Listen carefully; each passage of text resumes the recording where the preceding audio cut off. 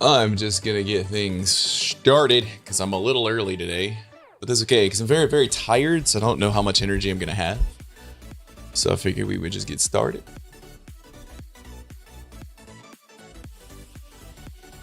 And yeah, I'll go from there. Hey. I need a haircut. I'm gonna get one this week, I think. Maybe. We'll see. Alright, so the frame rate is struggling. Yeah, we struggling on frame rate a bit. We may have to move some stuff around here. Yeah. Yeah, we may have to move some stuff around. That's okay though. Ugh. Ugh. Easy enough. I want to try Optifine, but I'm using Fastcraft. Fastcraft never really did much for me. No. I don't know what kind of black magic player it was doing, but... we'll wait until we get at least one more viewer, and we'll start talking about stuff. I guess while I'm waiting, I could technically go tweet.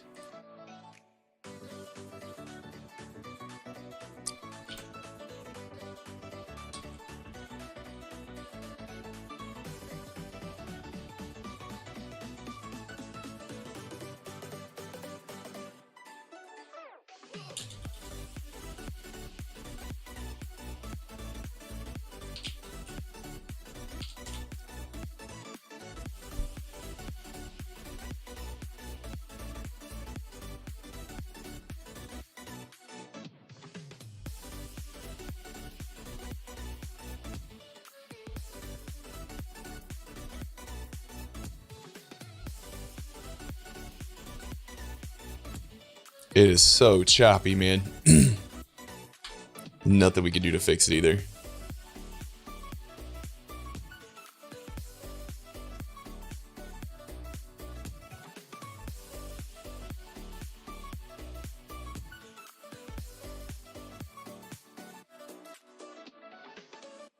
Well, it kind of helps. Yeah, I got us back up to over 200, so that smooths things out a little bit. It's not the actual frame rate, it's the hiccups that cause all the problems.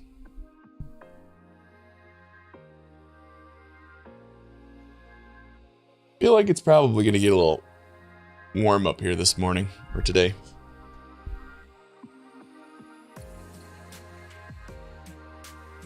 Oh, wait, one sec.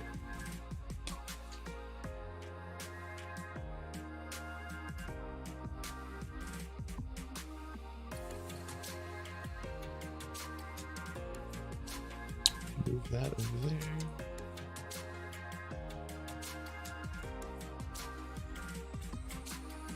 There we go.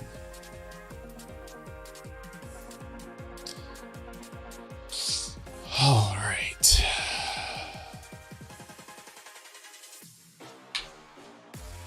Turn that off.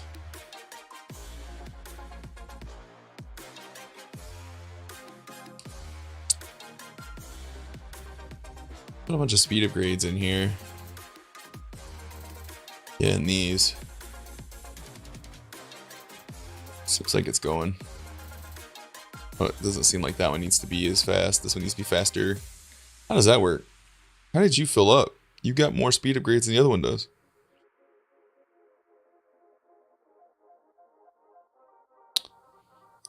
How does what?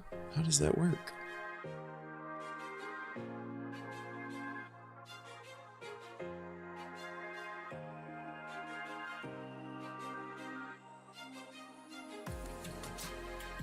I'm very confused.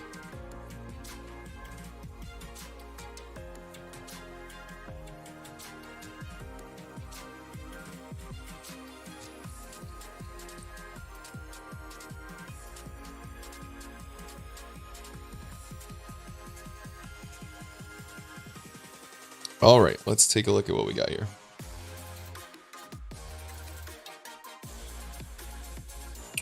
So we've done everything in this that we're going to do for right now.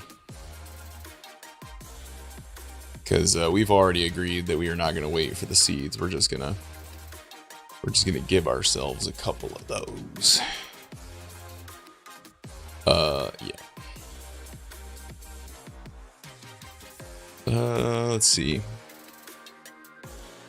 Skyforge we don't need. What's up, Alejo? I'm starting a little early today, so I gotta wait for people to kind of trickle in, because I've been starting at like closer to 3. I appreciate you, Alejo.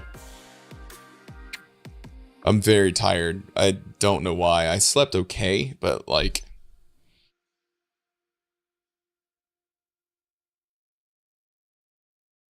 Ugh.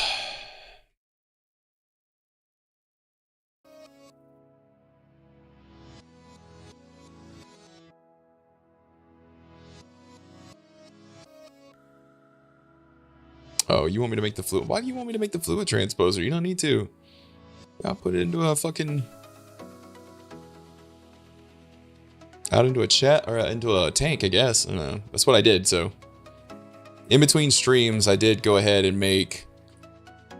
the different fluids we needed, resonant ender and all that good stuff. I made it so that I could... so I made the magma crucible, I made the fluids, and then I got the alloy smelter. But that's a huge grind that I did not want to do on stream, just because it took fucking forever. And it was more just waiting for stuff than actually doing anything, so... we have that now, but...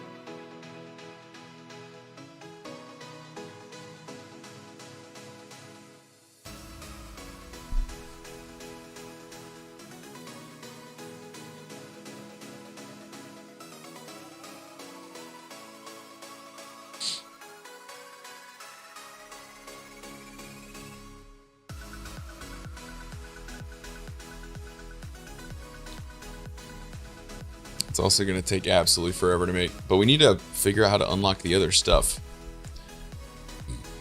So maybe I should just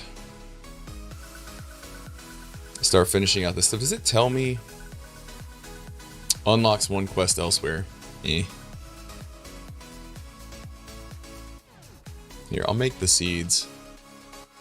But we're not going to wait for them, I don't think. Because putting a 16-hour hard lock was just a mistake. It is no bueno. We can like throw them right there.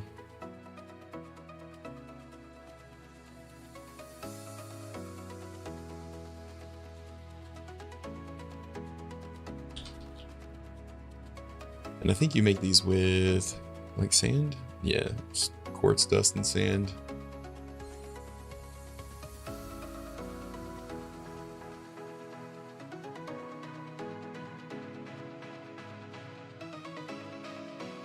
Forgetting how...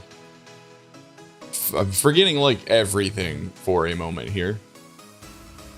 And then redstone. And quartz, right? I think that's right.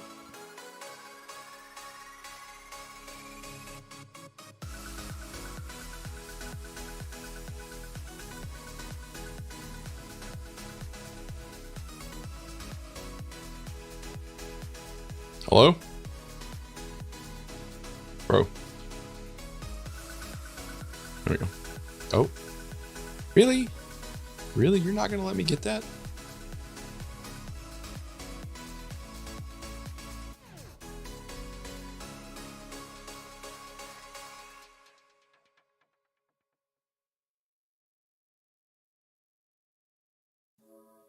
All right, got that. Okay. Maybe we'll put a bunch of stuff away here.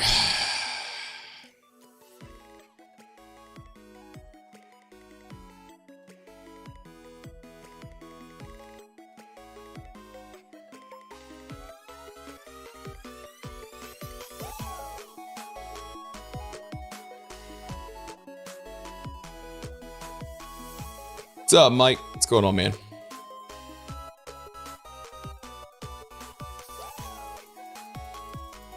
So off stream, I cleaned up the base a bit. I made a whole bunch more generators. And let's see, what else did I do? Oh yeah. I went ahead and got the magma crucible created. I created the fluid tanks that we needed, or the fluid that we needed to make an alloy smelter. Just because I wanted to be able to unlock a bunch of other stuff that we could do on stream that requires the alloy smelter. Like Enderium. Like we can make Enderium now. I actually made a whole bunch of Enderium base so that we can make Enderium today. Which unlocks all kinds of other stuff. Necessary. Yeah. I mean, I could have done it. Oh, and while I was doing that, this exploded again. And I just didn't fix it because today, I'm so tired right now. I can't explain how exhausted I am at this particular moment. Today, we're going to try and get this thing built. That is a goal for the day. Everything here is dirt easy, including these, except for this thing. But we can make Enderium now. So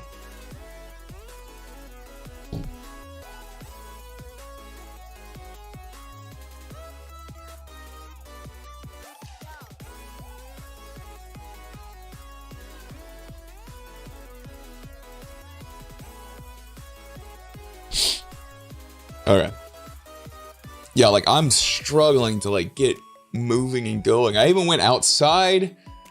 I've had multiple energy drinks. I got like 6 or 7 hours of sleep last night. Did I? That's not true. I got like 6 hours of sleep last night. But I am struggling. You know what? You know what I'm gonna do? I'm gonna. Okay, hold on.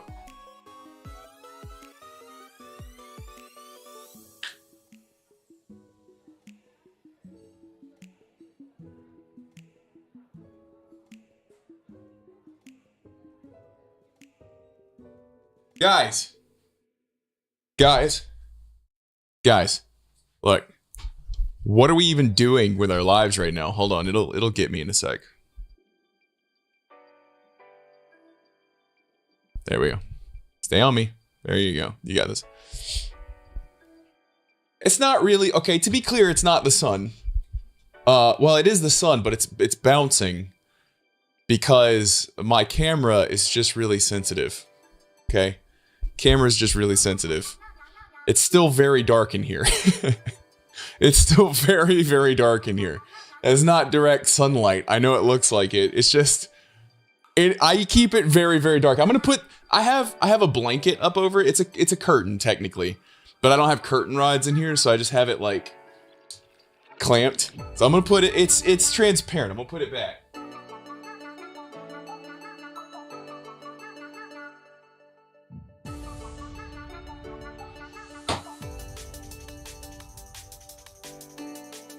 Okay, it's still brighter in here than it was, but to be, again, being clear, not bright. Oh, you know what I could do? Oh shit, I could open the window because it's hot in here. It's hot in here. That's what I'm gonna do. I'm gonna open the window. Oh my god.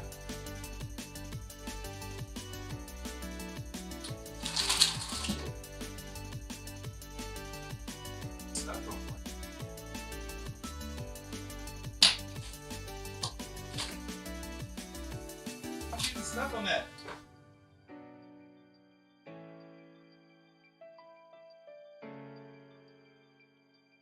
That didn't help. It's the same temperature outside as it is up here. Hello, I'm right here. I don't know what's wrong with this camera. I'm gonna have to replace the damn camera. It's a $2,000 camera. Fuck, man. Alright, look. It looks much brighter in here than it is. I promise. Alright. Do I feel better? Not really. Wait, hold on.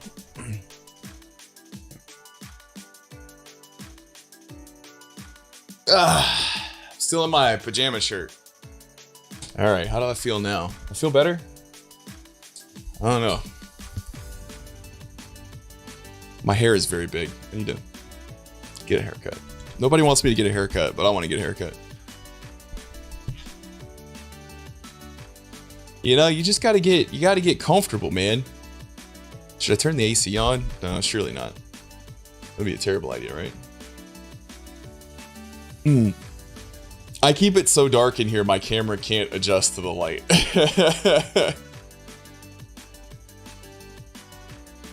I mean, hold on, I literally think it's too bright for the camera.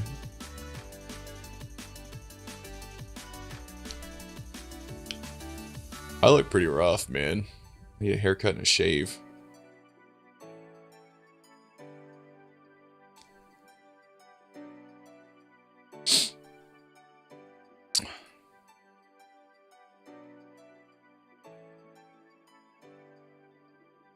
That's correct. No, we'll leave it like that for the moment.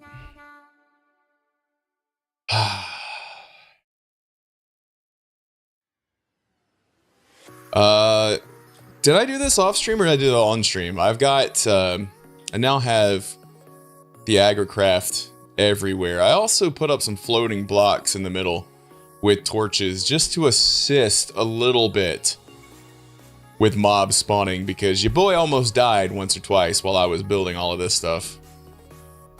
I built a lot more generators and everything. Just built a whole nother stack. I turned this off because I made a whole bunch of dirt. And I also made a whole bunch of coal coke. It looks like I'm using more power than I'm making from coal at the moment, which is not good. It's just bursts. Oh, yeah, my bad. There you go. A lot more generators. Coal coke. Coal. I am not fast enough over here yet to keep up, but it is what it is, I guess. I did upgrade this guy. The advanced smelter, by the way. This is what you need to not need two of these. So I only need one now because the advanced smelter, what it does is it allows you to say, hey, when you smelt it, put it into all slots. And so that way it'll default to putting into the coal engine first and then going into the side chest. So you have to have the upgrade to do that. Otherwise you have to have that stop. So I did that. I also put a new solar engine on here. So this uses a lot less power. I put the bigger solar engine on there. And it actually mostly can power it while it's doing the smelting thing. You'll see every once in a while it uses it. But it uses a lot less coal now. I do have all of these fully operational now. And I have them draining the creosote. All that's being drained now.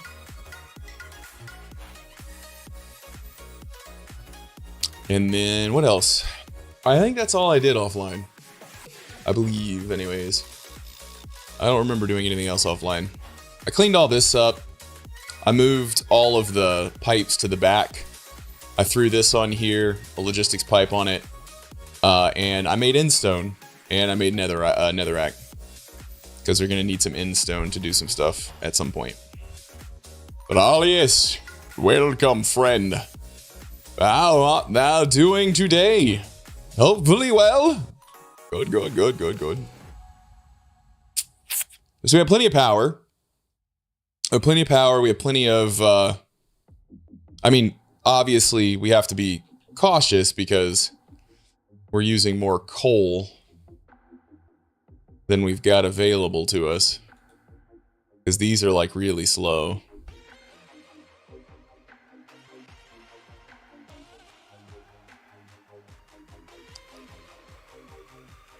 Oh boy. Wait. Does this story end with you inadvertently being an asshole and not intending to be? Because same.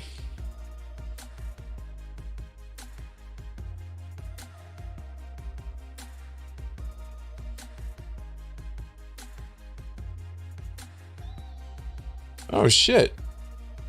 Oh, bye. I thought I put a torch in there. Okay.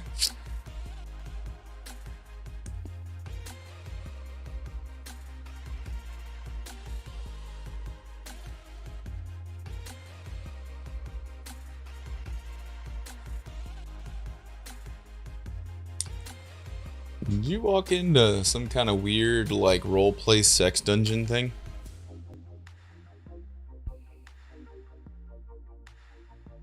The child decontamination kit concerns me.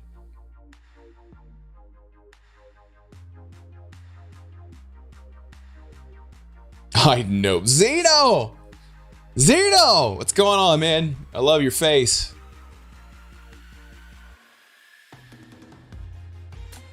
Alright, this is what we're trying to make today. So I need to figure out how to... Let's get you cooking. I need to figure out... Can I just cook Enderium?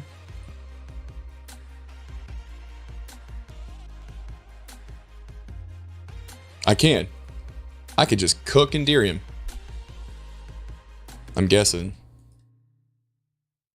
I can also make Enderium. It's just easier not to have to do that to make the Enderium, though. So let's just cook some Enderium, shall we? So we need Ender Pearls. We have Pyrotheum Dust already. Yes, we do. Not a whole lot, but we got some. Ender Pearls, and then we just need our Enderium base that we made. I did all this off stream specifically so that we could just get rolling.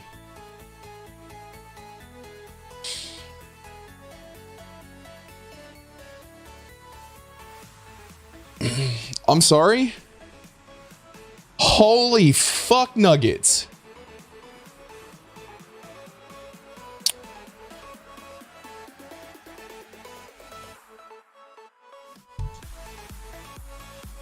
Oh, ham radio field day at the fire station. I got you.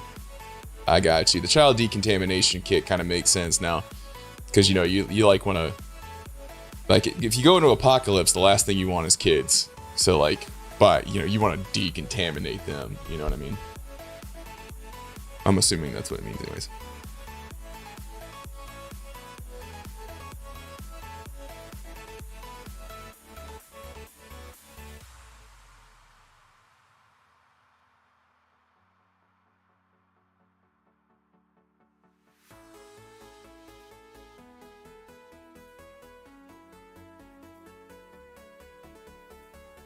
Hey, I like that. I'm getting retweets. That's cool.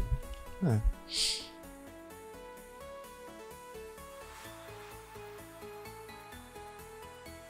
First Scar's kit was Geiger counters.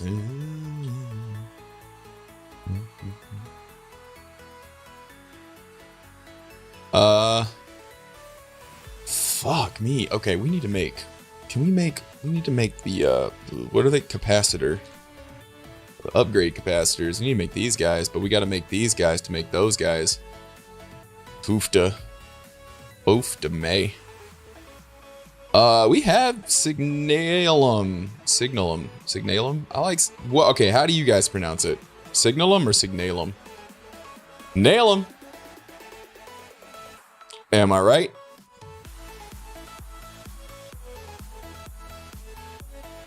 Do I have more of those? I do. I do. I can't make two of these though, because I only got one of the...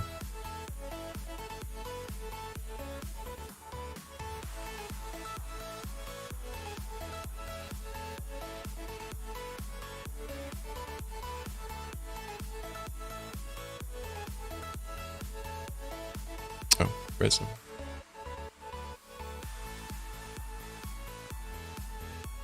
We got plenty of redstone. Alright, how low are we? Yeah, we're back up over 300. We'll let it run. We'll let it chill. We'll let it do its thing for a bit. What am I missing? Oh.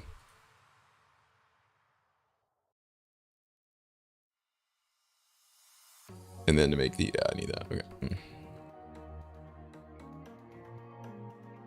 Again, sorry for the frame rate. That's just 1.7.10. I mean, I have a 4090 in this thing, so it's not like...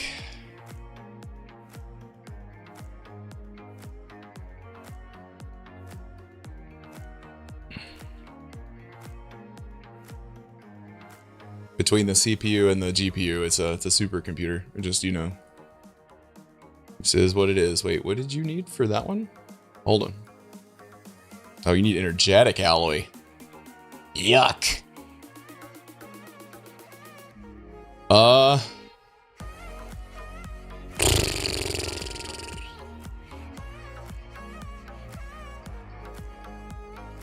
Well,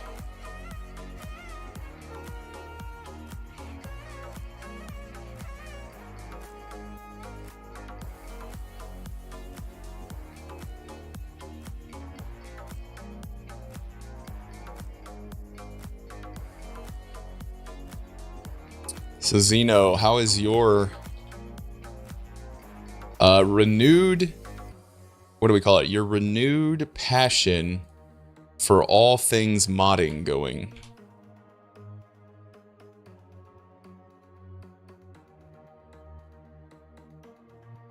Oh, I literally just sent a message. You wish you could hang. You got to work. So if you didn't hear that, that's fine. If you can't answer, that's also fine. Literally didn't even see your message. I'm very tired today. East bad.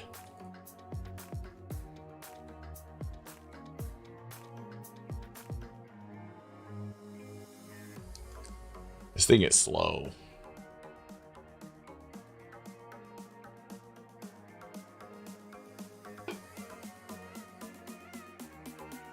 It's okay, I got a lot of caffeine.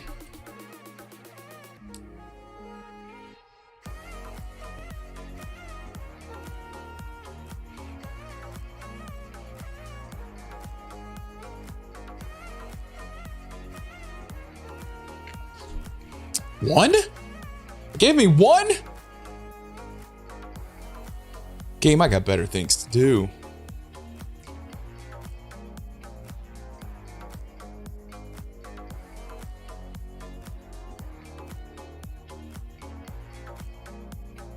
All right, let's grab this guy now.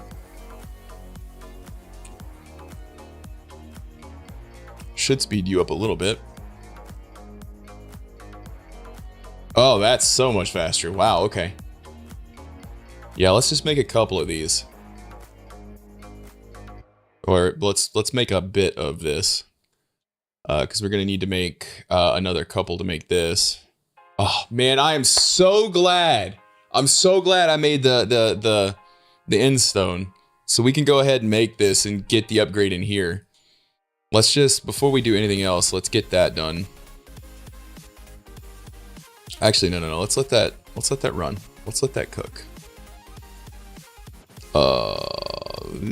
Where is the, oh yeah. You cook. You cook while I'm making stuff. Oh, I put it in here.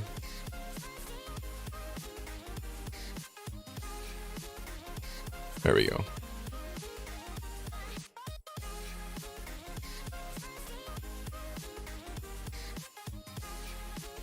Oh, what was it? Oh, yeah.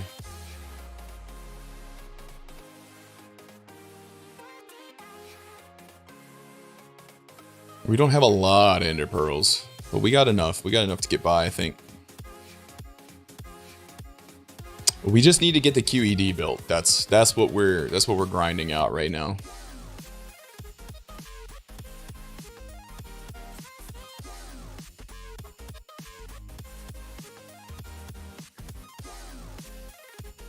All right, we should have, oh no, wait, we need, get this guy rolling.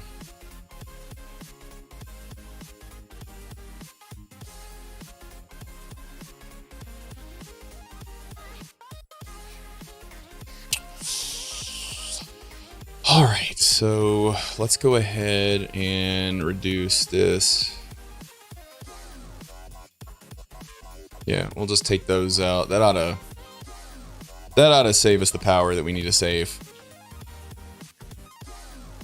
We got a lot of flexibility in how much power we're using, when we're using it and whatnot. Oh, that's not what I meant to do. Oh, where's my Dr. Pepper at? Wouldn't you like to be a doctor too? Favorite 80s movie, chat, go. Any genre. What is just quintessential 80s that you can watch over and over and over again? Once Bitten, that's a good one. That's a good one. I like that one.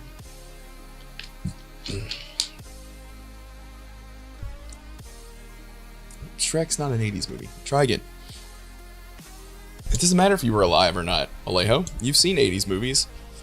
Like, a correct answer for you would be Back to the Future, because I guarantee you've seen Back to the Future. And if you haven't, well, you need to go watch it. But that would be a valid answer. Shrek 2. Guys, you don't know what movies were 80s. Oh, God. Philistines. I don't know how to respond to that. I'm deeply, deeply just concerned, honestly. How do you not have power, homie? There ain't no way. How much does a Tesseract cost? How far away are we from Tesseractage? I mean,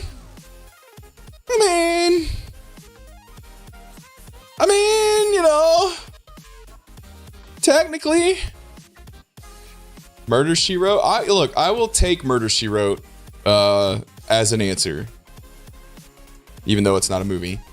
I mean, they did have a couple of made-for-TV specials, but Angela Lansbury is just fucking national treasure, man.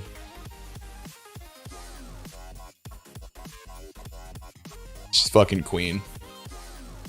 I love Murder, She Wrote. It's so good.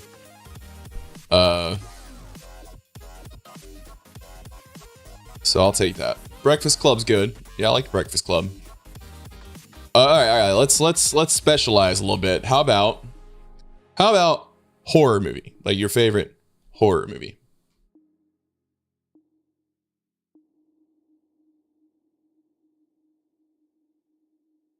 From the 80s. Some ancient ass Batman movies. Okay, look, brother.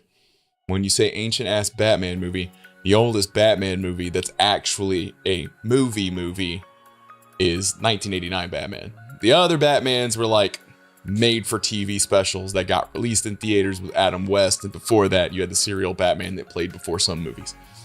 Right? So I was born in 1986, which means that ancient ass Batman movies don't exist. Right? I'm just saying.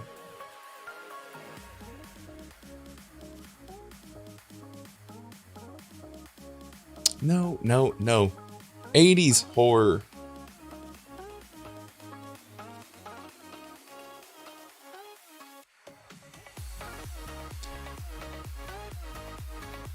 Y'all are failing the test right now.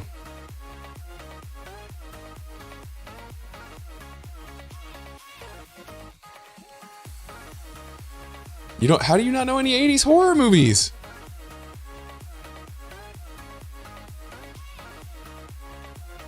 I mean, RoboCop's great. It's one of my favorite movies of all time. I watch it at least twice a year, every year. It's just good cinematography. You know, a movie about a cyborg cop shouldn't be as deep and profound as RoboCop is, but it is, you know.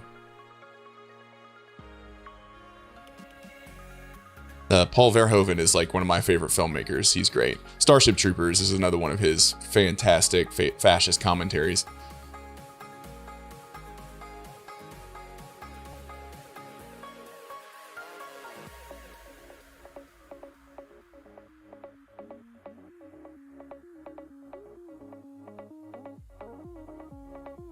Army of Darkness, absolutely. You know, I will count Army of Darkness because it's a continuation of 80s movies.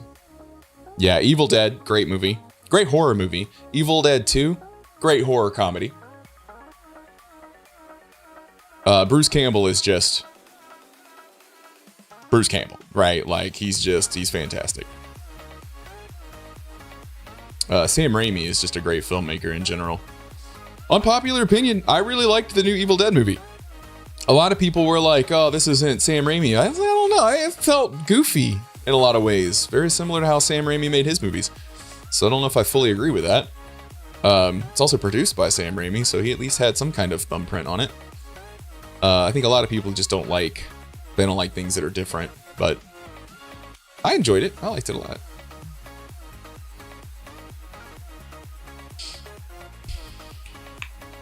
Yeah, but Stephen King hated The Shining.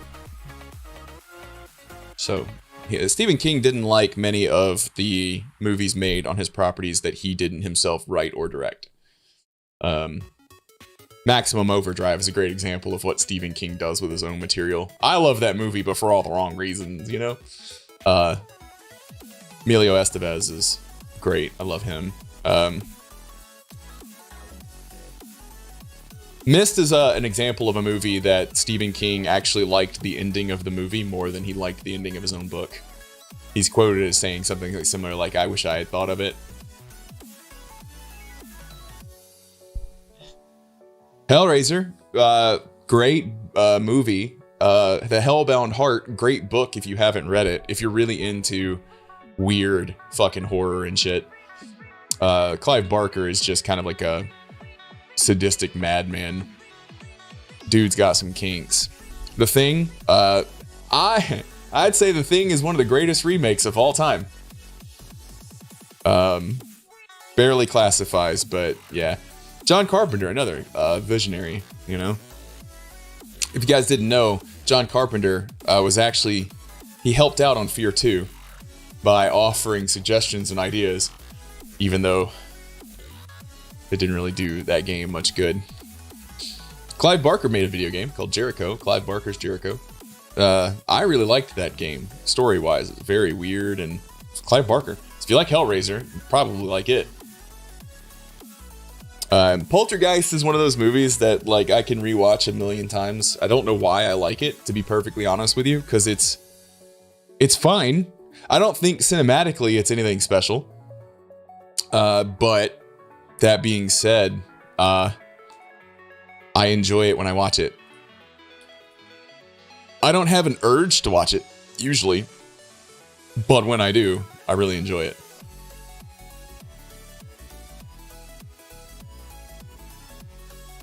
What else was it?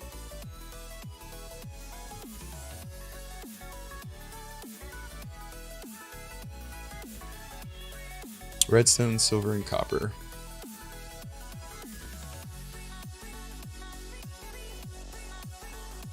Yeah, first Freddy movie was early mid. I think it was 1984. Yeah. My favorite Freddy Krueger movie is actually 1994's New Nightmare. It stars most of the cast from the original movie playing their real life selves. So Heather Langenkamp, for instance, who played Heather in the original movie, plays herself as the actress in 1994's New Nightmare. And in that story, Wes Craven plays himself in that movie too. Freddy comes into the real world. Now, as a kid, to me, that was like the creepiest, scariest idea. I was 8 years old when it came out. And I remember watching it and just loving that movie. Because there's something just so kind of like scary and interesting about, you know, Freddy Krueger, the dream demon. You know, a man who sold his soul to 3 demons to live forever in the dreams of children coming into the real world. Terminator, great movie. Great low-budget movie. Great low-budget movie. There's some really great stories from the Terminator crew about how James Cameron never had any permits to film. So, like, there's the scene where Arnold's where Arnold as the Terminator breaks a window, smashes a window, and he like smashes it. And apparently, while they were doing that, like a cop came up and was like, "What are y'all doing?" And yeah, they're like, "Oh, it's just a student film," which apparently would be okay as long as it's non-commercial. You don't need a permit.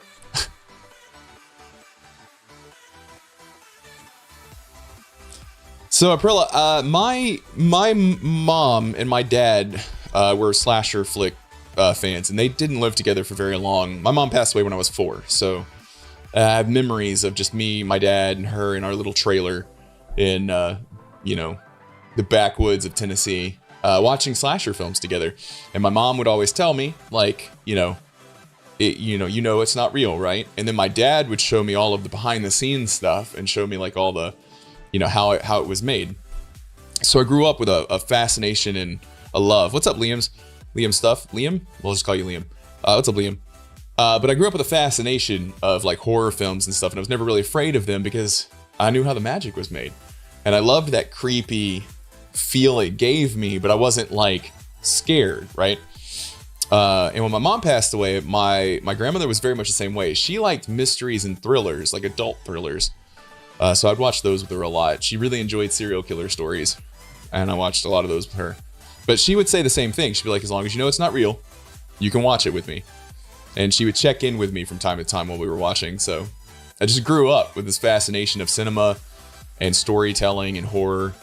I say this a lot on stream, but I really like bad creature features from the 90s. There was Mosquito, that starred Leatherface himself, the guy that played Leatherface. He's in this bad movie called Mosquito, or Mosquitoes. And there's another one that was Alphonse Ribeiro, also known as Carlton from Fresh Prince, called Tick. Or Ticks, one of those. OG Blade Runner is really, really good. Blade Runner 2049 is also really good. I liked it a lot. It's a beautifully shot movie. What am I doing? Silver, copper, and redstone. So we need more signalum.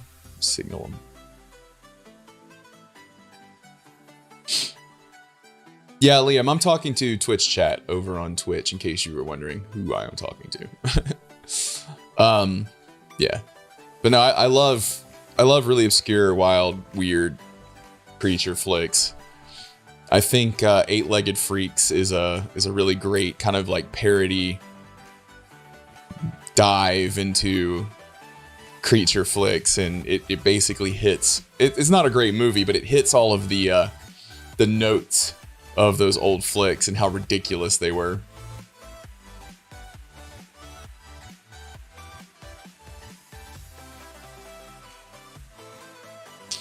So why couldn't I make another one? It's weird. Oh, because need more of you.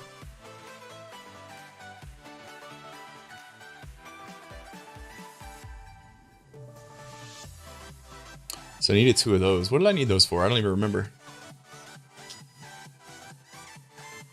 Because we're trying to get to the QED. Oh, I just wanted to make those so that it was faster, so that I could make the Enderium faster. But we have the Enderium that we need to make what we need to make. So we turn that off, toss you in there. Cool, you do melt. Good. Maybe Alejo. 2049 doesn't really have a prerequisite for seeing the original movie. I think honestly, 2049 probably speaks more to people who have had distinct identity crises in their life. Because it's the core theme is who am I? As obviously you have the main character K, who believes himself to be a replicant. I'm not gonna spoil the movie, but believes himself to be a replicant, a Blade Runner replicant, which is kind of ironic because if you've seen the original movie, then you would understand why that's such a divisive kind of idea, but also not, depending on which version of the original movie you've seen. But believes himself to be a replicant, and then there's a hint that maybe he's not, right? So there's this sense of identity thread through the movie that I think resonated with me because I've had my own identity crisis before, and I really enjoyed just the way the movie was shot. I think it was beautifully shot. There's the scene in the sand, thank you for the follow. Missikit or Michikit? Michikit? Thank you for the follow, Cat. Oh no, there's a very strong connection with the original movie, and it would help you with some of the revelations to have seen the original movie. However, I do think the movie still stands pretty strongly on its own. I think that's why I like it, though, is because it doesn't necessarily depend just on that one person returning from the original film. The end does, and if it was someone else, it wouldn't have the same impact. But Kay's story still would conclude regardless. And I think that's just good filmmaking, though.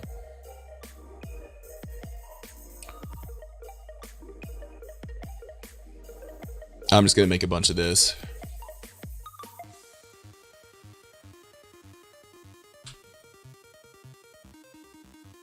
And then this is going to take ages to power. We are out of charcoal. All right. Well, that means we are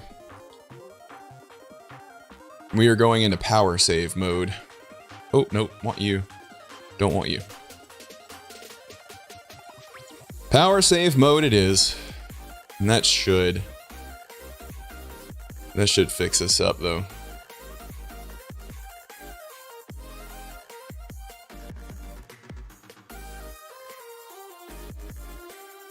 So favorite recent movies, like let's say like the last 10 years. What's your favorite recent movie that you've seen?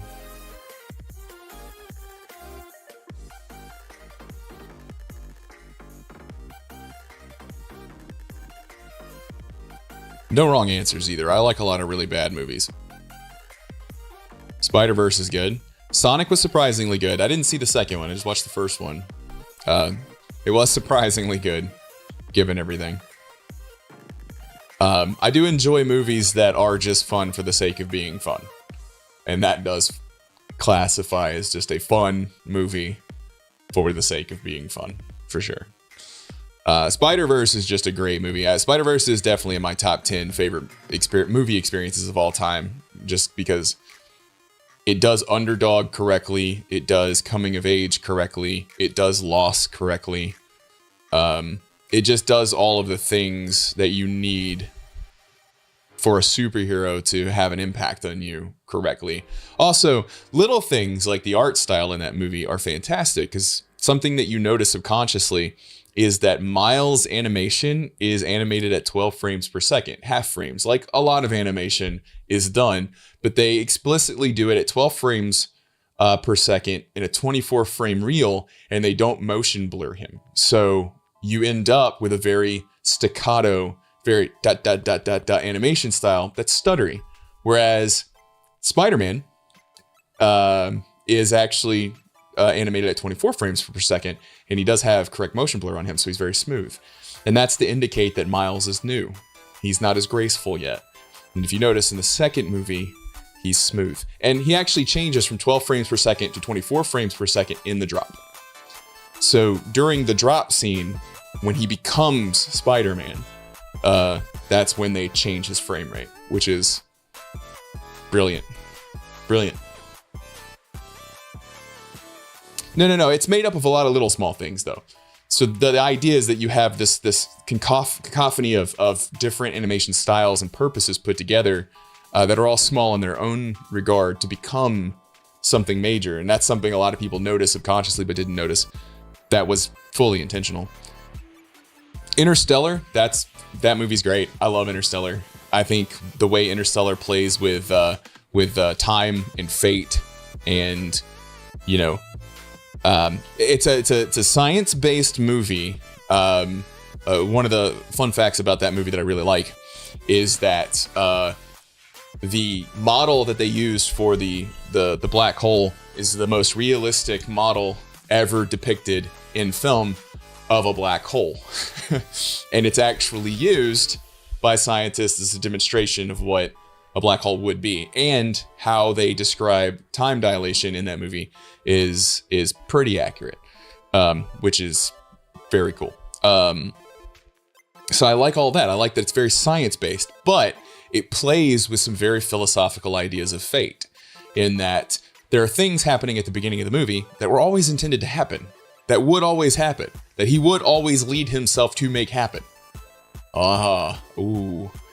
You're taking something that's hard science fiction, because Interstellar is hard science fiction. It is based in a real world with hard details. And then you take something like fate and you throw that in there, and then all of a sudden you're like, oh, interesting. Dungeons and Dragons: Honor Among Thieves. Yeah, that one was surprising, given the fact that the last Dungeons and Dragons movie that we got, theatrical movie that we got, was well, it had Marlon Wayans in it, and I feel like that says everything. Did I enjoy it as a kid? Of course I did. Well, as a kid, I was mostly an adult, but I enjoyed it.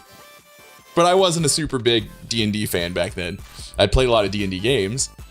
Honor Among Thieves literally feels like my favorite part of that movie is what's his name? The amazing overpowered character is clearly the DM's PC, right? Like, we all know that, right? The overpowered character that kind of comes in, does an overpowered thing, and then disappears. That's literally the DM stepping in going, y'all are about to TPK, and I need to save you.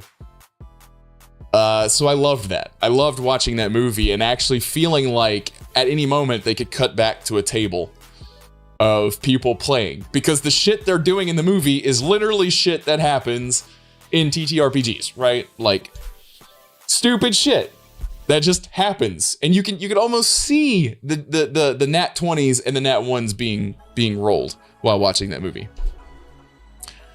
Yeah, like, literally, if you watch, there's a couple of moments where it's like, oh, they rolled a nat 1.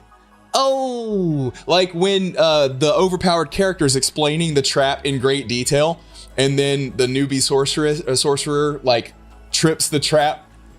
I was literally like, I've literally watched something like if you watch Critical Role, shit like that has literally happened. And it's like, yeah, no, that is correct. Stories my friends have told me from their TTRPG escapades and stuff just match so closely with the things that happen in that movie. It's very clear while writing that movie and making that movie, someone was very deeply ingrained in TTRPG. And if Critical Role has taught us anything, D&D is very popular amongst actors and actresses in Hollywood, which makes a lot of sense.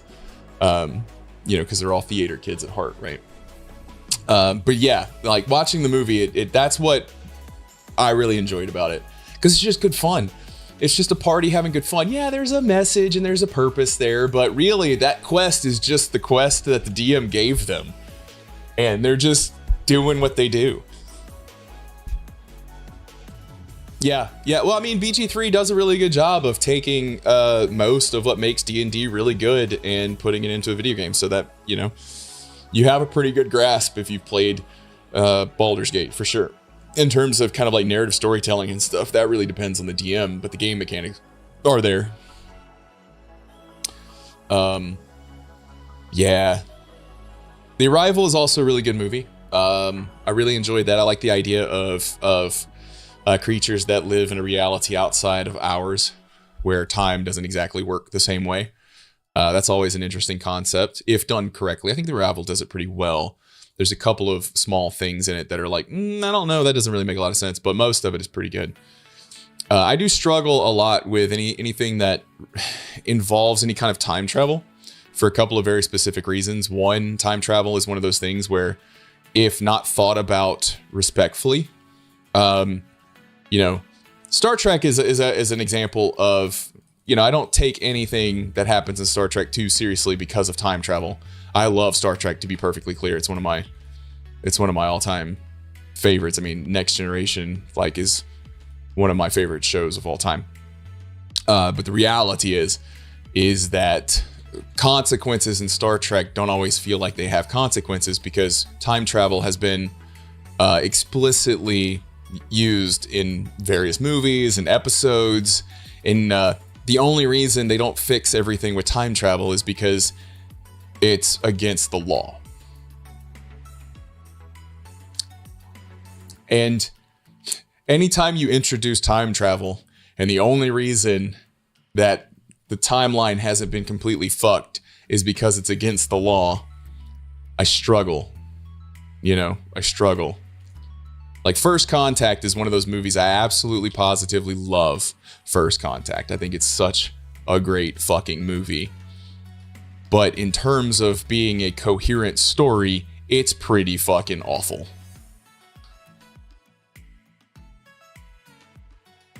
Oh, I love Eternal Sunshine of the Spotless Mind. I think that's such a great movie. What's up, Lucy? I see you. Say hi. Hello, hi. I am watching YouTube chat, even if I'm not primarily on YouTube. Yeah, Eternal Sunshine of the Spotless Mind. It's not time travel, really, but it kind of is. Like, from a philosophical standpoint, it kind of is, because you're manipulating one person's percepted reality of time flow, right? So, like, if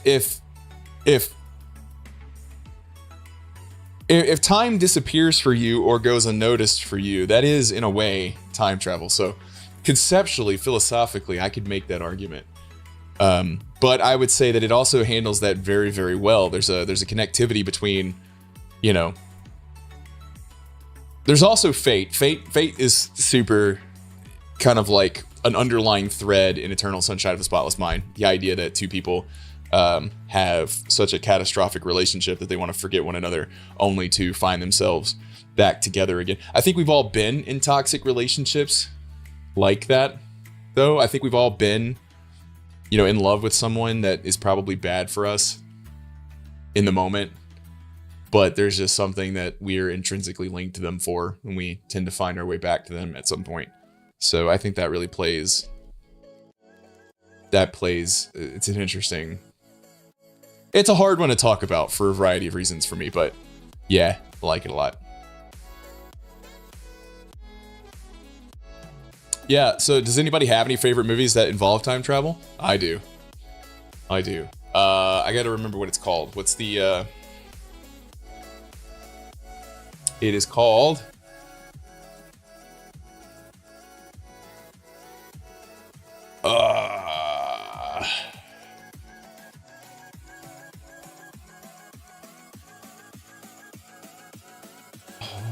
Primer. It's called Primer. Yeah.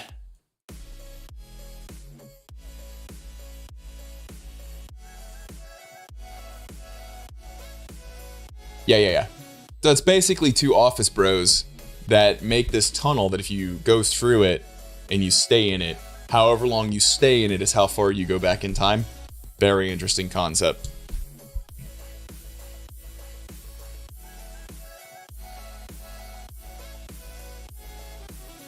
Time Stoppers? I think Falcon Slayer, I think that one's actually called Time Stoppers. Meet the Robinsons, that's a good one. That's a movie that's got a really cute kind of twist at the end that at the end you literally go, oh, obviously. You know, I think I was really high the first time I watched it, so yeah.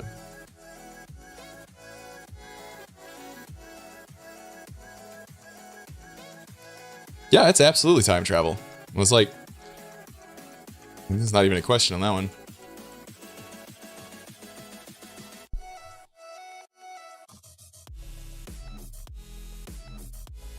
The Tomorrow War was okay. What's up, Leona? Yeah, in the vein of Time Stoppers, other movies that were just kind of like quirky, weird, like teen movies. Jumper was really good one. It had Hayden Christensen in it, and he had the ability to teleport. And there was like this group of baddies led by Sam Jackson called Paladins, I think. And basically, Paladins just killed jumpers because they were jealous of the fact that they could jump. Yeah. Kind of a dick move, if you ask me.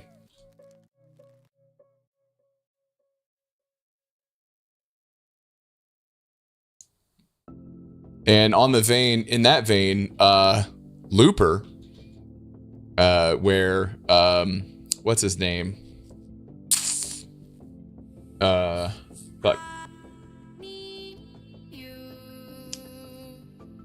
What's his name, guys? He's got 3 names. He's one of those guys.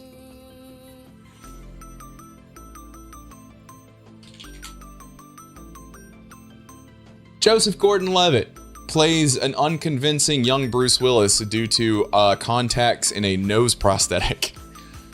But that's a great time travel movie. It's a great time travel movie. It touches on some of the paradoxes in time travel in a really interesting way, I think. And Yeah, I like it. It also touches on the baby Hitler paradox, and I'm endlessly fascinated by the baby Hitler paradox. It's not really a paradox, but the baby Hitler problem. Like, if time travel existed, why hasn't someone gone back in time and killed Hitler?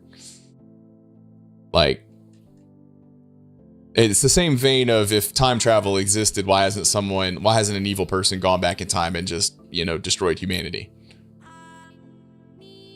This is gonna take a while. We're 2 zeros away. And we need to get more power into you, and I don't know how to do that. Because apparently we think we need medium. Do we need medium? Well, the answer is that or a proposed answer is that time is self-healing. Time is self-healing. Like, the idea of, like, on a quantum level, what has happened has always happened. So that if you go back and you kill Hitler, here's the thing. Here's what I propose to you. Someone did go back and kill Hitler. Only it wasn't Hitler. Somebody came back and killed that timeline's version of Hitler, and that's how we got Hitler, because someone took his place. So basically, every time you go back and kill Hitler, someone else just takes his place, no matter what. Right? That's a really cool theory. I've seen that one explored in some time travel stuff. And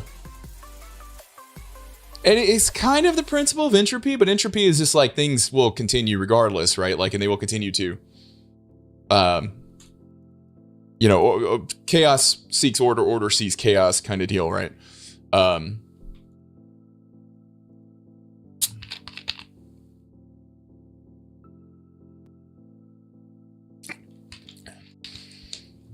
Along those lines, Falcon Slayer, another idea is that within the multiverse, every time time travel is invented or created, that timeline just ceases to exist. It causes a cascade failure of paradoxes, which causes it to blink out of existence. Because the moment that time travel is invented, then every single point along that timeline is now tainted. Because at any single point from the time it is invented, you can redo things, right? And if you can redo things and someone does it in the future, then this point in time doesn't exist anymore, right? So the moment it comes into existence, it blinks itself out of existence because humans are going to fuck it up, right?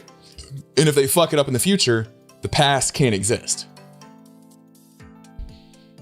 So I really, really like that idea. And that's why it doesn't exist. That's why there is no such thing as time travel. Because if it did exist, this timeline would not. I did too. I like Loki. I think Loki would exist better outside of the Marvel universe, because the Marvel universe has already fucked up their multiverse so much that Loki kind of saves it, but not quite.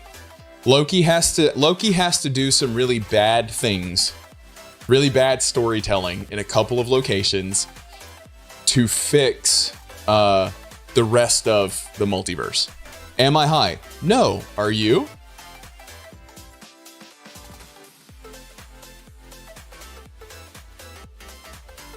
I think this is the first time that because I have an incredibly high IQ, I have been confused for being high.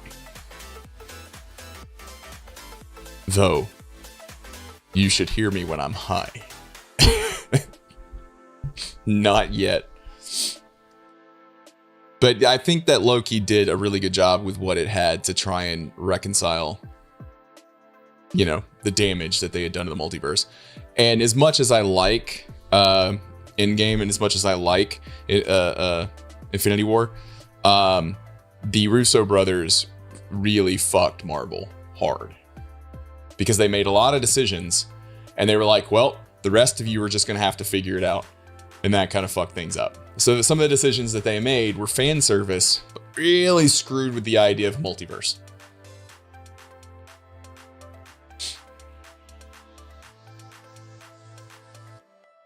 Yeah, Alejo makes the pronoun extension.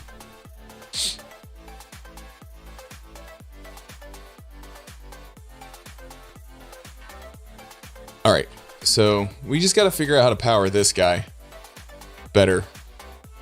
So let's do MV.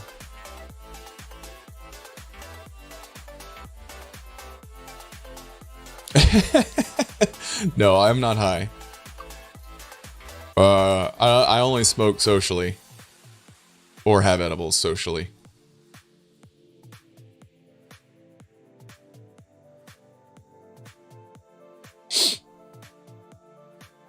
We're just talking about movies. And time travel is an interesting... It's an interesting problem in movies, you know, because basically once you introduce time travel into anything, you've just undone everything you did. Because you got to come up with some kind of, you know, contrived explanation as to why no one's going back in time to undo things. And got started with Star Trek, because Star Trek, again, just kind of hand waves it away and says, well, no one does it because it's illegal.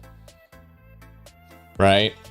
The Borg have never tried to go back in time before because... Wait, why? Because it's established that the Borg can basically go back in time whenever they want, because they have, you know, temporal engines that allow them, one, to go warp speed faster than any other ship, because they use a temporal thing to do it. But yeah, so I love Star Trek. It's like my favorite universe. But time travel really, oof. Also, you know, Kirk can just go back in time whenever he wants, you know. What's up, Waka? They made a whole movie for the original series as well, where they go back in time to, you know, do some eco-warrior stuff with whales. Okay. So let's go up here. Actually, what I want to do is this.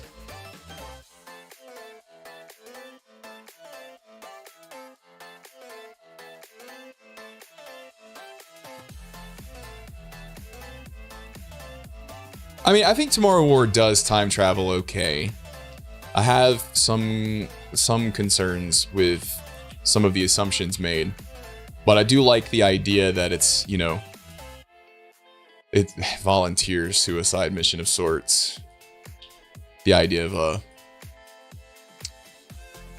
a one-way war is interesting, but there are some considerations there that I don't think are fully explored.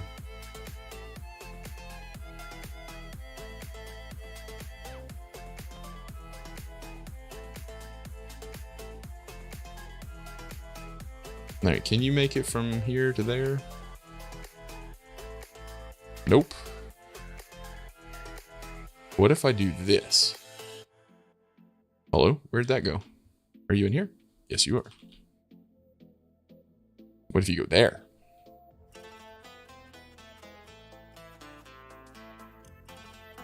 Damn, okay.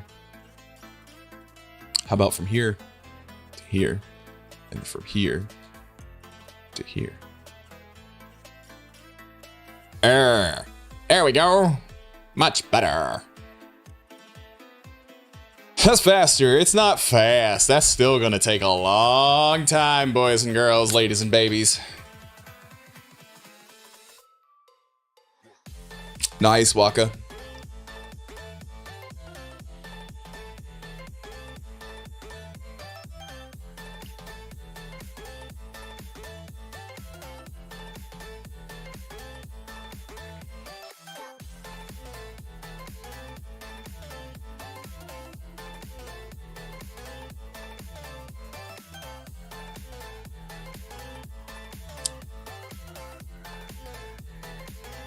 Okay, my phone is just broke, I guess. Well, we made it to 1 million. 49 more to go. Ugh, all right. So we slowed those down. We should be, yeah, we're stacking back up now. Cool. We do have more power to burn, though. So this is 800 RF per tick right here, plus a little extra. So we probably have close to 900 RF per tick, 1,000 RF per tick total, I guess, with these guys. somewhere around there, I guess. And let's go ahead and we'll put these on this just to kind of balance things out a little.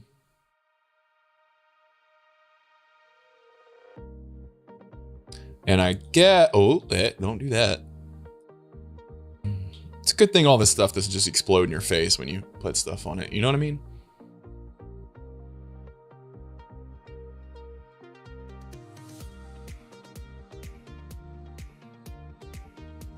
What was I gonna do? Oh, I was gonna make some more lasers. I think it requires, yeah, it requires the diamond ones. That's fine. I got some diamonds. I've got a few diamonds. Not many. Actually, holy shit. I don't have many diamonds at all. The diamonds you get from gravel are so rare. They're like horribly rare, even with all of the fortune enchantments in there. I just wasn't getting a whole lot.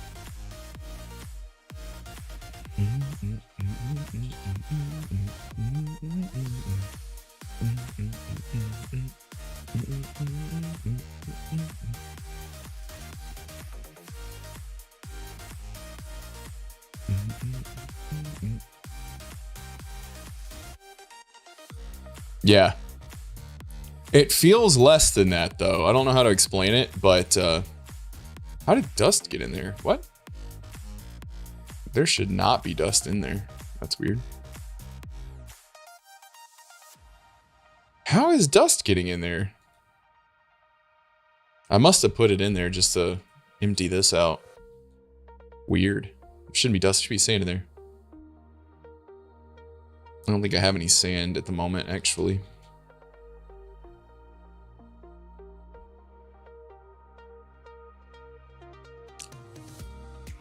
But I mean, I've had this running like nonstop, and I just so few diamonds.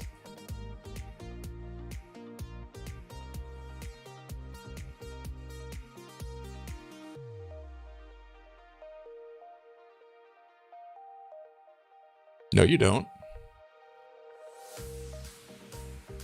Oh, I was about to say, I was like, you don't need resources. You have resources. What do you mean?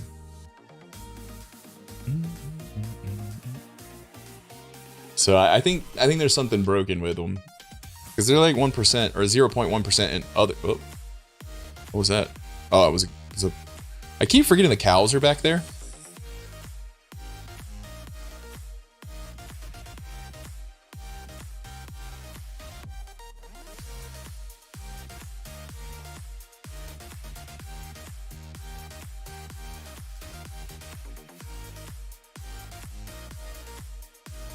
Plenty of redstone, at least. Start with 3. Oh, I need to make more of those.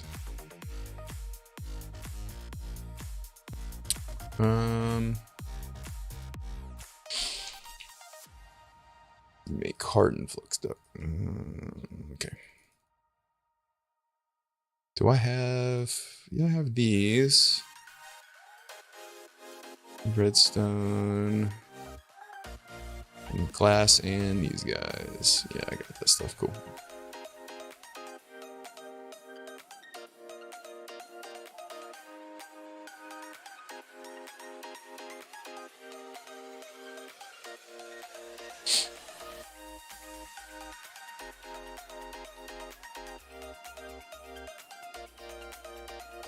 Wait, where'd the other?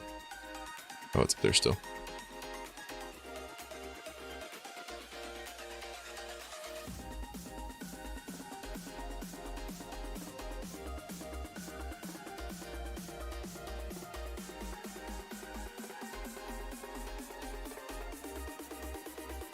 The cops are coming. I can hear them outside, guys. Oh, teleported. We teleported. That was weird. My neck. What's up, Necrogami? Oh, my neck. Oh, my neck. It hurts so bad. Oh, goodness. Oh, me. Oh, my. Oh, no. 360. Oh, God. We're going to be here for a long time. It's okay.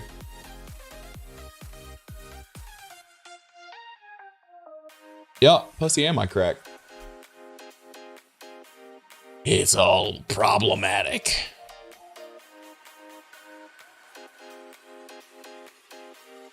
Yep, with all the frame rate stutters. God, they're good, aren't they? They're glorious.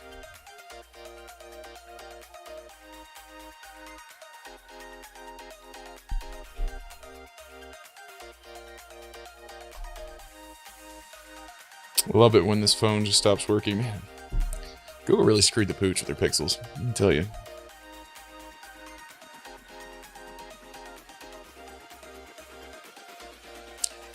I don't know if 1.7.10 is better in any way over modern Minecraft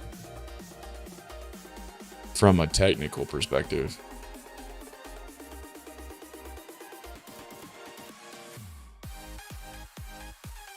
It was still on the old version of the Java game library.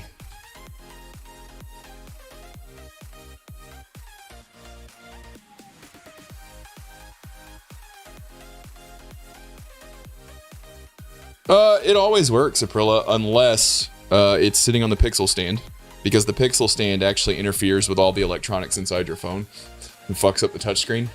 Yeah, it's great, right?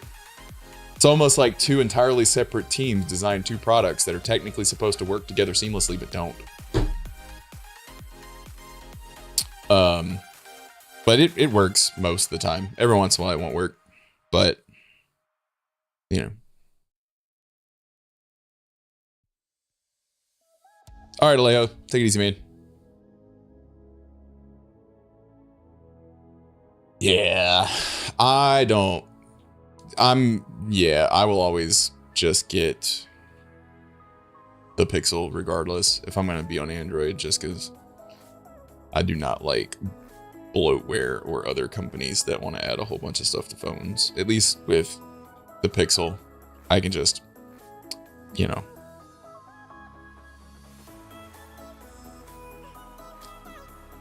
Technically, you do it with the Samsung phones too, because it's Android, but it's just, Google makes it really easy to just, you know, nuke the phone.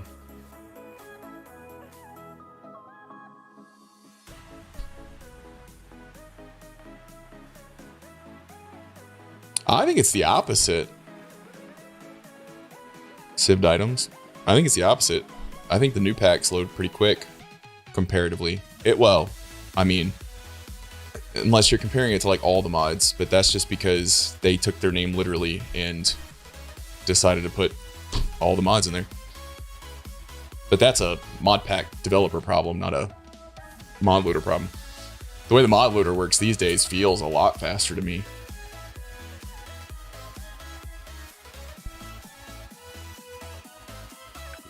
But in comparison, this is a kitchen sink pack and has like 170 mods in it. Kitchen sink packs these days have, you know, 300 plus. And a lot of that has to do with mod developers deciding to be very modular with their mods, which is, you know, good and bad. It has positives and negatives. But I do think having like 16 different mods to go with your mod is probably a bit excessive, in my personal opinion. Yeah, parallel mod loading was definitely a game changer. There's a few things that have been improved in the mod loading process, but I think the reason it feels like it takes longer, again, is just because it's got 100% or more extra mods in it than old packs used to.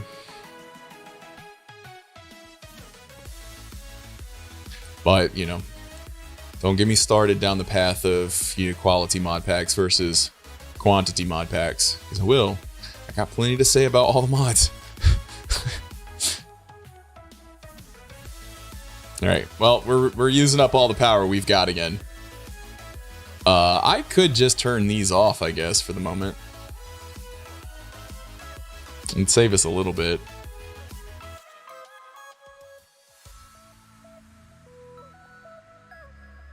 That's what I'm saying, Necrogami. It's I understand that, I don't know. It's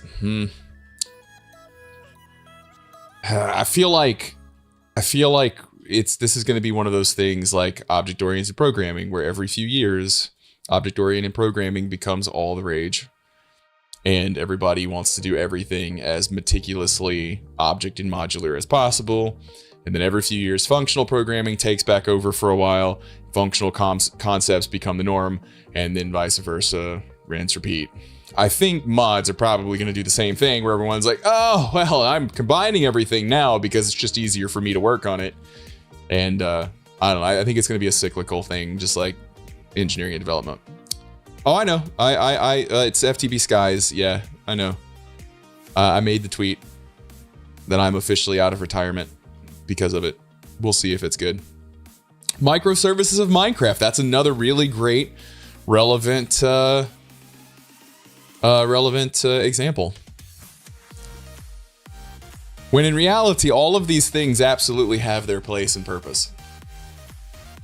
But how many engineers do you know that are just all or nothing on anything they're learning currently?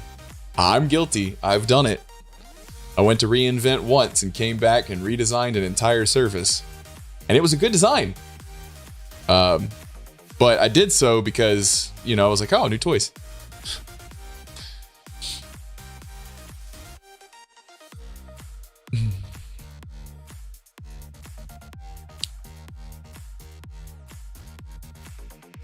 Why, though? Why? OOP is not always the answer. Because I guarantee you, and if you look deep within your heart, you know this to be true, is you're going to end up with a copy of a single class 15 or 20 times to add a single function that does one thing. Now, to be clear, it may still need to be done because the code itself, like you said, from 2007 needs to be updated. But I'm right. I'm right. In the process of redoing all this stuff and doing it right, there's going to be that one class, 20 fucking copies of it, each copy inheriting from the original, adding one function. And there's going to be a bug in it, and you're going to have to traverse every single one of them to figure out what's causing the problem, because your stack trace is going to be very confusing.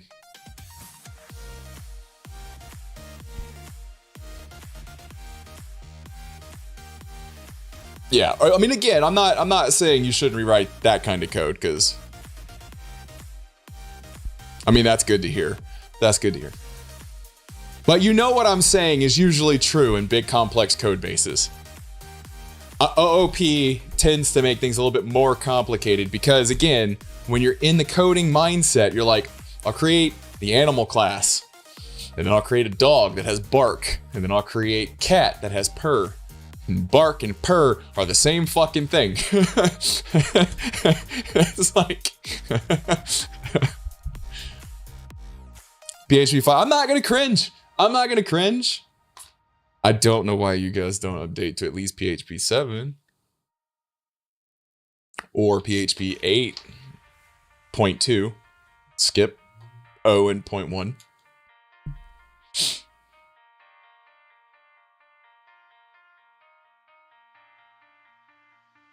Sim items.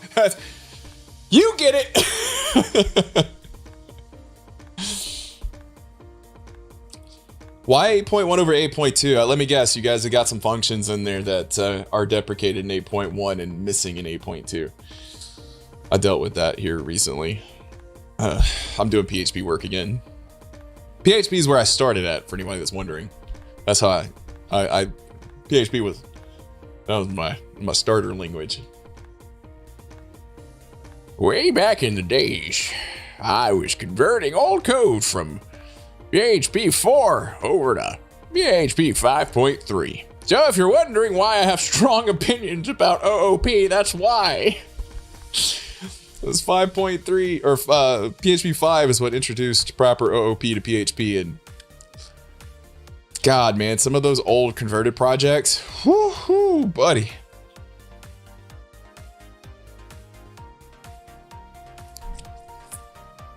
That makes sense. You do have to be careful going from 8.1 to 8.3. I would highly advise, if you're going to 8.1 from 5, to set your error output to ignore the deprecated message. Otherwise, you are going to thrash IO into non-existent. No joke. One of the projects I worked on just recently, they were having significant performance issues after upgrading to PHP 8. And that's why. Because they were writing several gigabytes of logs per second in deprecated notices across their entire platform. Do you want to know what the slowest thing you can do in PHP is?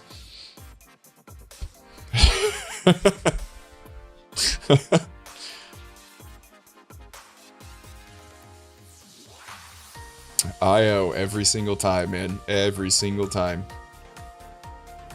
This is gonna take forever.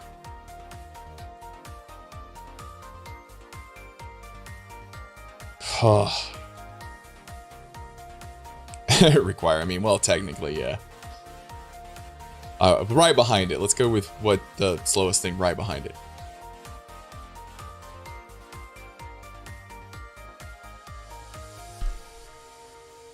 I mean, to be fair, it's not terribly bad to like pulling in other files and stuff if everything's loaded in memory. There's some cool memory tricks you can. PHP is relatively fast if done correctly.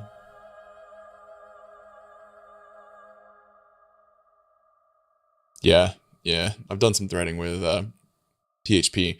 It was for it's easy threading though, because it was for parallelizing statistics rollups. So it's thread safe by nature because it's only ever doing one strand at a time. So you're doing like one date range down to a certain point, so you don't actually have to worry about overlapping until the roll up at the end. So you don't need memory from any of the other threads.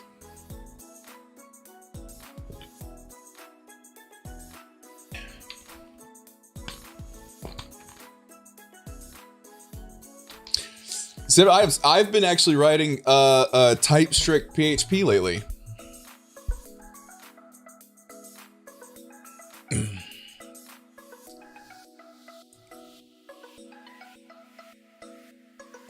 That sounds fun, Necrogami.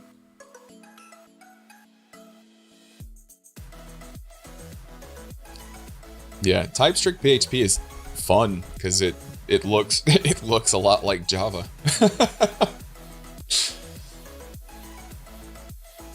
It's gonna suck. It's gonna suck. Cause like you're like, oh, this is great. This is easy. I love this until you get to that God file that's 2,500 lines long of just procedural functions that all return a multi-dimensional array.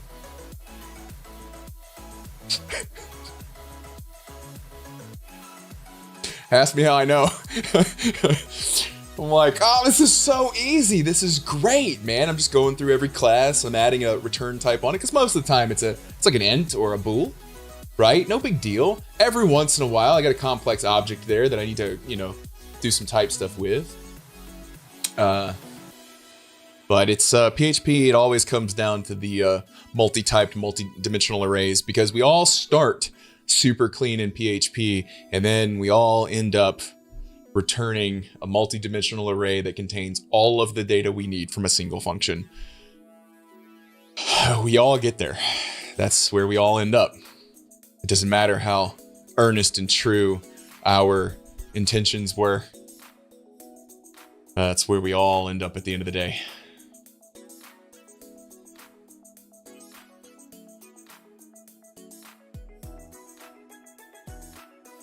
That's right.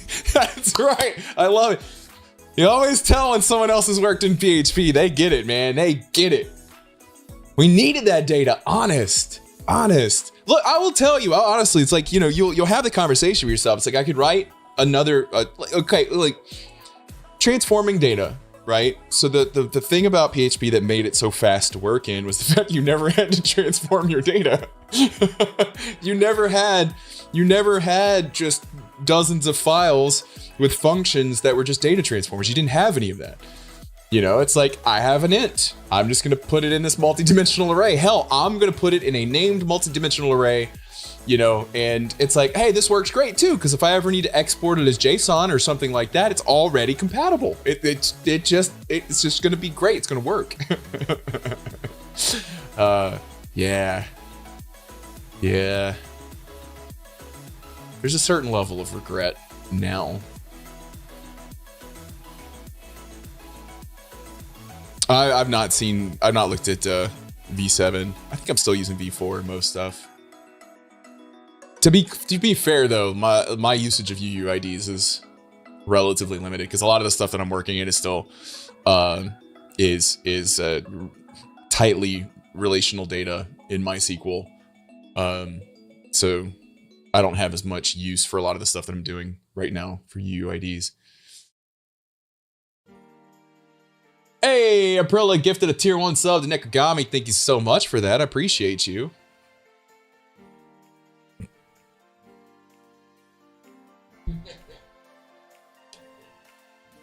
And to Sived Items. Aprilla, thank you. Appreciate you. Taking care of the nerds in here. I just want to see it tick over to 10 million. We're 20% of the way there. This is our only task for the day, by the way. PHP causes you physical pain. I mean, I think if you start in PHP, you grow to love it, and then every other language causes you pain. So I went from PHP to Java. So I went from, you know, type, what's that? to you know, a TypeScript language. So that was a fairly fortunate change there. And then from Java into C and C++, and then later C#. I work mostly in PHP and Golang now. I like Go a lot just because it's really fucking fast. I don't always agree with some of the language choices that the Golang team has made, and the fact that they keep they're pulling that stunt where they're like, we're firmly against X, and then 2 versions later they'll be like, okay, well, we're going to implement X, but we're going to implement it our way. That way we don't have to admit we were wrong. There's some of that going on right now, and though I say that, thank you, Golang team, before implementing generics, even if they're not ideal. Thank you, because they're great. They're awesome. They're amazing. But yeah, I like Golang a lot.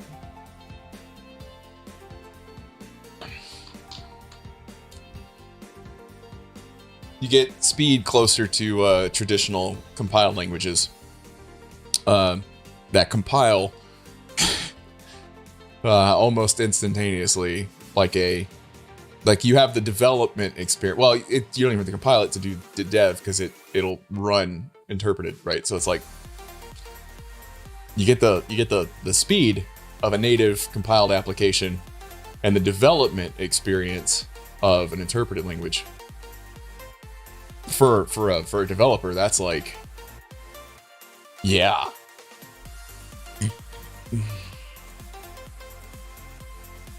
Right once, run. Look, we don't talk about taglines around here, okay?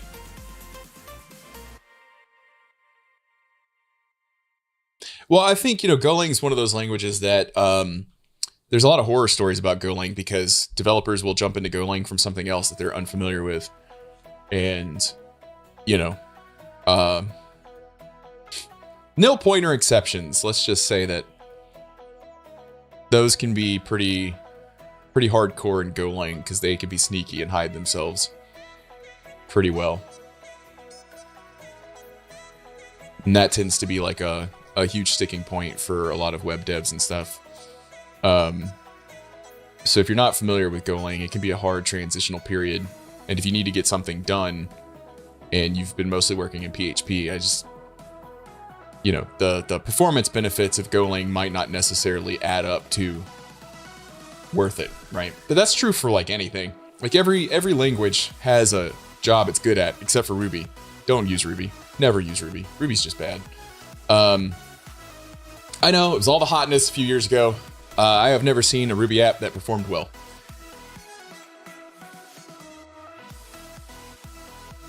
Sorry.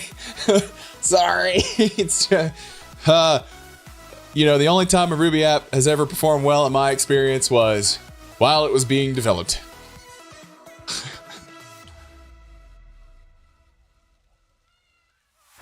GitLab does not perform well. Who are you kidding? Who are you kidding? Get out of here. Exit. Unicorn, exit. Get out. Just because it does its job doesn't mean it performs well. Are you gonna use GitLab? I used to love GitLab. I joined a private project that used GitLab. It had 100 repos in it. And nah, bro. I'm okay. I'm good. Like with anything Ruby based, it does really great before scaling is an issue. Well, no one uses Ruby anymore, man. I know DHH or whatever his name is like still an evangelist for Ruby, but like, I don't know. I think everyone liked Ruby because it was trying to be a semi-readable language, and it was very trendy to use for a while, you know. Dragon, get out. Get out. I'm unhappy with you. Hello? Why are you not sorting? Why are you not sorting the way I want you to? There you go. The sort in this is weird, man. Enderium base. I want to make some more Enderium. I'm sitting here talking. I need to actually be working.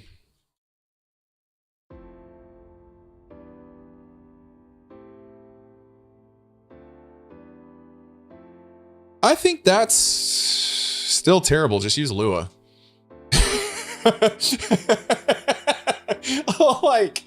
like I'm not a huge fan of Lua, right? Like I obviously I use it a lot in Minecraft because of computer craft. I've written a whole crap ton of stuff in Lua. I'm comfortable using Lua.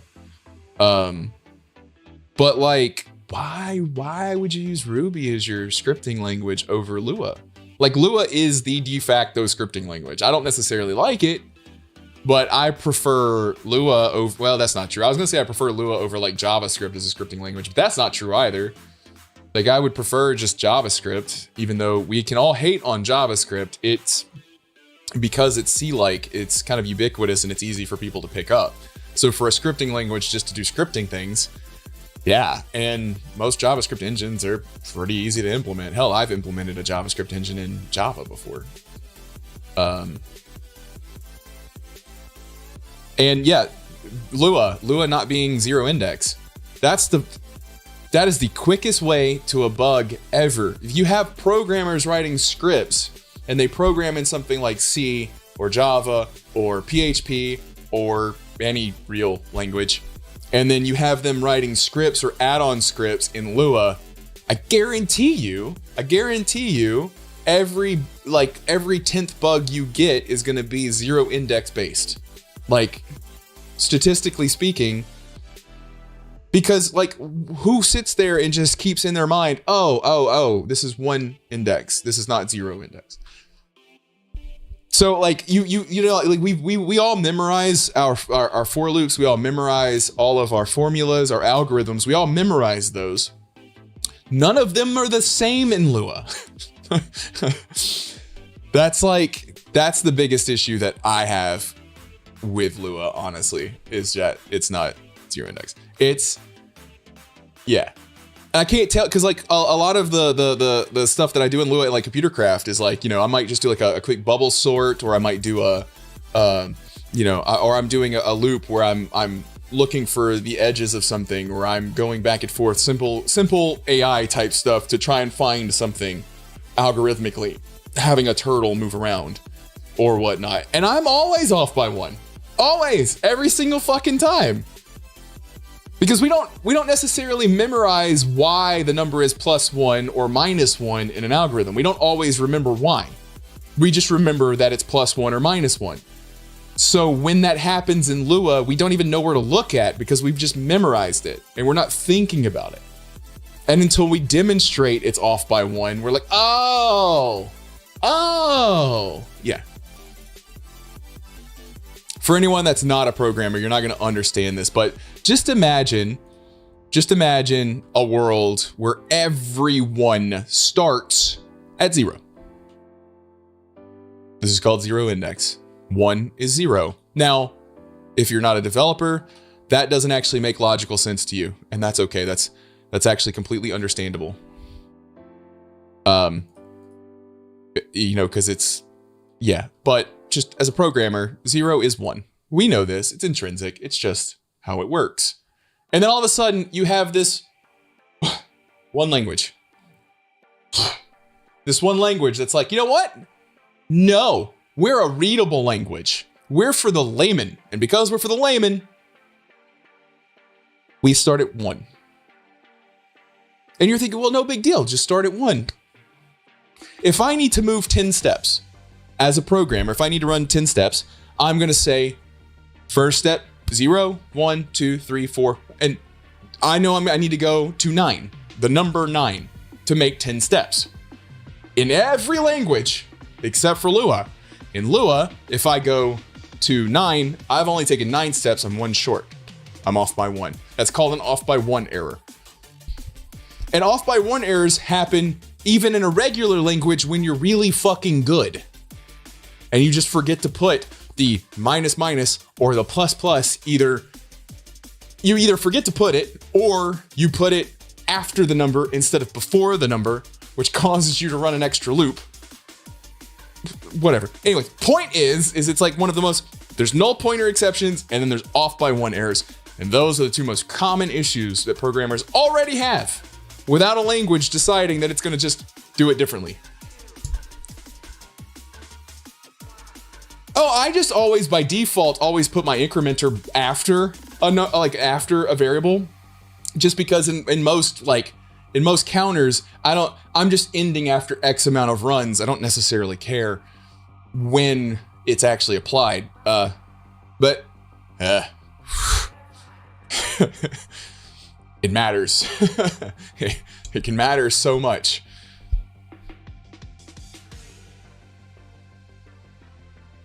Yeah, it's sived items. Yeah, it's like your hotbar down here. So this spot right here is actually 0. That first one is 0. It's index 0. So that's hotbar slot bracket 0. 1, 2, 3, 4, 5, 6, 7, 8. So 9 slots. I know when you say 8th slot, it's not. It's, now that I'm trying to explain this in a way that non-programmers would understand, yes, I realize it sounds pretty dumb. I'm with you. I'm with you. But I'm not the one that chose to start with 0 originally. Maybe back in the day, I would have started with 1. I don't know.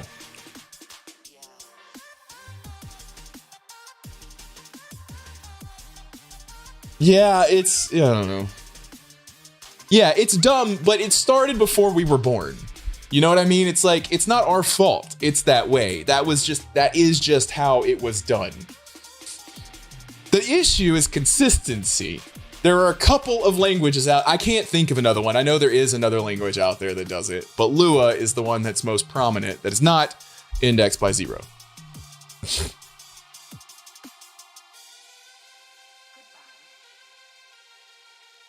It can, because it's one of this is what I tell people. So when I was a manager and I was like hiring people or working with people or teaching people or helping people, I made it very clear, is like, hey, I can teach you how to write code. I can teach anybody how to write code. I can tell you what the symbols mean. I can tell you what the syntax looks like. I cannot teach you how to be a programmer. Like, there's just, you have to want to learn that. You have to flex that creative part of your brain that is like, I need to solve this problem, and here are the tools that I have to solve this problem. And it's like becoming a woodworker or becoming, you know, an artist or any of those things. It's like your first couple are going to be ugly and awful, but as you do it, you learn the quicker ways to get to where you're trying to get to. And that's kind of what being a programmer is about. You're a problem solver. You're trying to solve a problem. I don't write super great clean code. I'm not a great programmer by any stretch of the imagination. I'm a great problem solver who happens to have tools to solve those problems. And I can't teach someone that. I can teach you how to be a programmer in terms of like what to write and how it works. Can't teach you how to be a programmer in terms of solving problems. So, yeah. So I would agree. It's like, it's hard to, it's hard to learn. It's hard to teach. It is a way of thinking. Anyone can do it. To be perfectly clear, I'm not saying that not everyone could do it, because anyone could do it. You know, you just have to want to do it. And not everyone wants to do it. So that's what I always tell people. Because people will always say that, oh, I'm not smart enough to become a developer or an engineer. I'm not smart enough for that. And it's like, no, you don't understand. I've met some really dumb fucking engineers. Like, outside of writing code, dumb as doornail. It's just like, not smart people. Not smart people at all. Not people that I can have a conversation with, because honestly, they could barely carry on a conversation. Not even like from a social aspect, just from they're really dumb. But they can still solve problems, because as long as they're smart enough to understand a problem, they're smart enough to solve a problem. And you'd be surprised at what you can understand if you spend long enough. But I've also met, I don't know if I should talk about this on here. So I worked with someone let me turn you off. I worked with someone many moons ago, not at Twitch or anything like that, who possibly one of the dumbest people I have ever met in my entire life. Like, and I'm not talking like dumb in that, how do I say this without being just super disrespectful? Not a smart individual, like struggled. No matter what I do, no matter what I say, this is going to come out bad. How do I say? Voluntarily low IQ type person. The type of person that thought they were smart. So I think anybody can learn. Like, I know that some people have, you know, you may have a learning disability. It's more difficult for you to learn.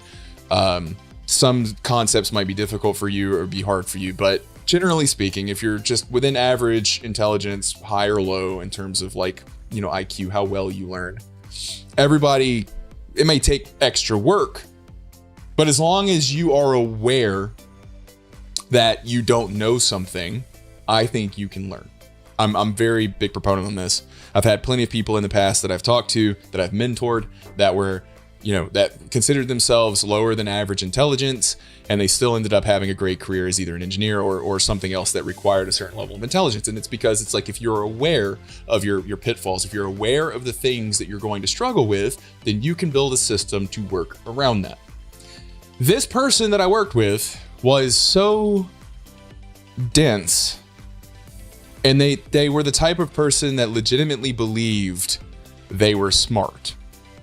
Now, the problem with that is when you genuinely believe you were smart and you are not, and you don't admit to your faults or the issues that you have, you put yourself in a position where you are actually incapable of learning. You're incapable of improving. Because you have to know where your pitfalls are at to get better. Like, you have to know, oh, I don't know how to do that. so I'm going to learn to do that.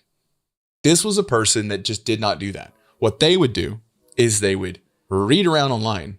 They would find something that looked cool and they would copy it every single time. Now, copying can be a really great way to learn. As an artist, you copy other artists until you develop your own style. That's what you do. You don't sell it because that would be bad, but you copy it. We've talked about this before. We talked about it when we had the Power World discussion. It's like you'll copy something until you develop your own style. That's how you learn. It's like, oh, I like Jim Lee's art. I'm going to copy what Jim Lee's doing until I understand it. And then once I understand it, I can expand on it and add my own flavor to it. But you start with the same basic principles, right? Coding is exactly the same way.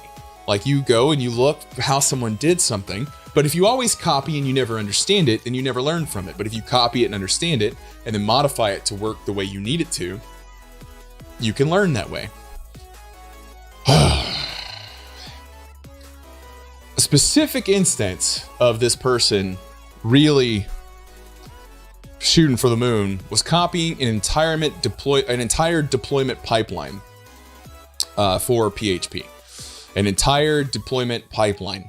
Now, a deployment pipeline is a very custom thing, even if you're using off-the-shelf parts. I think it was called Rocketeer.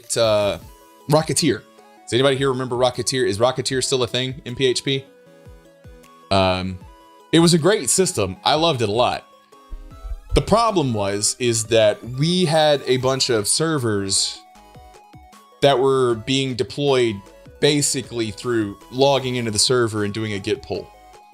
So if we wanted to move to something like Rocketeer, which used, SSH keys and more complex deployments through branches and branch naming and that kind of stuff. It's a really small company, Rallius. It's bad. It's very bad to do it that way. It's actually safer to do it that way than a lot of other methods smaller companies use. Like a lot of companies will actually do either live on the server where they do like SFTP up, push up and stuff. At least with the GitHub process, you have the ability to undo, revert easily because you're using Git. You never actually put anything custom on the server, and the only commands available, well, I was the IT manager, so I actually changed it so the only commands available on the server were the git pull and git revert. You couldn't do anything else. But to use Rocketeer, you need to have a plan, and you need to understand how it works. Well, this is a guy. I was IT manager for this company, and I'm slowly converting them. Actually, this is the company I've told you guys about before. This is the company who, before I left, I migrated them to AWS. I got them out of their bare metal. They were paying a ridiculous sum of money.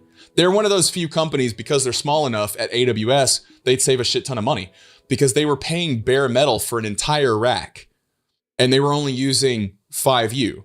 Well, they were using a lot more than that because some of their servers were so old from like 2005 and earlier, 4U servers that could have been replaced with 1U servers that were 13 times more powerful. But yeah, so we really only had maybe like a half or a quarter rack. And they were paying for a full rack. They were paying for 2 rails, 2 12-volt rails, full rack, and they were paying for 95th percentile 100 megabit connection. And they were paying more than $3,500 a month for that. Let that sit in. Let that sit in. More than $3,500. I think our bill was actually $4,250 on contract. All right. For a 95th percentile 100 megabit connection. That means if we use too much of that 100 megabit, we got in trouble. That does not sound about right. I repriced out of Dallas and I repriced out of Virginia, and both of those were half the price. This was during the cloud surgence when the prices in racks plummeted. Now, rack prices have since gone up because demand is a lot lower. But we're talking about right as the cloud started to bump, prices on racks plummeted because they were trying to keep business.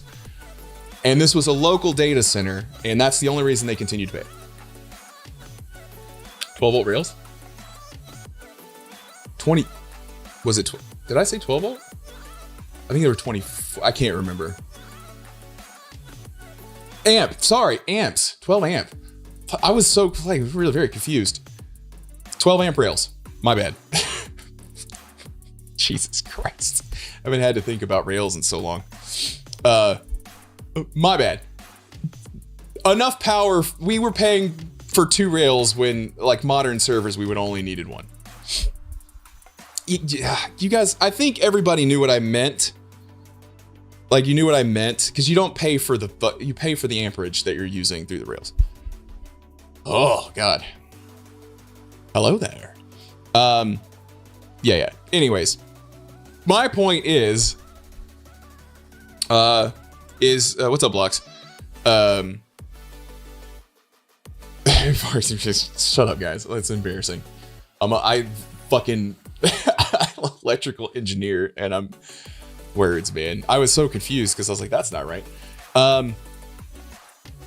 Anyways, so we're paying that amount of money for that. So all of that, just to give context, is that I'm slowly trying to upgrade us, migrate us. I spend a lot of time at the data center because a lot of the servers were old and they were dying. And in some cases, the only way to get them back up and running was to literally go flip the switch. In some cases, pull the cable.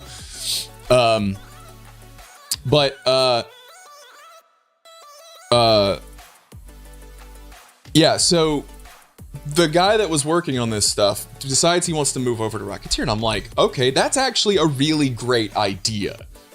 What's your plan? And he was like, oh, well, I've got it all working locally. And I'm like, okay, what's your deployment plan? And he's like, what do you mean? And I'm like, how are we going to get it to our 6 front-end servers that are running the front-end code? Because we had a load balancer, and then we had 6 front-end servers that were running, duplicate PHP code. Old school load balancing, just, standard. That's how you do it. All of the code itself, obviously running from an NFS. And that was one of what we did is that was part of the migration process to reduce the load on having to log in and do a git pull. So really only had to do it from one location. We did have to log into the boxes to clear their cache. That was a whole nother thing. So I'm like, okay, but throughout this entire process, he spends weeks rewriting our code base to work with Rocketeer because most stuff was hard coded into the code base.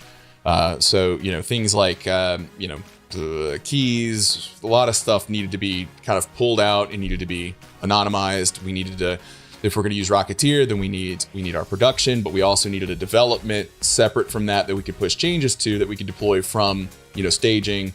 This was in that transitionary period where we're trying to get a development environment set up that's not local, that's, a shared development environment with a shared staging, and then production. He didn't know how any of that worked. So trying to work him through, hey, we have staging. Then he's going to go to staging first, and then it's going to go from staging to production. Now he went through this entire process, apparently without ever thinking, how do I actually get this to the live server? At no point. And we get to like the date where we're supposed to deploy. And I've done what I could. And what am I going to do? Like, I'm the IT manager. I handle hardware, right? I just handle the hardware. He has access, but he doesn't he knows how to SSH into a box, but he doesn't know what SSH is. I don't know how to explain it. Have you guys ever met someone like that knows, you meet someone that knows how to do things, but doesn't actually understand any of the tools that they're using? I don't know how to explain it, but it's like he could get onto the box. So what he did is he got onto the box, and then he did the git pull to update, because he pushed his branch in. Like, we approved the changes. I didn't. Changes got approved. And then he went and pulled them. But with here's the thing about not understanding how a deployment process works, is that when he pulled, it never occurred to him that all of his local keys that he had been using for this local development environment weren't in the repo.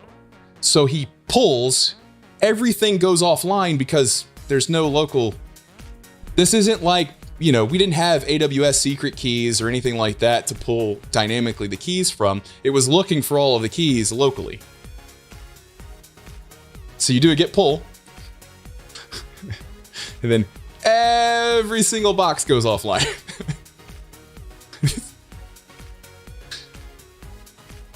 Here's the best part, right? Like, I'm not working on this project. Again, hardware.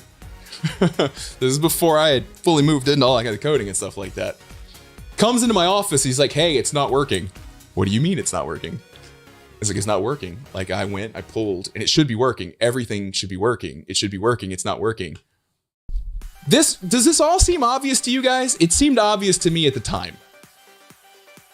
And in retrospect, I probably should have stepped in and helped more, but to be clear, I didn't know most of this was going down until after the fact. Comes into my office like, it's not working. So I have to get all caught up. Like, it took like 6 hours because I had to get caught up in all the changes that he made to figure out what was going on. So literally what we ended up having to do, this is so bad. This is so bad. What we ended up having to do, it's 12 years ago. I don't feel bad talking about this now. I ended up having to, I got on his computer, using his computer, got his keys on the NFS so that we could get the site back up, and then had to go and recreate all the new keys to swap those out for public keys. Not public keys, but the production keys, so that we didn't have development keys on the production server. Do all of that. Again, I had no idea how any of this worked because it wasn't my job. I had to figure all that out, got that going. And then I'm like, okay, it's like, there's bugs, there's issues, because while deploying a brand new deployment pipeline, they also deployed like a brand new iteration of the website. And this is a whole nother story in of itself. Okay, hey, do you guys remember when Bootstrap got really popular? I'm gonna say that, and then I'm just gonna let that statement sit for a second.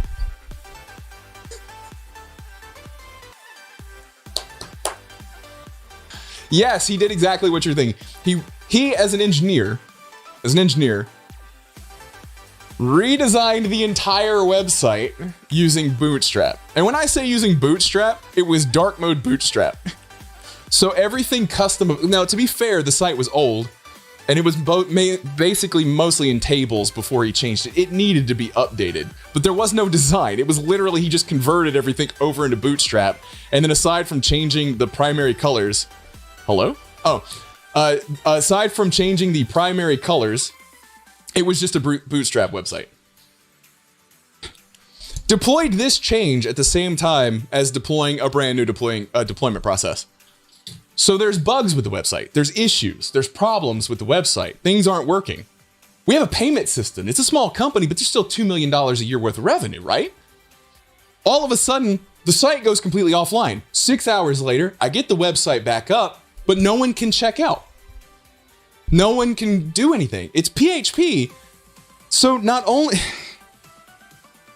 so if you've never worked in PHP, PHP is a back-end language that is also a front-end language, right? And in most cases, back then especially, you didn't have model view controller, though we will get there. He did update it to a model view controller after this. You can imagine that went equally as well. But at the time, it was just template files mixed in with PHP. It was an old project that was PHP 4 that was converted to PHP 5. So in his defense, clusterfuck, full of God files. And God files isn't like it's not one of those statements that everyone understands. God file is a file that's like 2,500 lines long, and it's PHP. So naturally, there's a variable all the way at the top called X equals something. Literally X, the letter X, and then 2,500 lines long down the page is being modified, right? That's a God file. We've all seen them if we've worked in PHP for 20 years. We've all seen them. Unit tests. Dude didn't know what unit tests were. People using PHP didn't know what unit tests were until like 5 years ago. I mean, I know that's not true, but like, let's be honest. If you started in PHP, you know that there was a large portion of the community that was anti-testing of any kind because PHP is for speed. But yeah, so anyways, during that deploy, also deployed all of those bootstrap changes and all that stuff. So the site was broken, but because it's PHP and there's template files, even though his updates were only supposed to change the template, as every good engineer does, while I'm in here, I might as well just clean this function up. Thousands of lines of code changed. Impossible to tell what lines of code are only editing template files versus functional code. It's endless, right? Like, so over the course of however many weeks or months he was working on that project, he was just updating and changing stuff. Here's the problem. As mentioned before, he wasn't smart enough to go, I don't know something. He just assumed he knew it or understood it. So he would look at code that was written, in PHP 4 years ago, functional code. He'd look at it and go, oh, that's doing X. When in reality, it was doing Y.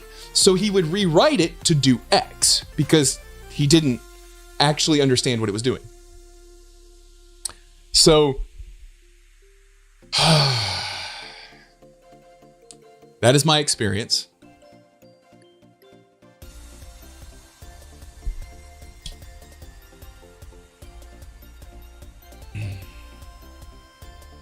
I mean, PHP's always been middle of the road speed-wise, in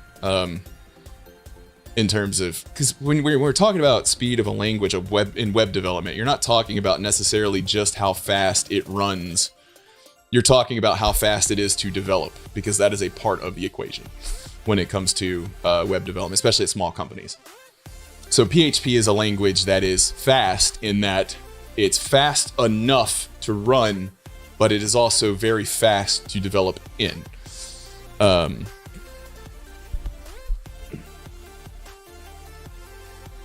Yeah, so you get it. You absolutely get it. But yeah, this is like, I know that was a very disjointed story. It's been years, but that was some of my first experiences as I was becoming a developer. You motherfucker. Oh, I didn't blow up anything. Oh, because he was in water. Nice. Where's the other one at? There you are.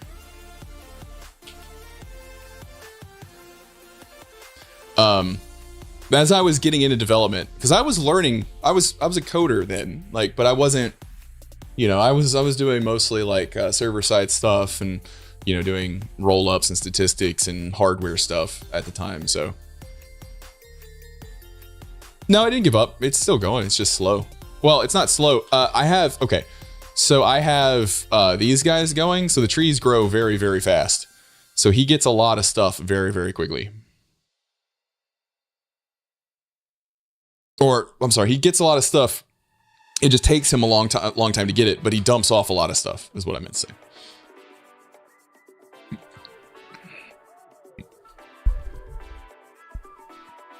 I mean, it blew up the fence, but I don't care about that. It's fine. Well, it doesn't blow up anything else.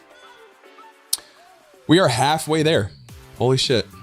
We just got to tell 15 or 20 more stories and we'll be done.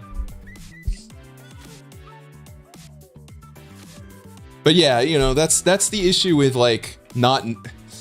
I don't think anybody's stupid. I don't, because I've met people of all different kind of intellectual backgrounds who can, become great developers or great engineers. But you have to know what you don't know. If you don't understand something, you have to ask questions. I'm guilty of it. I think we all are, of just assuming we understand something. That's where 90% of bugs come from, right? What the fuck was that? No, they put him in charge of a very big project. I partially blame the company for it too, because, the fact that he was able to write as much code as he wrote as quickly as he did over the course of the weeks that he wrote it, impressive. But it means nothing if it's not good, right? But the fact that he put that work in there, I can work with that. As a manager now, as someone who's managed people or helped people or trained people or worked with people, I look back on that and go, if he had a really good, strong manager, to kind of catch that ego, pull it back a little bit and teach him how to ask more constructive questions, that probably would have turned out to be a much better experience for him overall. The last I checked, he's doing fine. He's working at a larger company and he seems to be doing okay, but I would guarantee you that he ended up getting a manager that was like, okay, you know, you've got the understanding of the language. Now we just need to teach you, you know, practical application and how to kind of work backwards from a problem instead of just assuming you understand what's happening.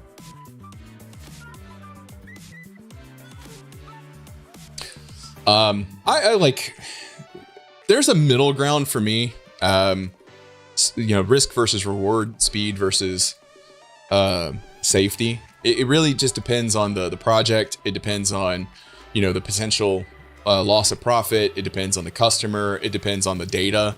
Like if you're releasing something, hello?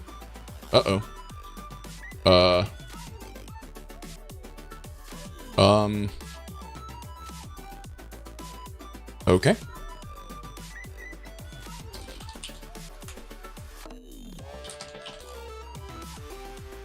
This is why you always play with cheats on in modded Minecraft.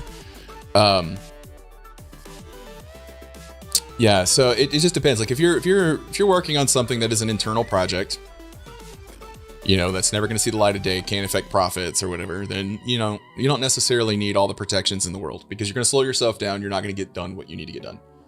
If it's touching customer data, that's a different story. So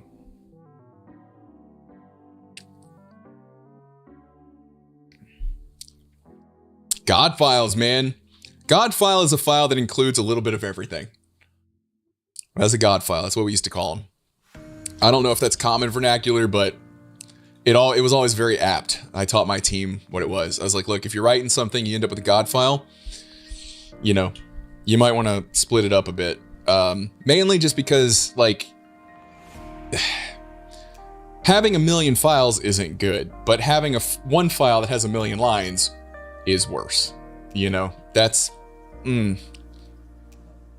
a development standpoint. A computer might not care once it's in memory, right? But a person will. But that's what I was talking about before, is like the right technology. It's also, you have to take into account how fast it is to develop for, how fast your engineers, what engineering level your engineers are at. You have to take all of that into account when you're trying to determine how you want to design something.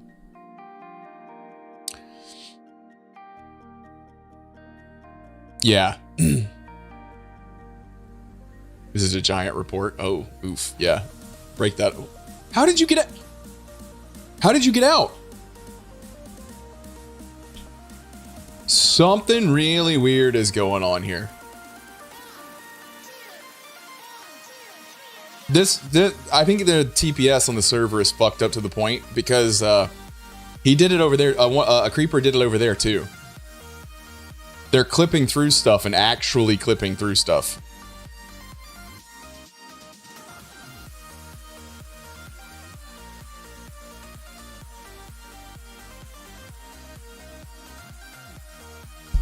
Oh. So at that company, the guy who was that guy's boss was a die-hard Cold Fusion fan. And every single year would try to get us to convert to Cold Fusion because he was like, it's just a better language.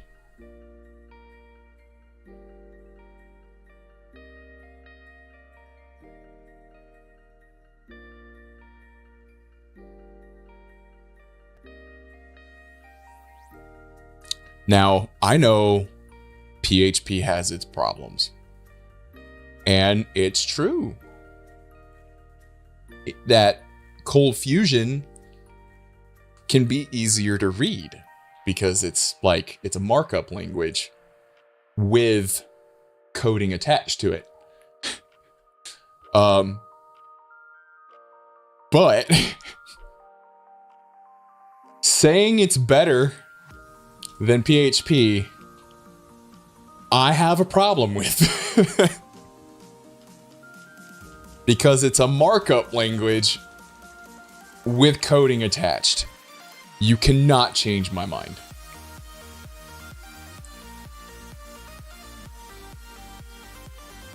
Oh, PHP Nuke!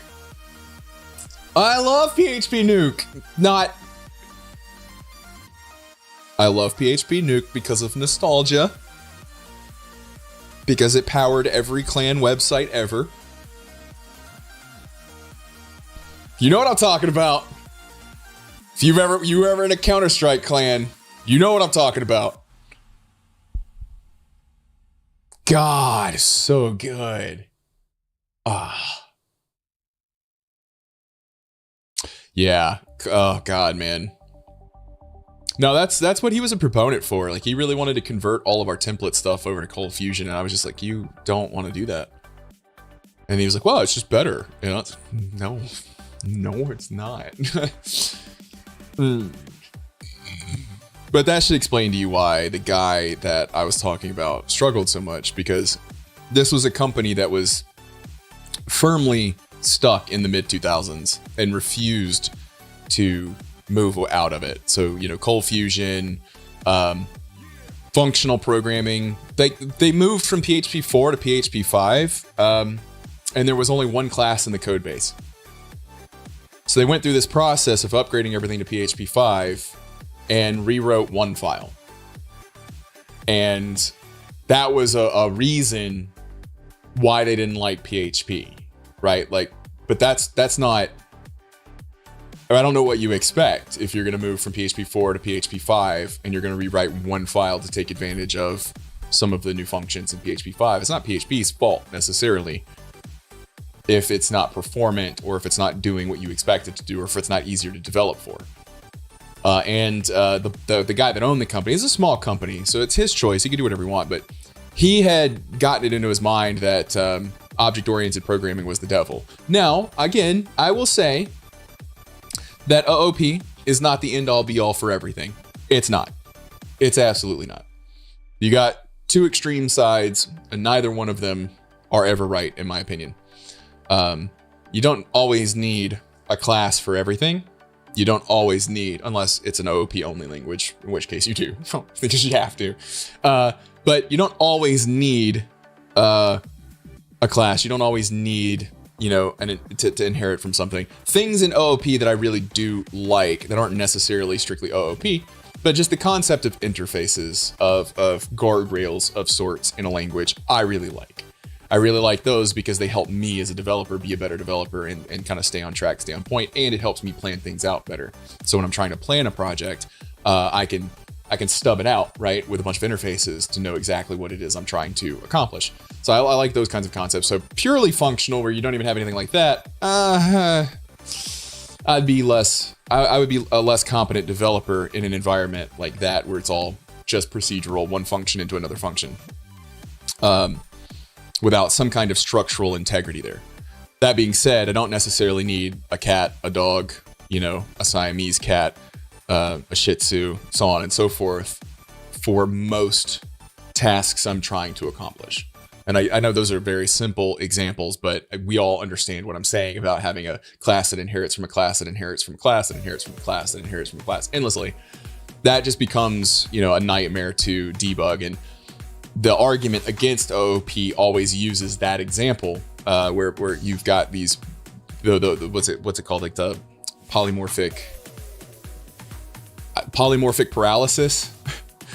I don't think that's a term, but I think when I say polymorphic paralysis, you know exactly what I'm talking about. If you've ever written something that was OOP and you were like, I'm gonna plan this out perfectly and I'm gonna have perfect classes, and then you end up with, should I make this its own class? That becomes this polymorphic paralysis, where you spend more time trying to design the program than you do actually writing the program. And then later on, because of that polymorphic paralysis, when you're rewriting it or you're refactoring it, you're not going to know what the fuck's going on.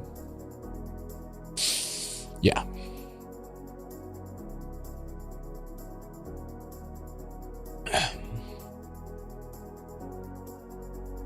Okay, so this is an issue that I've always had with PHP, is it's PHP in general, whether it's PHP modules or if it's PHP itself. P2, I think probably I've had this issue with too, what you're talking about. But PHP's just general, for years anyways, they're a lot better now. Like PHP 8's a lot better. But for years, PHP error messages were trash. Absolute trash.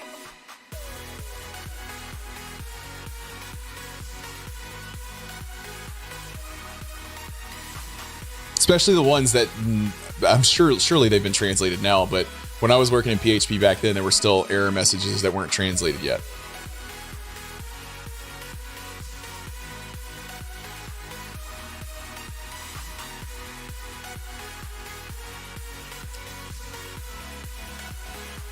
Yeah. It's one of the reasons why I do like Go is you have explicit error handling.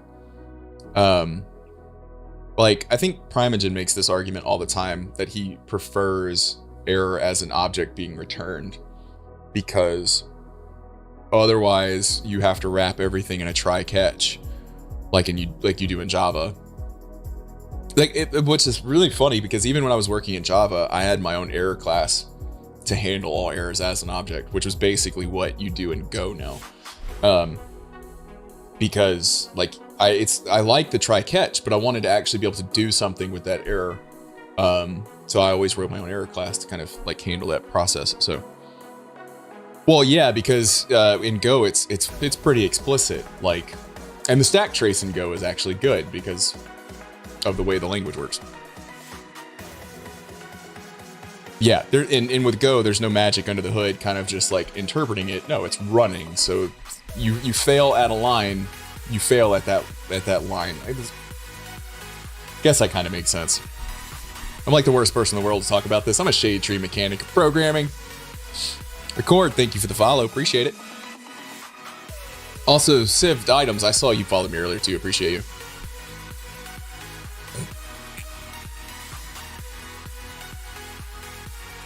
Well, that's just because Go is like super in right now.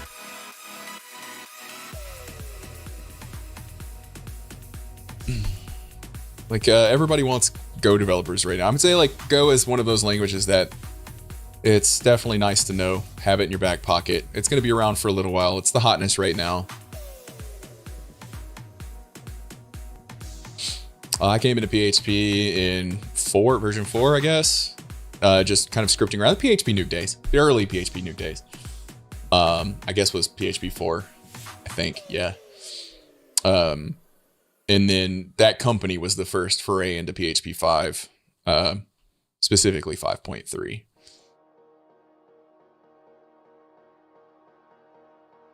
But to be fair, when I was working in Nuke, I understood the basics of programming. You know, I understood variables and I understand loops and I understood the basics, but I didn't do enough of it to call myself like a programmer. I was a script kiddie at best. I could get a website running. I actually wrote a website in PHP that was just very basic. I just used the PHP basically for the template engine. It wasn't a whole lot of dynamic data. I was still writing most stuff in HTML. That was like really early days. And then from there, I was like, oh, I bet you other people have already done this. Thinking like a programmer in the early days, going, I don't necessarily need to reinvent the wheel. I bet someone's already done it and I can use that. And that's when I found like PHP Nuke. So.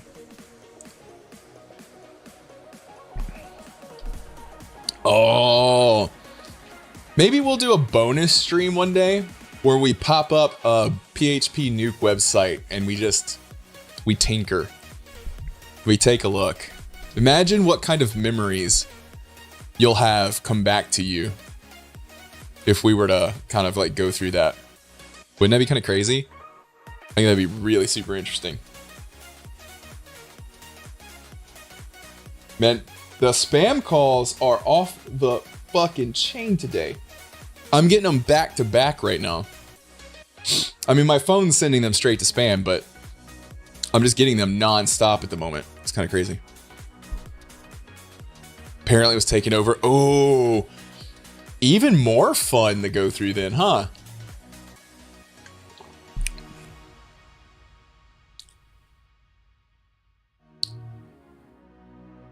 Who knows what we'll find in there? Interesting, interesting, interesting. Sorry I haven't been doing anything in game. I just like this has actually been a lot of fun to just kind of chat, reminisce about the good old days.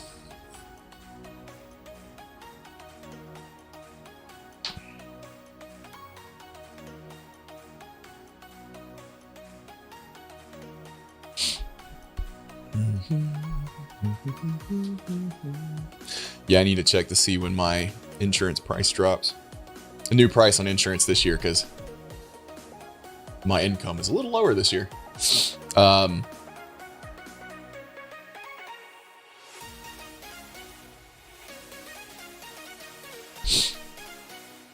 gonna call that the self-employment discount. Keep the insurance I basically had while I was at Amazon last year. It's pretty expensive, but I wanted to keep it because just in case. I do have some health stuff going on right now that I gotta kind of keep an eye on. Do I have? Yeah, I got some friends.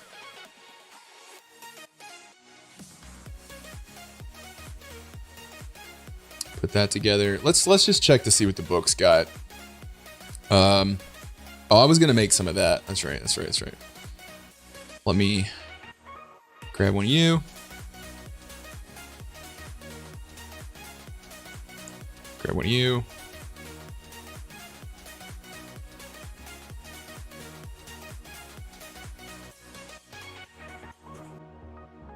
And I don't have any sand, do I? Yeah, I do, because I put it over here, didn't I? Yeah, man. I kind of slacked off a little bit. I need to get back to the gym and stuff this week. I just been working a lot, but I got to take pretty good care of myself these days, and I do. I do. I'm not gonna bullshit. I definitely take pretty good care of myself these days, but still. By the way, we're not actually gonna wait the 16 hours for these. I'm gonna throw them in here, but we're gonna for these. Hello, you're not supposed to pick back up. That's weird.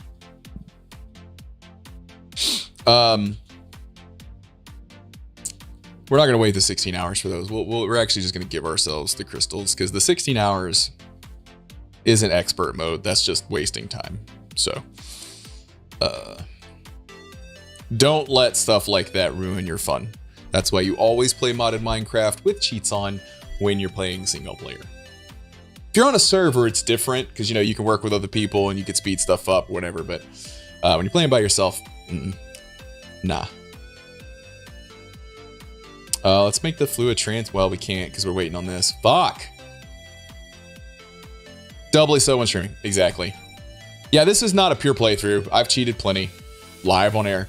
I don't care. It doesn't matter to me. If anything, just I feel like it's going to take too long. I'm just going to cheat it because it's pointless, right? Because if it's just wasting time, I'm not cheating past difficulty. I'm just cheating past waiting. This is the exception. I don't mind this, because I could speed this up with more power, right? This right here, I can't speed this up at all until I have the crystals. So that's just time wasting. But that I can speed up. I can just add more lasers, right? Like if I had the power, I could add more to it. Apparently, I'm doing okay on power at the moment. Like I'm just barely holding on. No, I'm not. Never mind. Why are you not going down? You should be going down. Oh, you are. Slowly. Oof. Yeah, well, hang on. Let's, turn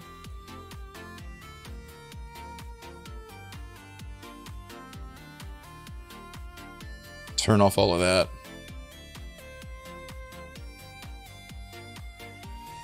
Okay. Yeah, exactly. So the time gates I'm against. This I'm not because, you know, if I felt like it, I could speed it up, but I just don't feel like it. I feel like me just sitting here walking around with over 30 viewers, which again, fucking insane. Y'all are crazy. Listening to a guy who thinks he knows something about development, but is an idiot. I'm an idiot. To be perfectly clear, I'm an idiot when it comes to engineering and development.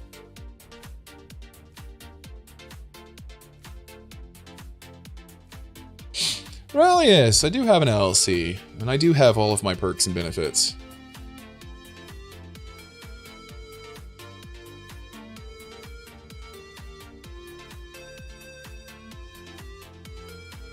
I might talk through all of that one day too, if people are interested, but... Oh yeah, same. I mean, I think that's what makes an engineer good. is someone that can self-identify that they're not the best. Because we've all met that guy. We've all met that guy. Complete douche nugget, who thinks he's, you know, God's gift to development and engineering.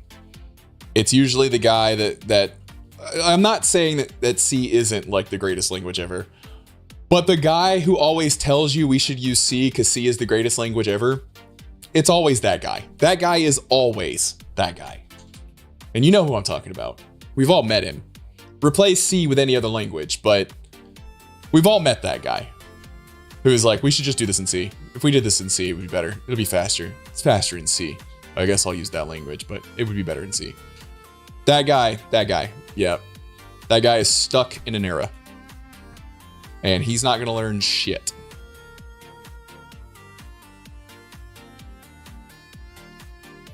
My declaration of beneficial ownership bullshit.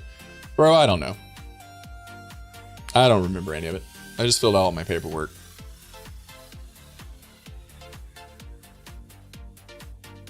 It's also different wherever you're at because all the LLC stuff is through whatever local government you, or whatever local state and city you declare it in. And yeah, so I had a local service help me set everything up. What's up, Arlen? How you doing?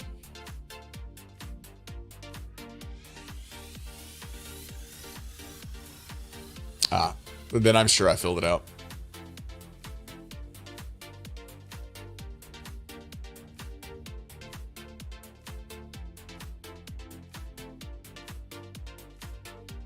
God, Laravel did more for PHP. Laravel and Symfony, I guess, because, you know, Laravel, you know, really used a lot of the core Symfony stuff, especially at first. But Laravel and Symfony did more for PHP than probably any other framework ever. And before Laravel, it was Cake PHP. Really pushing PHP into a much more, I don't want to say strict, but into a much more... That's true. Zen Framework did start it, but I don't think Zen Framework was never cool enough. Does that make sense? Like Cake PHP into Symfony and Laravel especially, they were cool. They weren't just good frameworks that encouraged you to do things kind of a correct way, or at least a standardized way. But they, CodeIgniter, I forgot about that one too. But they made it cool to work in. Like, literally, if you were like, oh, I'm working in PHP, people would look down on you. But if you were like, oh, I just started this new Cake PHP project, people would be like, oh, that's cool. You know, it kind of changed the mindset long enough for people to start doing cool things in PHP.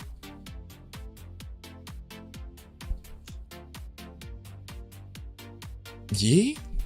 What is... Hold on. Holy shit. Yeah,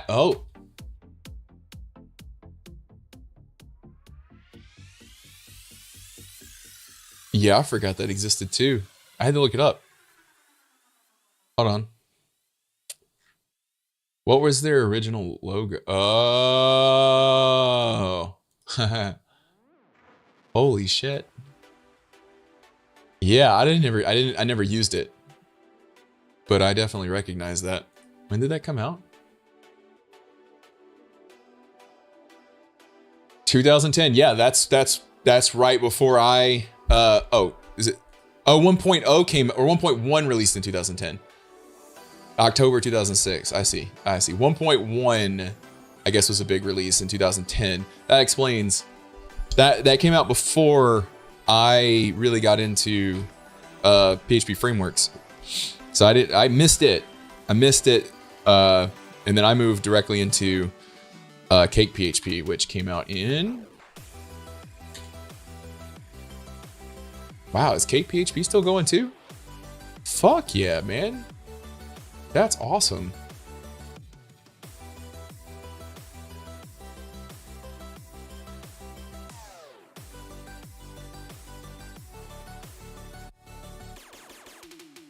...2005. Cake PHP came out in 2005? No fucking way.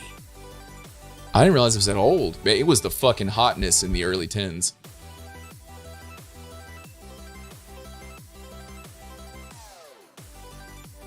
Cake PHP is the first time I ever used an ORM. Yeah, it's the Ruby of PHP. It's better than Ruby. I said it. I said it.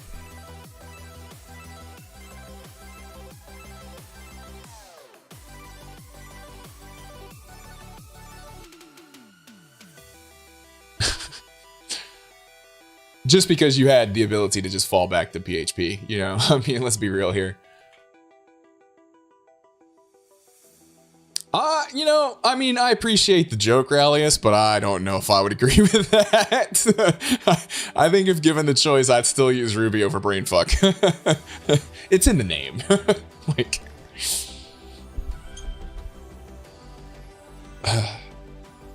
who's? Oh wait, is it? Is it? Was it Brainfuck? Hold on.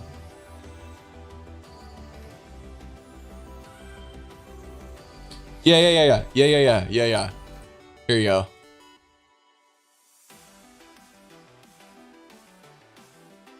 C2BF.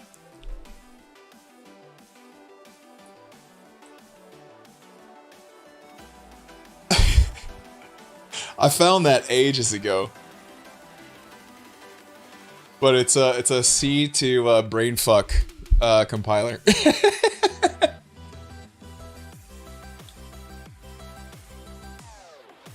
Oh, that's wild. What?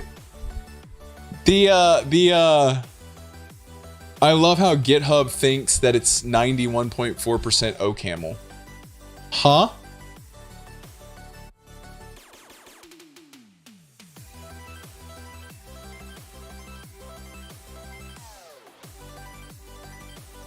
I've not used Falcon.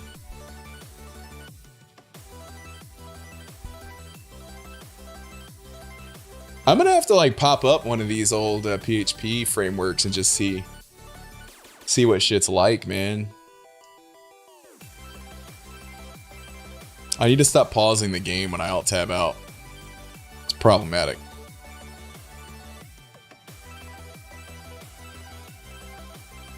Promise being a C framework for PHP. Interesting. Interesting. I'll have to look at that. I don't think I've really read much up on. In fact, I've heard of it just because I like the pun.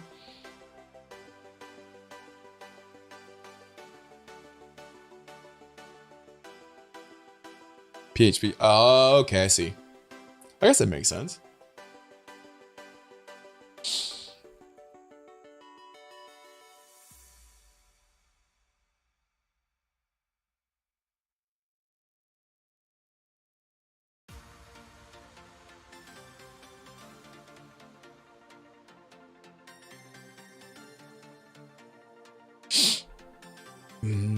We should be doing other stuff right now. Oh, I can make this.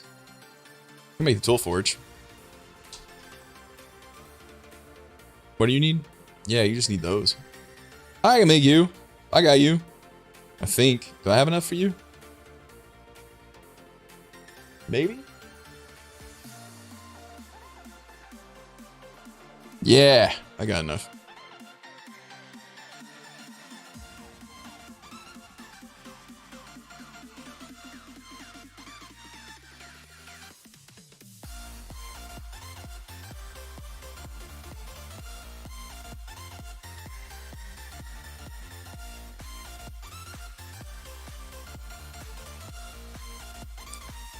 Yeah, I've never done a whole lot with that. I mean, I know that that's like god tier optimization, and I've read about companies doing stuff like that, but I don't know of any actual projects using it, honestly.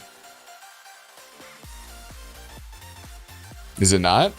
Then what's the point?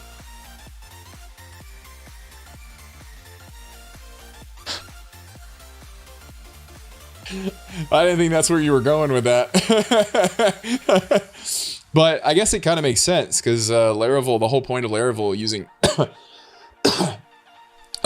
modern PHP namespacing and being lazy loaded. I mean, Laravel is literally set up to only use and interpret what's needed, so Yeah. That is kind of crazy though, because like if it's a C extension and it's being run in a compiled language, then memory management should be fast. And if you ran it in like a RAM disk, you wouldn't even have to worry about. Well, no, I guess that's no. How is Laravel fast? That's curious. It's interesting. Because if it's a compiled language, I guess it's just how they're interpreting it.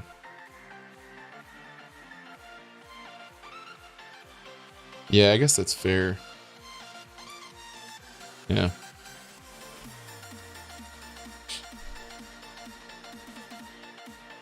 Wow, we lost like 10. How did we lose 10 viewers? Everybody was all excited while I was telling my story about developers and coders. We got a bunch of followers and everything, and then everybody left. Everybody's kids coming home from school or something? Y'all are killing me. I'm dead tired right now. I don't know what I'm going to be able to do. I'm just waiting for this. Frankenstein. I'm fucking tired, guys. We'll be live for a little while longer. I want to finish this up. I got a couple of things that I want to do, but I can't promise I'm going to be live for a really, really long time today. We've already almost been live for 3 hours already, which is pretty crazy. What do I need? I need more ender pearls. I'm very low on ender pearls, but the only way to get ender pearls is this guy over here, because we literally, that's... Oh, nope. Okay, that's fine. We desperately need this guy because this is how we're going to that stream sleeping. No, I don't think so. I don't think I'm going to be doing that personally. Can we talk about how my lighting right now actually matches the lighting in the picture of Hoff? Can we talk about that? Because I got the light coming in from this way and it matches the picture, so he actually looks like he's 3D right now.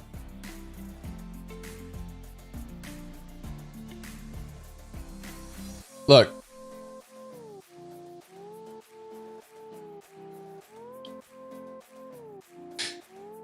He looks 3D because the light is matte. Look at the shadows. Like look at the shadows. They're not as hard because he's in direct sunlight, but the direction and everything is really good. It's really close. That's funny. Not intentional, by the way. I didn't do that intentionally.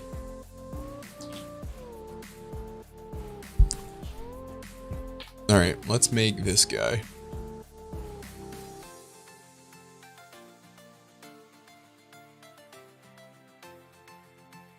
While this is running, I'm gonna go use the restroom really quick. I'm gonna pee. It is the Hoff. The Hoff is great, man. All right. Don't go anywhere, guys. I'll be right back. I'm just gonna use the restroom really quick. Maybe I'm gonna go grab a protein bar. You guys know the rules. If you leave while I'm going to the bathroom, I will appear randomly beneath your bed, masturbating. It's on you if you leave. Them's the rules. I don't make them. That is just what it is. Also, I just realized the PC audio has not been on this entire time, so you guys couldn't hear the game. So, cool. Anyways, I'll be right back.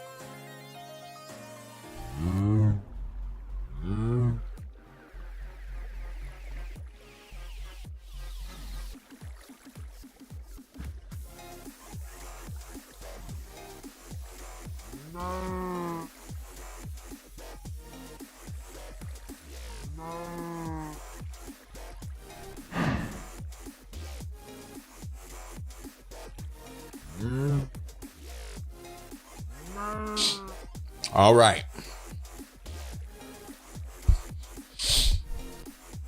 Let's see here.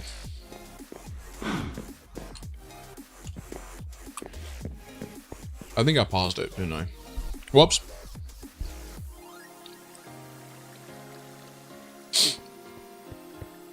$10 million RF to go.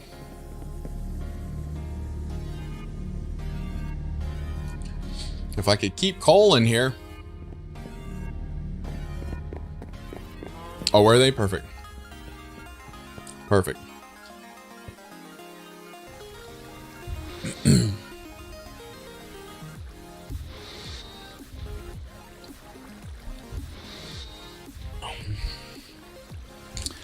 Every second counts right now.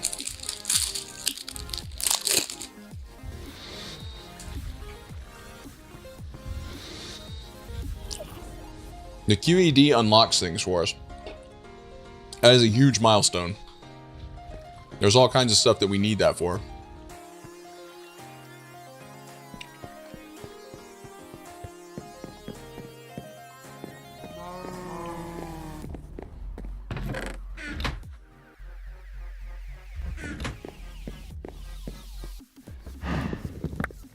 And yes, we will absolutely be playing FTB Sky's Expert. I am not watching DW's playthrough. I love DW, but I need to go into it fresh. So that is plan. We go in fresh. Cream fresh. I like how I wanted to make that tool station like night 1. So that I can make the lumber axe. So that it was easier to get wood when we had our starting dirt right here.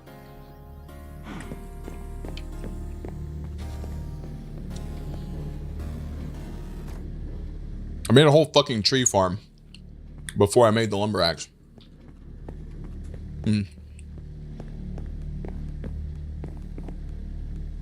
Yeah, I do too, man.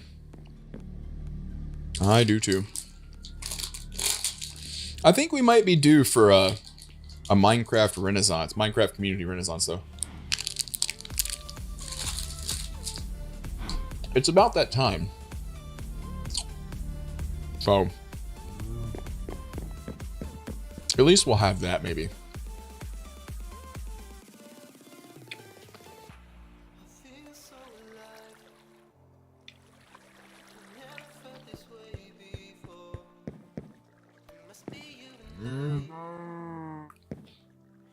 Yeah, but I mean,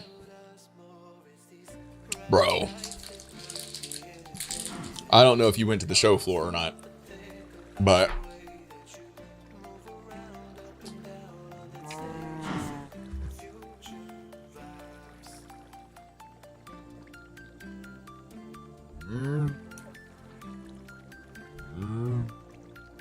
yeah. Yeah. I mean, even when I was going, there were a lot of people that were either getting like a 1-day pass or not even getting a pass.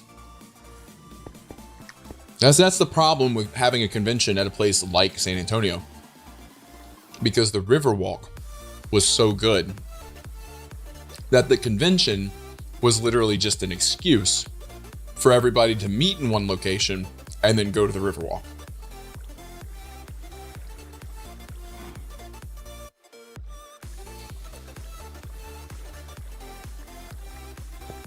So like, yeah, it's a location that's almost too good. How are you staying full without anything powering you? and you're not filling up. That doesn't make sense.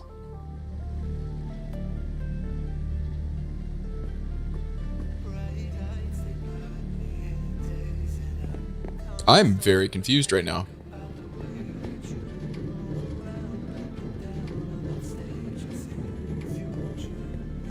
Is something wrong here?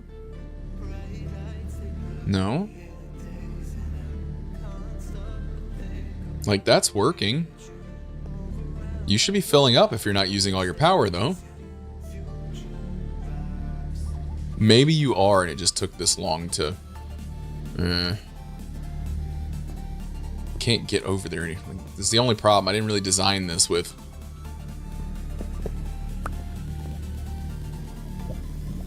Because these should...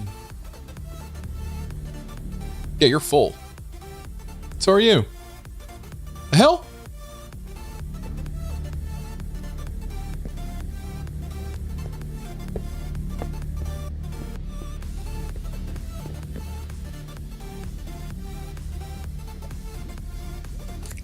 Yeah, I didn't go to 2020.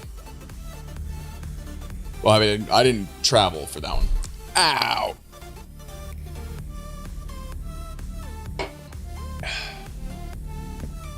I couldn't afford it because, yeah. Reasons.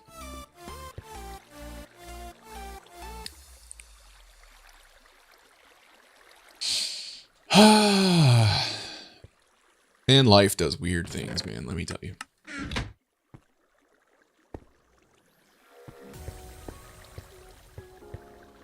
Yeah, 2019 was the last year I went. Think I went 2019? Yeah.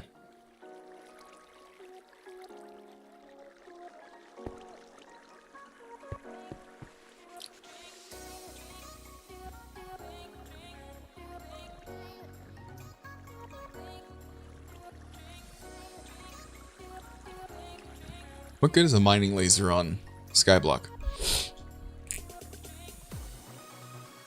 Yeah, 2015 when I was a nobody. I was fresh in the industry. Yeah, because early 2015, so I got partnership that year, and I was grinding out. One of DW's packs, and DW comes into my channel. Never met him. Like, I mean, I'd watched his videos and stuff. He was playing his pack. He pops into my channel and he's like, "Hey, that's a cool build." And I'm like, "Hey, cool," because I had like a mage tower or something like that. What's up, fun? What's going on, man? Yeah, so I was building a mage tower or something. He's like, "Yeah, you know, that's a cool build. You coming to PAX East?" And I was like, "No." And he's like, "You should. Come say hi." I was like, "Ah, okay." So I went to PAX East. I met DW, I met Pymar, met all of Forgecraft, everybody that was there anyways. And the rest is history.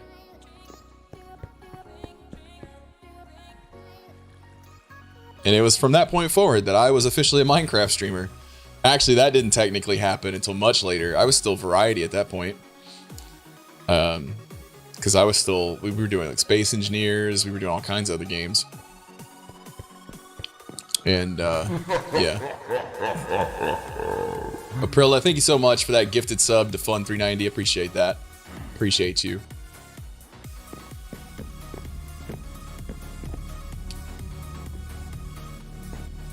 Y'all making me feel good today.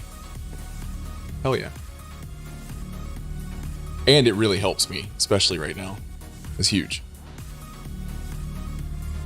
I can't make anything else, guys. I can't make anything until this is done. I should have thought about that, huh?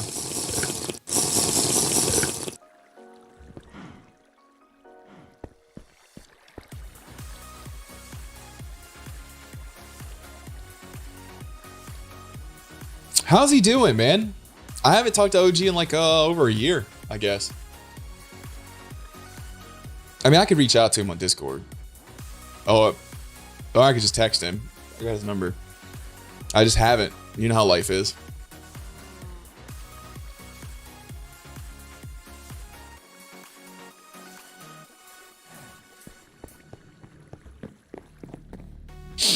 And yeah, the Bill Guild party was the Bill Guild at PAX West party was the first, like, that 2015 year was the first year that, like, big things happened for me. That's where I met everybody in person that would, like, change my career forever. Like, I met everybody at Forgecraft, that's cool, but most of them are just well known in the Minecraft community, right? Whereas Bill Guild was more widely known. And I met Wild in person there. He was in line in front of me. That's where I met Barry, which is a, you know, weird lifelong friendship, who I've been forced to work with on multiple occasions. That's actually where I met Curvy Llama. Was at that party. A lot of people.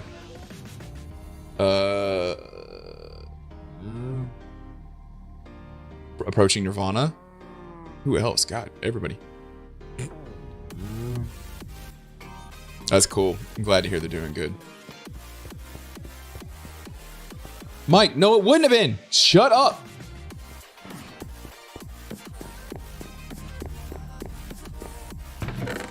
Yeah, I never played on the Bill Guild servers and stuff. Obviously, I was never a part of Bill Guild, so I never got a chance to, like, play with those guys. I was on the FTB team server for Infinity Expert mode.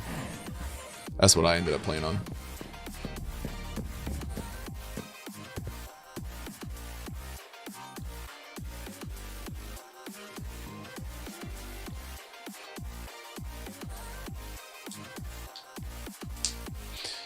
Bacon Donut exited the community for a variety of reasons, but we'll just go with retirement.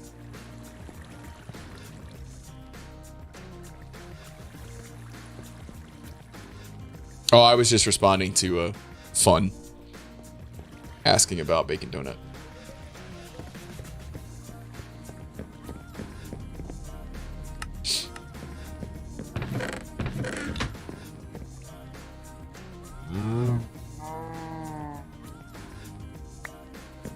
How much? Oh, I got tons of glowstone, so here. Make more of that. What is the ore that comes from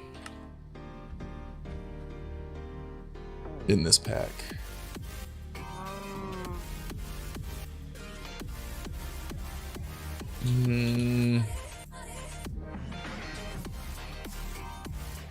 Sumanulin is...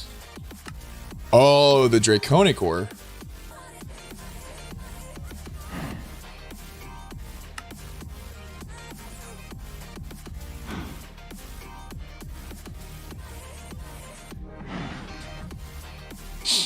I want to do a Project Ozone 2 run. Like, I liked 3, but I always, like, for me, in my head, like,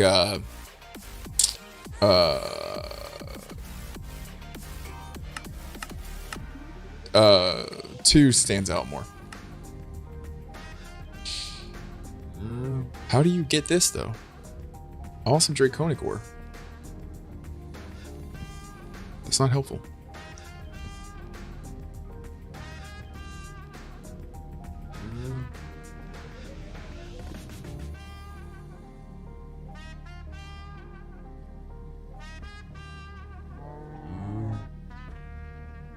I don't know how to get it.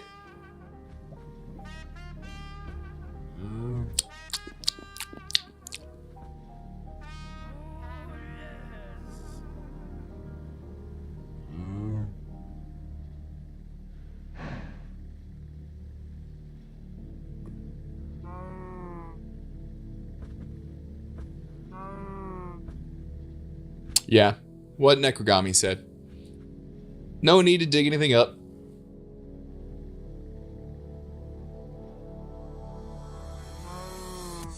Retirement is retirement.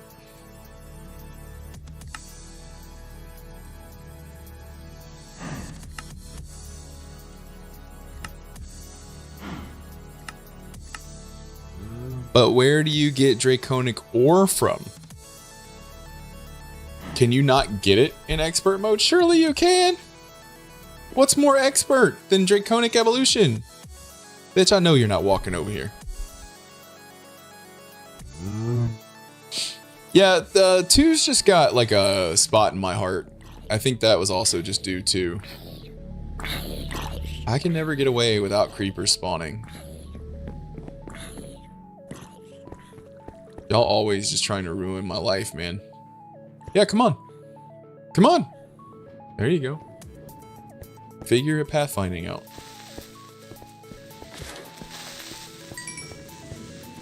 First you have redacted, then you have data expunged. Yeah, that's right. I forgot about that.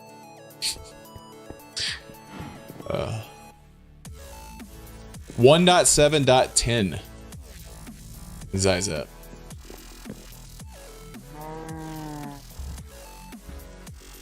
I'm gonna call you Zizep because it's clever.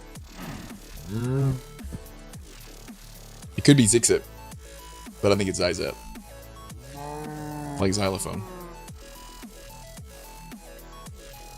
Yeah, December of 2015, I think, is when this came out. Considered a 2016.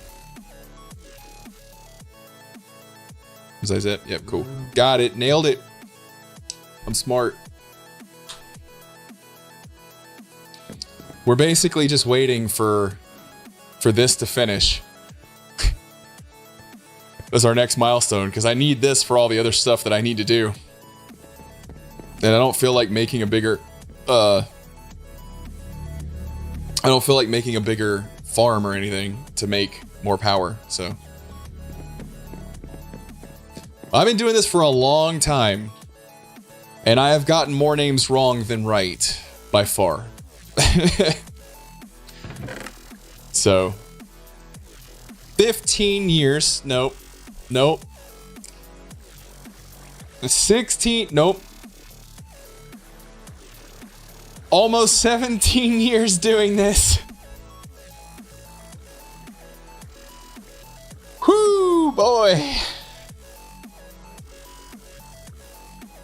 I am older than Twitch by a lot.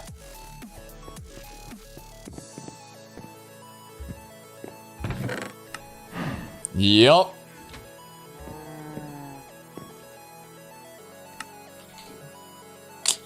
Well, I didn't.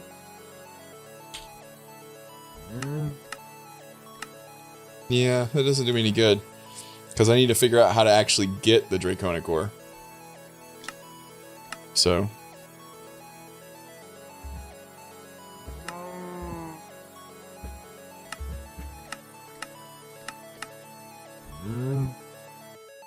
Nothing drops this, which is weird.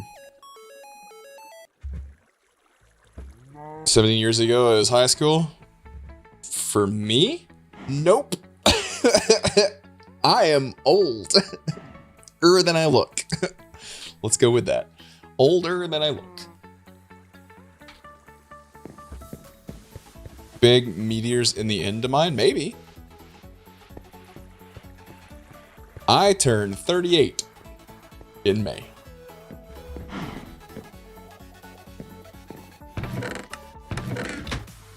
I'm well on my way to having abs before I'm 40.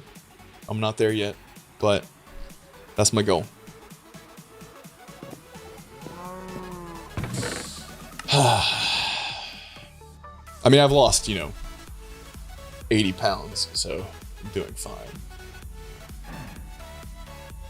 I'll bring back shoulder cams soon so you guys can enjoy the shoulders.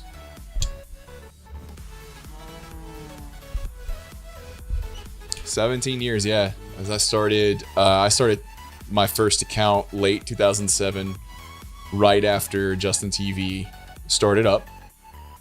Flame Goat will be 16 years old in March. You can look at the creation date. 16 years old on this account. Yeah. But it'll be 17 years the end of this year on this platform.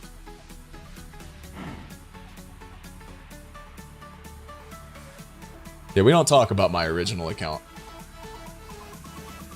It was a live casting account. We don't talk about it. It doesn't exist anymore. Has nothing to do with the fact that I worked at Twitch. Just coincidence.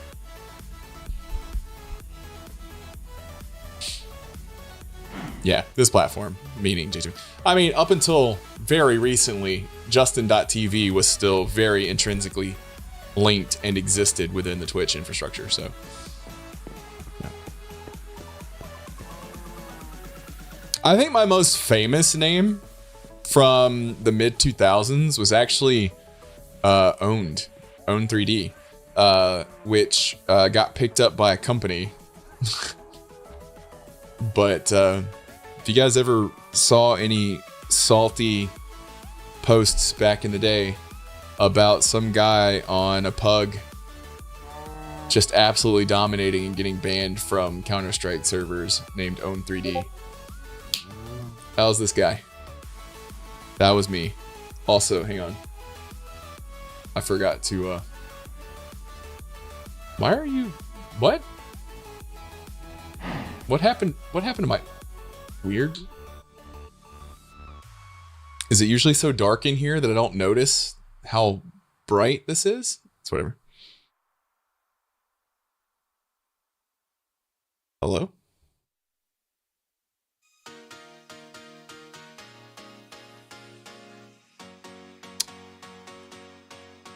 Hang on.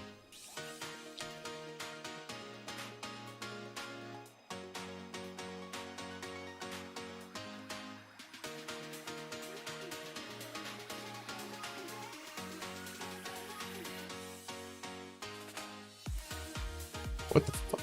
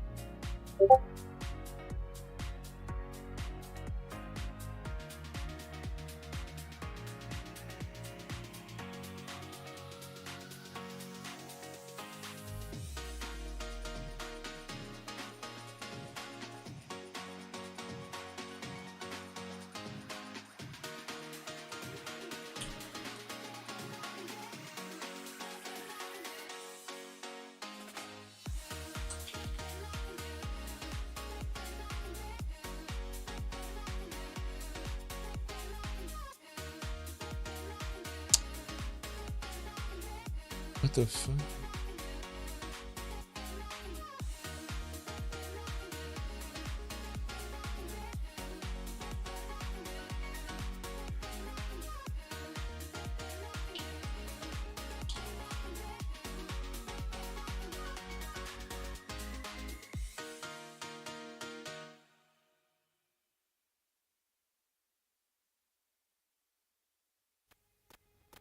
Oh.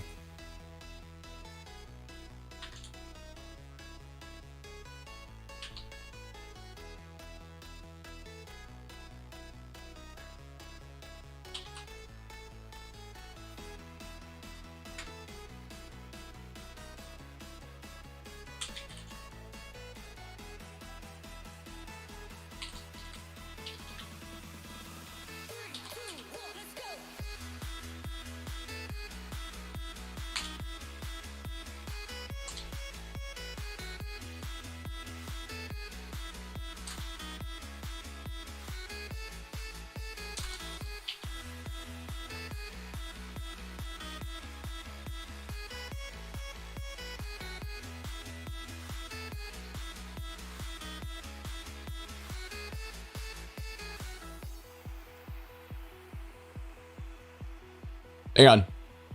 Work stuff.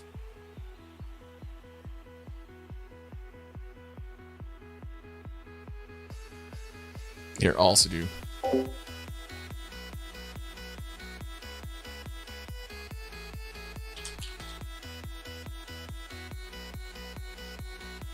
There, I turned the sound off so you guys won't hear the ding, ding, ding.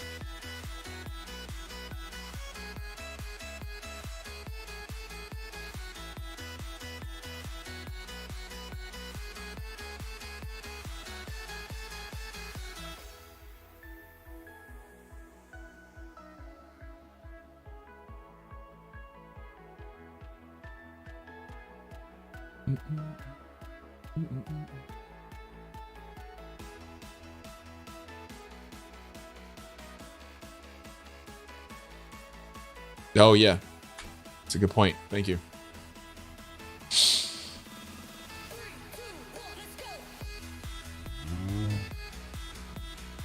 Give me a second.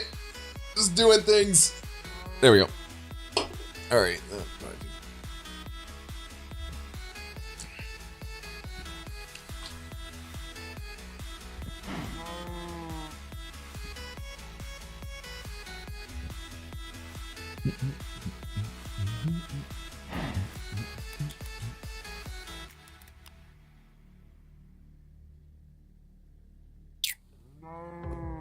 Hang on.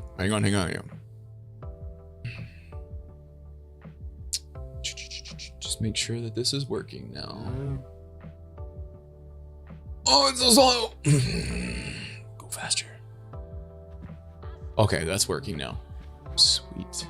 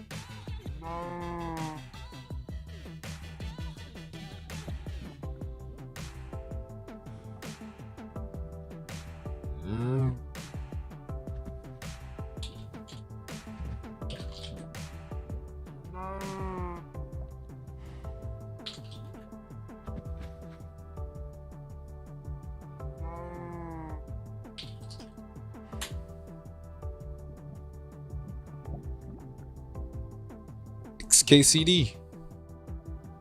All right, we should be good now. I can switch this back over to dash. All right, cool.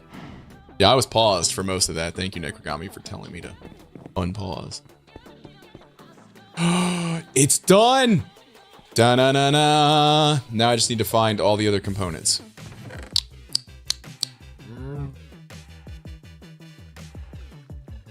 What was it we were making? Oh, the QED. Yes. All right.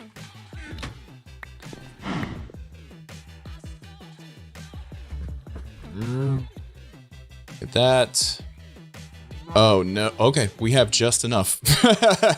Ah. Oh, wait, no, because that just... Oh, that makes 4. Never mind.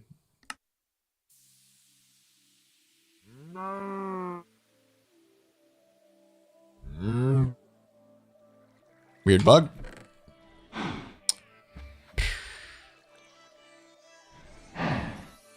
Hang on. Did we... I thought we had extras. Hang on. Oh, we had extras. We don't. It's okay. It's okay. This doesn't take long at all.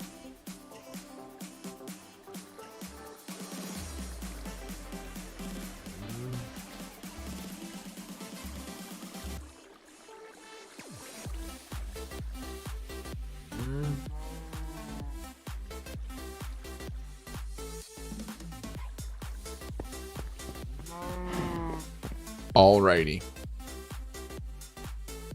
Ba-da-da-dum. The thing is that we haven't unlocked this yet, so it doesn't help us quest-wise. So don't you need the, Yeah, now we gotta make these guys. Oh, no. Okay. Okay, that's easy.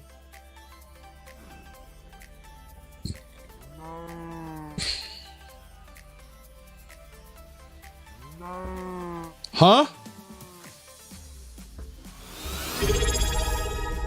Hey! Become full of quartz. Jake with 61 months. Yeah, you need those for it to even work, right? Because that's what... Wait, does it work without them and it's just much slower? I don't remember, guys. I don't remember. We're going to put it right here because I can put a couple up there.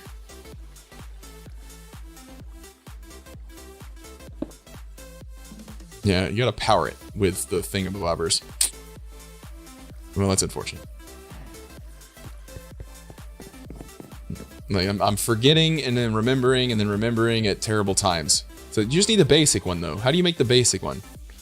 No, I just want to make the basic one. How do I make the basic one is just red? Okay. What is an integration table? Oh. Oh. So the integration table is, it's like an assembly table. Does it go next? Do you just, fuck, I don't know, man. Hang on. Look at this shit. Look at this shit. Look at this shit. I'm fucking prepared, man. I'm fucking prepared. Jake, 61 months, man. It's insane. Thank you. Thank you, thank you, thank you. You. Oh, we need, oh, nope, you. Ka-funk. Alright, movies. Movies. What movies are coming out that you guys are excited about? I don't know if you guys know this or not. I like movies. That's why we've been talking about them so much today. I like movies and I like technology. Dune 2, yeah. Yeah. We were talking about one of his other movies earlier. Didn't he do, yeah, wait. He did 2049, right? Yeah. Denis Villeneuve? Is that how you say his name? Yeah. Definitely looking forward to Dune for sure.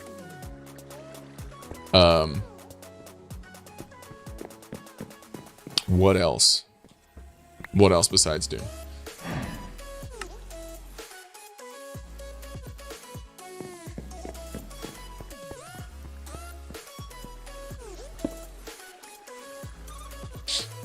All right, so do I just put, I don't know how to do this. Do I just put redstone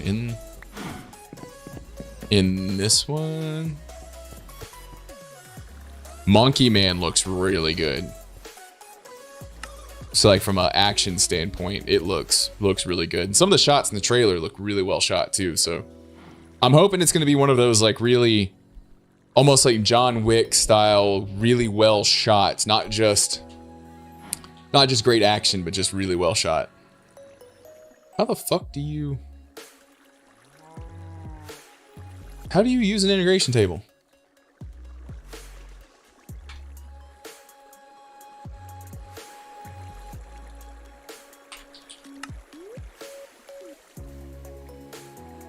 I mean, what do I...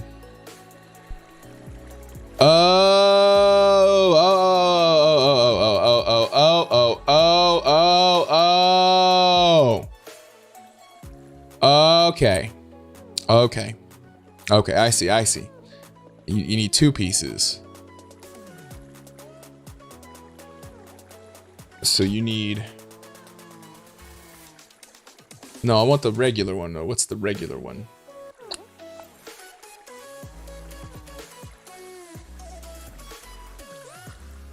Those are gates. Gate. Yeah, basic gate. I just want a basic gate.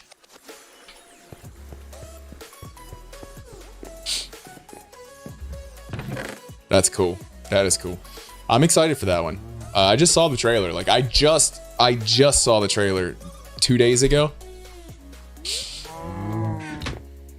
I don't know if that's when it came out, but like it's very brand new to me. And I was like, holy shit, that looks insane.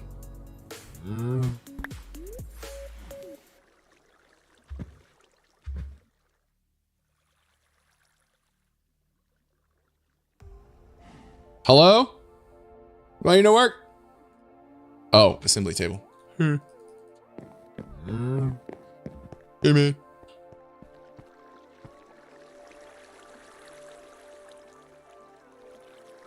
Stop. Stop. Did you really? Oh. Okay. I didn't realize it was going to make it instantly. That's cool. That's cool. That's cool with me. It's not my favorite, but I do it for you. What's your favorite dish? I'm not going to cook it, but I'll order it from Zanzibar. Na na na na na na na na na.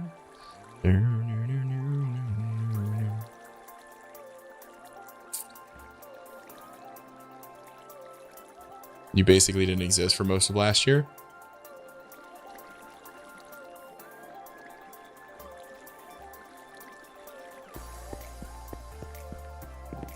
A lot of work. I'm cautiously asking a question because I'm afraid the answer is horrifying. The Fall Guy? What's that one? You have to remind me. Because all I can think of when I hear the Fall Guy is Fall Guys.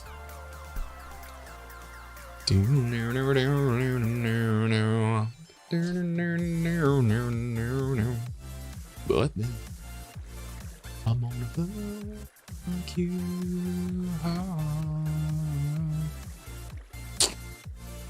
Is this the right one? It's not super clear. Yeah, the basic gate. Oh, I need 2 though. Fuck. Oh, yeah. Yeah, okay, I know which one. God, I love Ryan Gosling. Like, of the Ryans, I prefer Reynolds because I feel like he'd make me laugh first. But like, I'm not gonna turn down the Gosling. I mean, you guys seen Young Hercules? The guy's got range. Okay.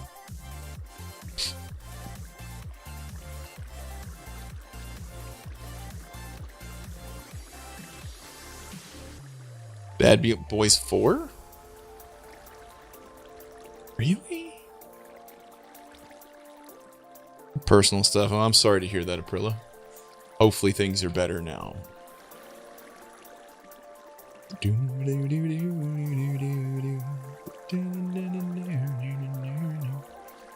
But then I'm on a hug you.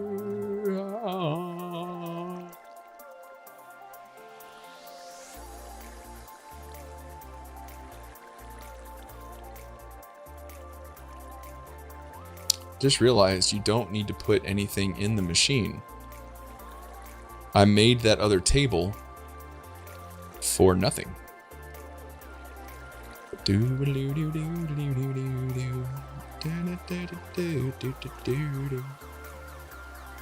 Beverly Hills Cop I'm actually excited for because they're supposedly trying to bring back like everybody that's still alive.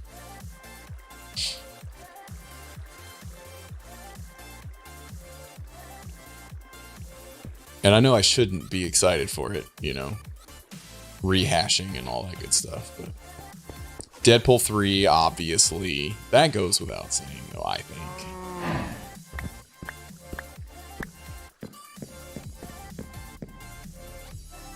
And I know some people are upset. Logan was the perfect exit for Hugh Jackman. Yes, it was. And it still is. It still is. Is it tainted a little bit? Maybe, just depends on how you see it. Is it worth it to fucking see Ryan Reynolds as Deadpool and fucking Wolverine in a movie together, especially when it's 2 people like Hugh Jackman and Ryan Reynolds who actually do care about these characters in some manner? Yeah, it's fucking worth it. You're not gonna get anything like this again. You're just not.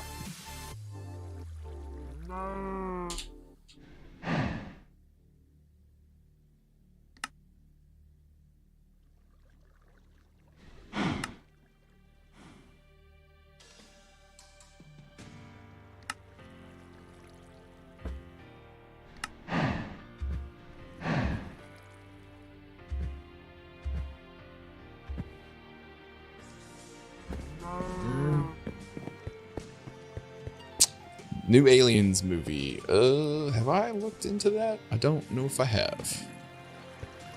Is it just a continuation of Prometheus? I don't know how. Oh, you don't need to power these. Do you? I don't think so. You gonna make it in there? Hello? Ah, yes. Yes. I haven't really looked much into it.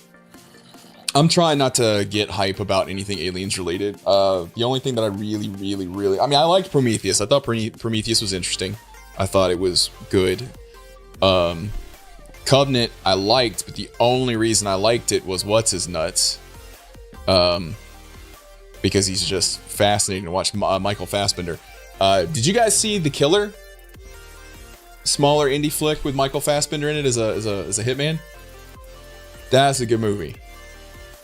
That was really good.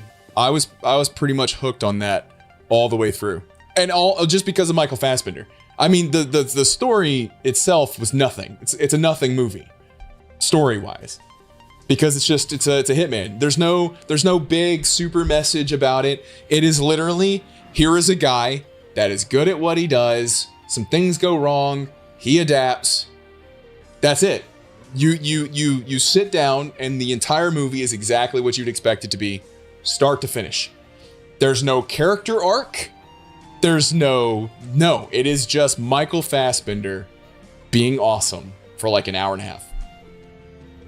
And I totally respected that, because they could have fucked the movie up if there was some kind of arc. There's no arc.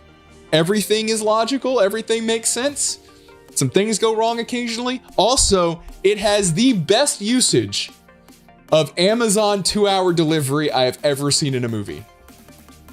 Tell me I'm wrong.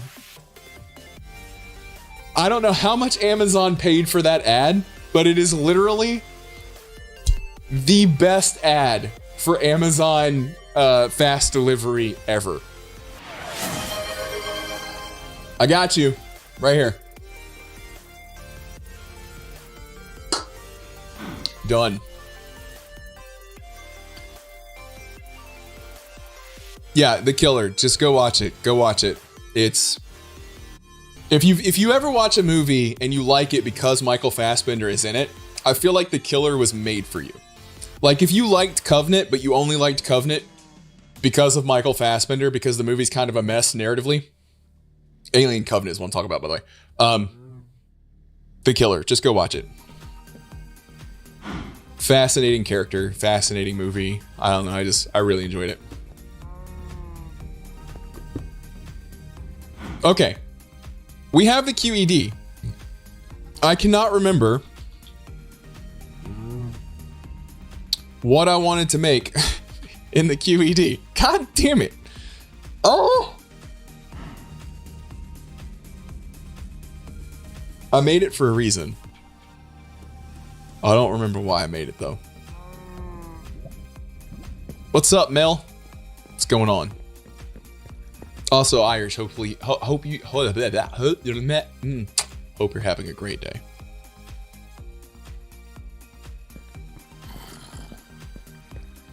You know, like text me and catch up. Let's see. Oh, fuck. Obviously, duh. The fucking spikes, man. We need to make the fucking spikes. That's the only fucking thing we need to do so that we can get our ender pearls going again. I'm doing good. I'm doing all right. Wait, what? Whoa, what? Hold on, timeout. Okay, I was about to say. I was like, for the wooden, you need the... What? What recipe is this? I didn't know this was a recipe. You need magical wood and the etheric sword, which requires unstable to make the wooden spikes. The useless spikes. What? That's ridiculous.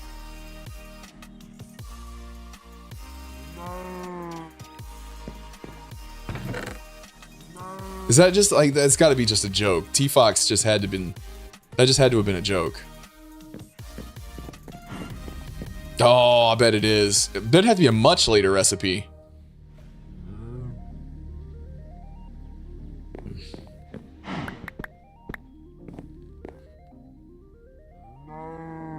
I only need one. Yeah, I only need one.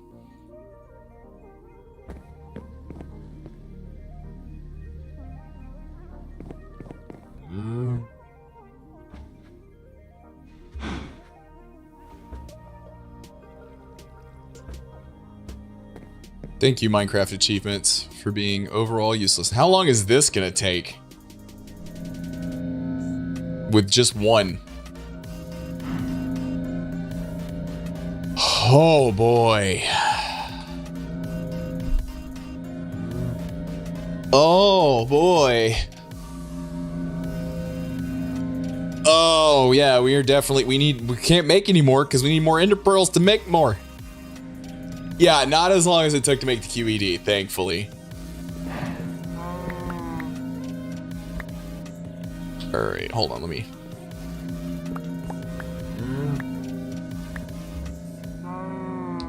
Oh no, I didn't realize we needed magical wood! Alright. That's okay. That's okay.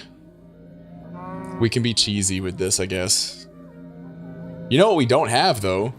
We don't have any fucking string. Hang on. Was it here? Yeah, it was right there.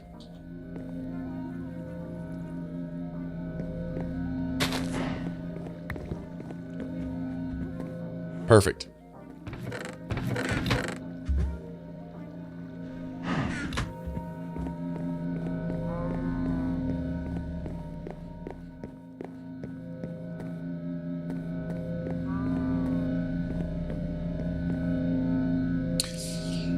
We don't actually need anything other than this one, I think, to get the pearls, right? No, you need diamond, I think.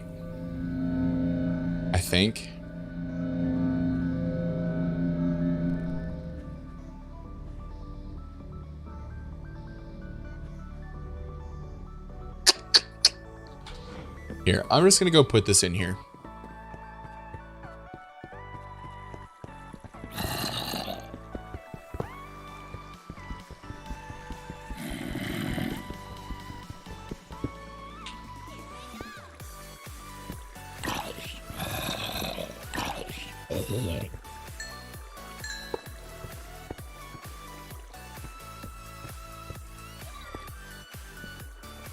Yeah, I'm just gonna leave it right there. It's fine. It'll work. Because they can jump out, but they'll just get blown right back in.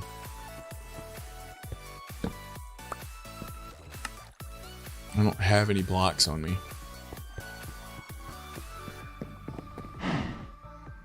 Backpackable, belt-fed, 338. No, what are we talking about?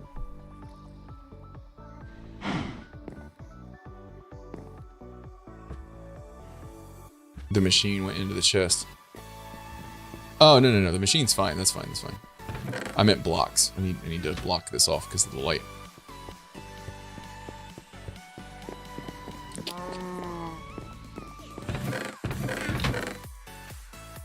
Like, I don't ever need that chest again. Or that block again, I don't think.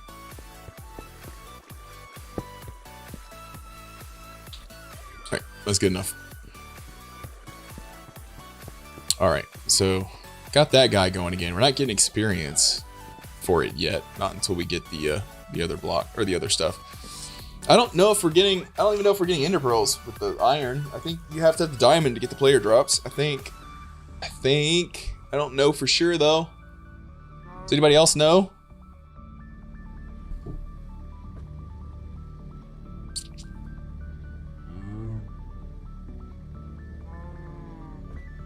Anybody want to buy me dinner? I don't want to cook.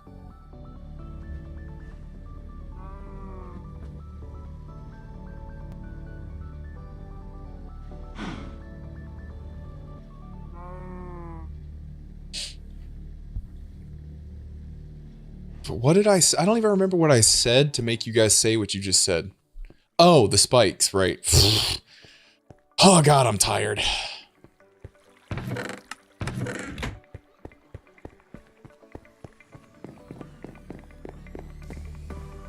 It's bad, I'm telling you, man.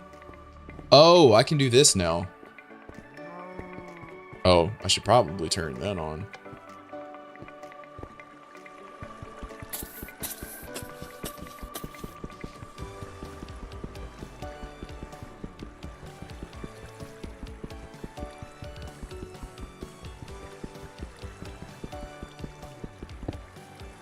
I feel like I need a better pickaxe.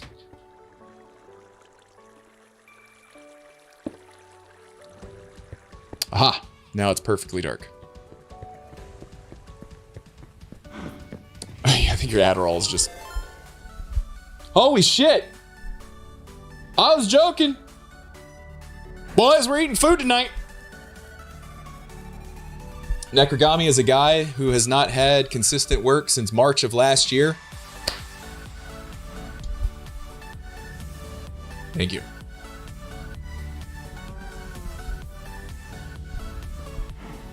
Much appreciated. I am working, it's just, you know, passion projects, even when they pay, do not pay nearly as much as soulless corporate overlords. And I would prefer to be tight on money from 5 different locations, a passion project, streaming, side projects, door dashing if I have to, than to any time in the near future go back to the corporate world, man. I did what I had to do to take care of Gramps. When Gramps passed away, I did what I had to do to take care of Nikki. And the reality is that since I don't have Nikki anymore to take care of, you know, I don't ever want to go back to hating my life. You know? So.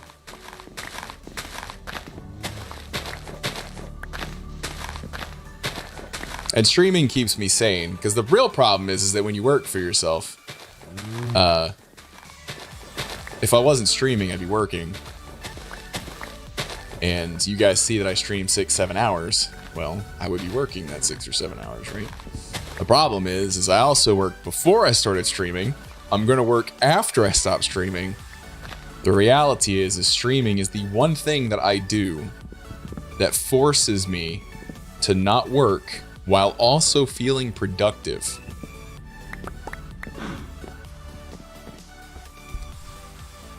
It keeps me from working, but I still feel productive, because whether or not this many subs is enough to pay the bills, it doesn't matter. It's irrelevant. That right there still lets my brain feel like I'm doing something that is productive. It's a brain hack, but it works real well. For me anyways. I struggle doing anything when there's not some kind of monetary purpose.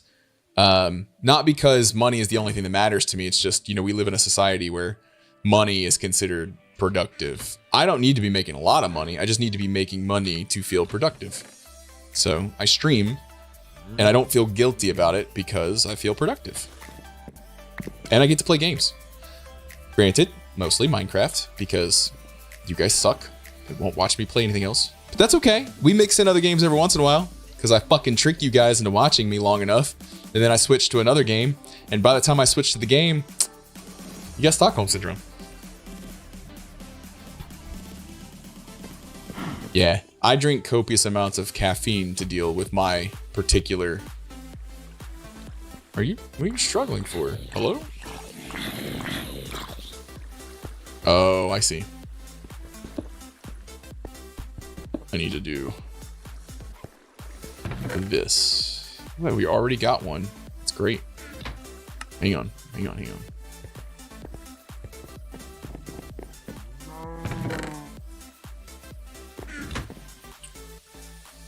Yeah, my issue is that I have no structure to my days. It's a struggle for me to take the vitamins that I actually essential vitamins. Like, I have an issue with vitamin D that I can't process vitamin D.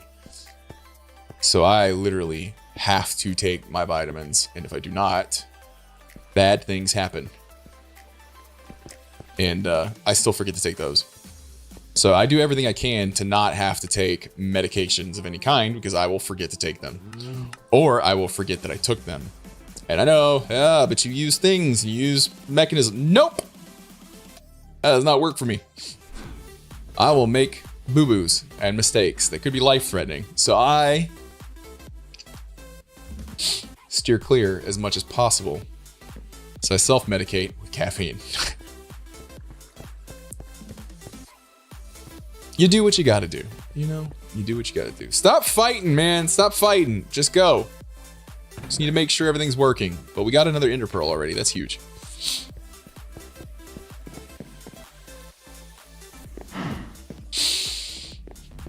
All right, can I make another one of these? What are they called? What are you called? You're called a crystal. You don't look like a crystal.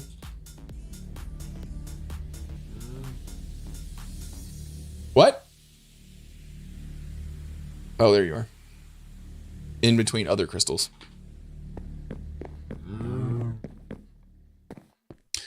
Yeah, I just don't trust myself enough. I will when I have to, right? I will do the things that I have to do to take care of myself. But I'm not at the point yet where it's like that for me personally yet. So,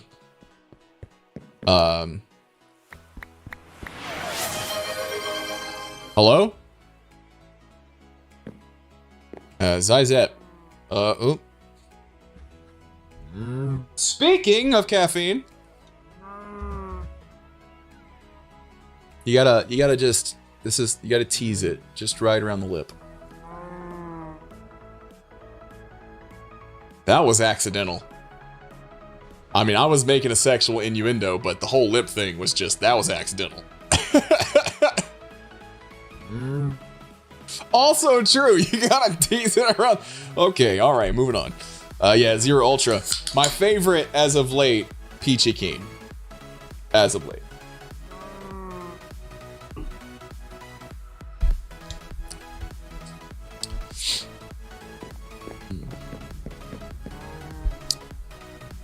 So green, the Paradise Green, the one that tastes like sour apple Jolly Rancher, is my other favorite, but I have to rotate because I drink so many of them. I do get burnt out on them, so I just rotate through. And I usually buy a pack. So I actually drink the orange ones midday when I start drinking them, because I don't usually drink them first thing in the morning unless it's a really bad morning, because I like to keep my fasting period going for as long as possible. But so I drink the orange ones lunch, breakfast, and then I'll drink Peachy Keen for the rest of the day. A cup of green tea sounds pretty nice right now.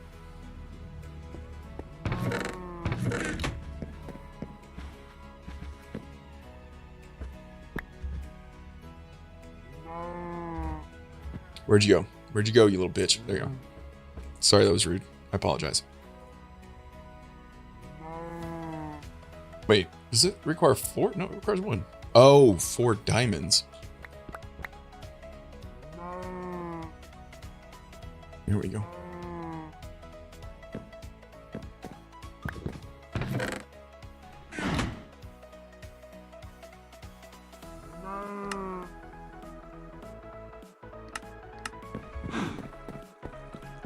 I always put my ender pearls away because I will throw them. Yeah. I like, that was the first thing I said when I started playing this again, is how much I miss having the ability to pin stuff, because I just recently started using the pinning feature, and then as soon as I actually start using it, it's not there anymore.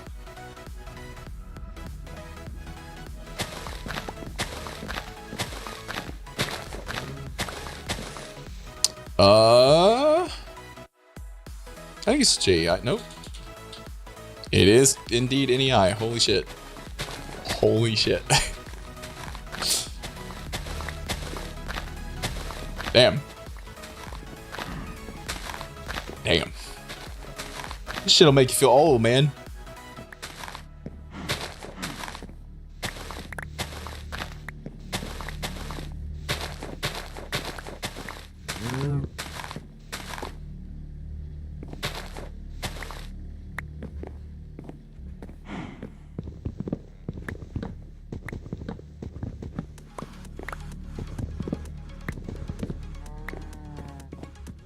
All right, so we got plenty of wood.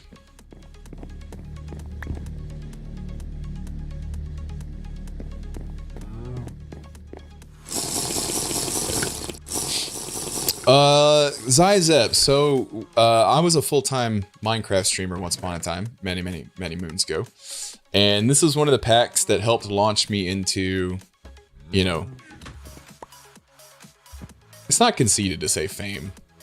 Because I had a little bit of fame. I was pretty well known in the community. But this pack was one of the things that did it for me. I didn't check your name, see how long you've been around. So you've been following me since 2017. So yeah, that's technically after I quit being a full-time streamer.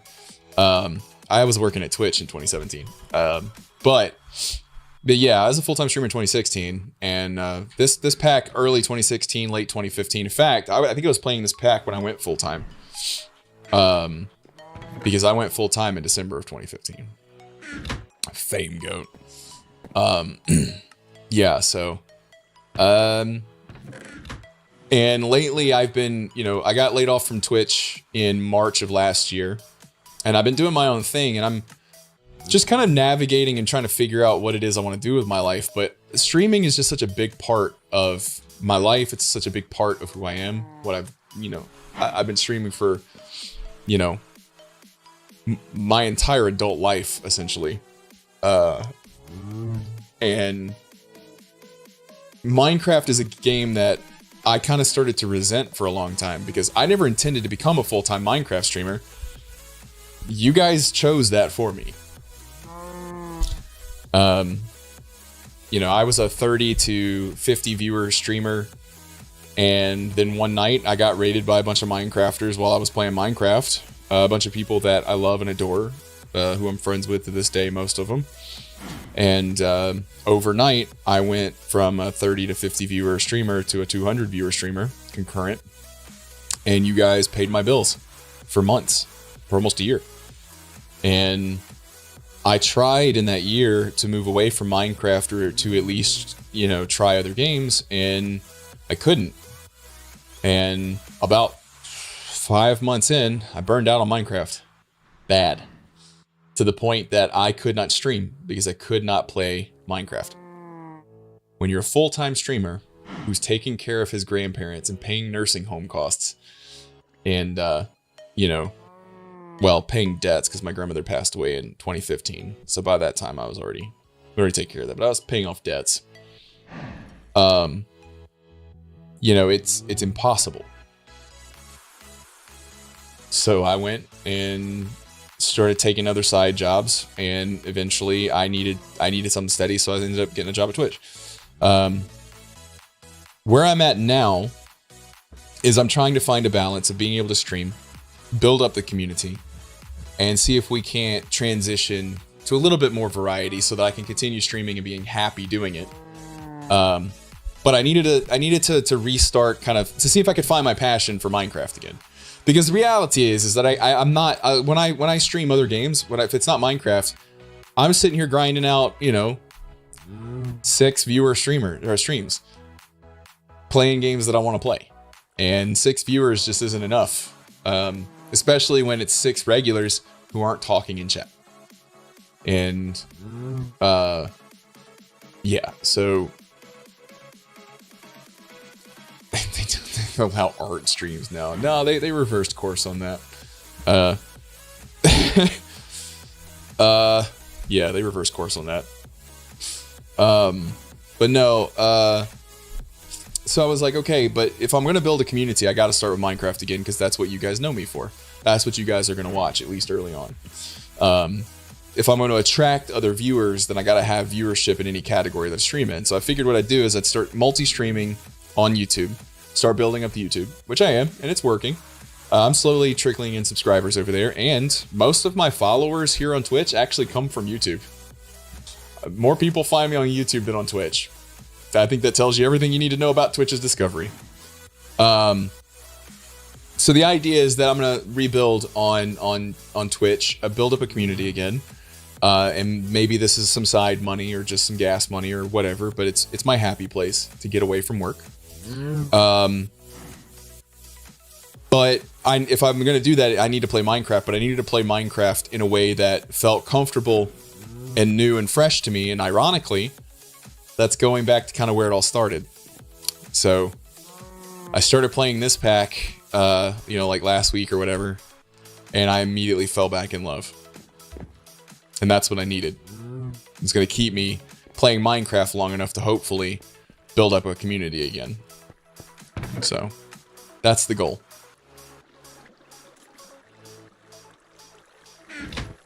I love that this thing actually does give me mob drops, though. That's good.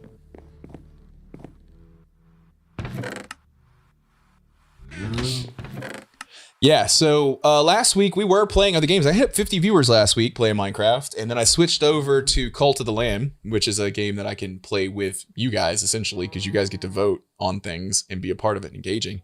And we kept 30 viewers while we were playing it, so there's hope. There's hope. So we'll just keep on keeping on. Maybe we can make a name for ourselves in the community again. I can be a part of something that I care about still, and not burn out this time in a catastrophic way, ideally. Because it was bad. Like, I didn't want to play Minecraft ever again there for a while. It was, oof, duh.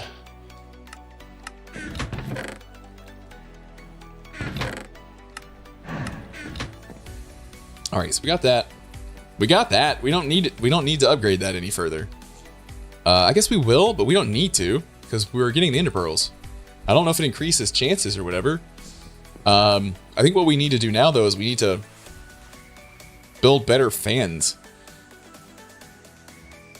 Or conveyors. Yeah, these guys. I think these are what we need to move the mobs now, right?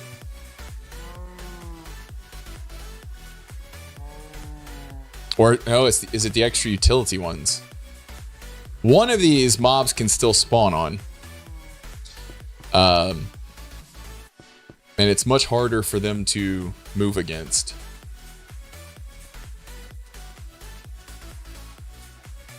What was the other one? There was another one.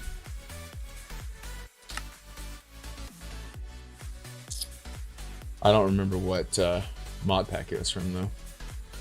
What are these? Health pads. I forgot those were a thing.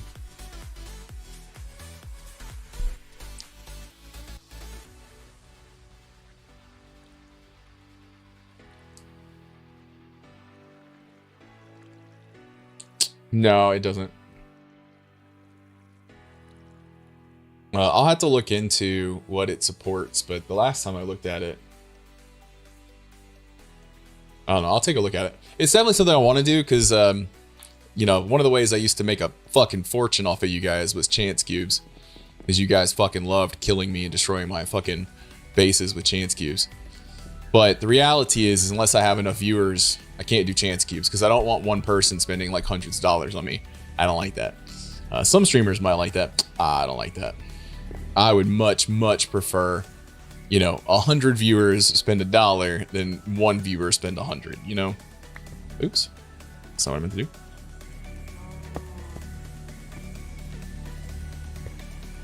So like I'm super hesitant when it comes to certain things because I don't.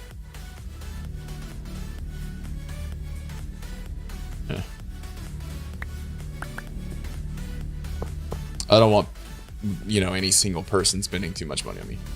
I mean, don't get me wrong. I'm a shill. You guys should definitely be giving me money for the entertainment that I provide you.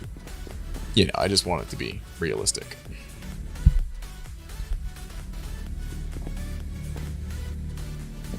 All right, we got these guys going again. We're going to have to rebalance all of that because we've been going without for a little while here.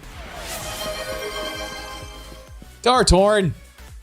Like that. That's what I'm talking about. Also, goddammit, Dartorn, we're trying to get to 100 subscribers for 3 months so that we can get the 60-40 split. But if you give everybody a gifted sub, they don't count. You got to guilt them into subscribing themselves, not give it to them. I'm kidding, by the way. It's fine.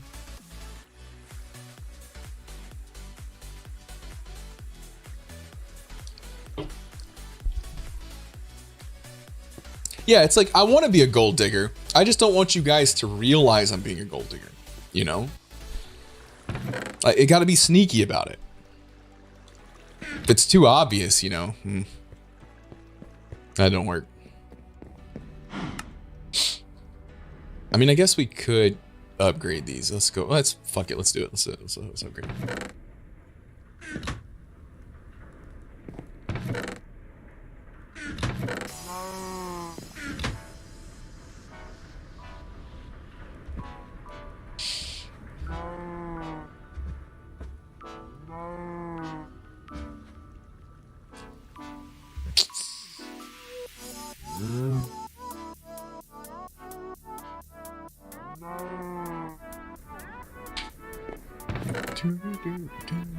I used up a bunch of my paper.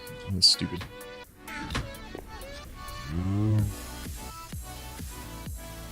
I saw sugar cane seed somewhere though. Yep, okay. Good.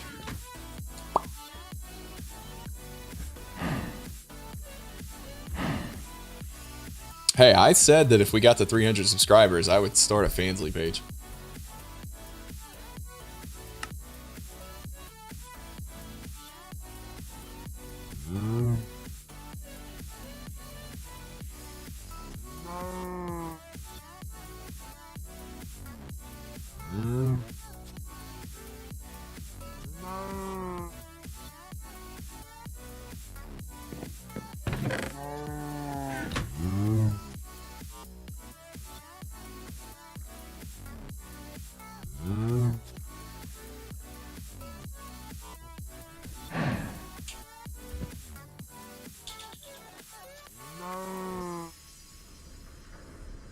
What's it called?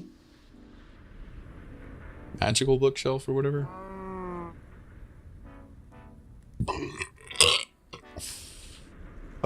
Gold.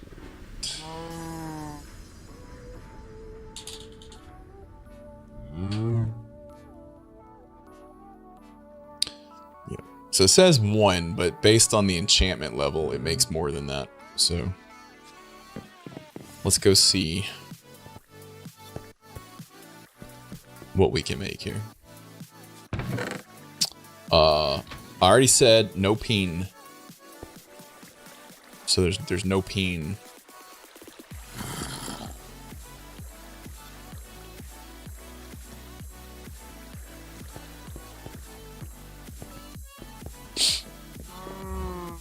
The internet has already seen my peen. And it was found wanting. Oh, I need more. Shit.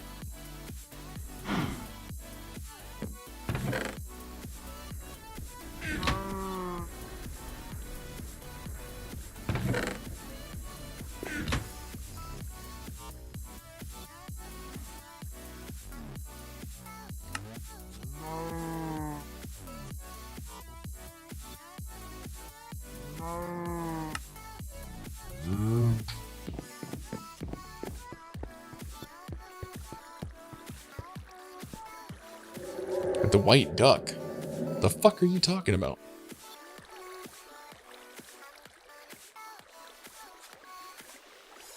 No idea what you're talking about.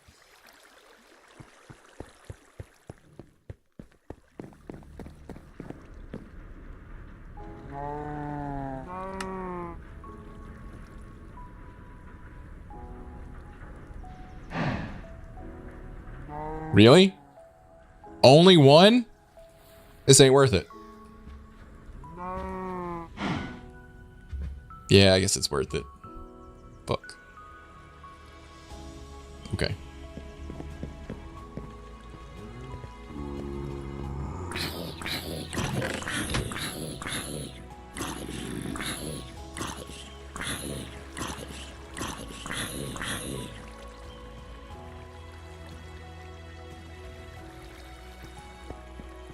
Welcome to the jungle.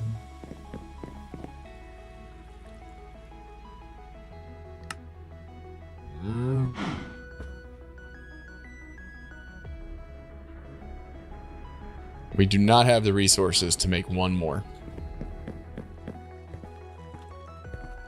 Y'all want to drop some more books? I got one right here. Drop a book. You know you want to.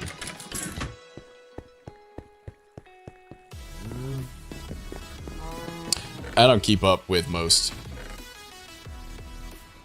modern content creators. I'm kind of an old man. Not sure if you've noticed or not.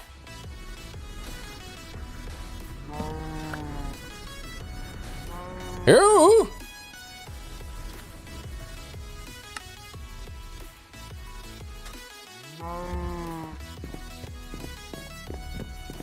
What?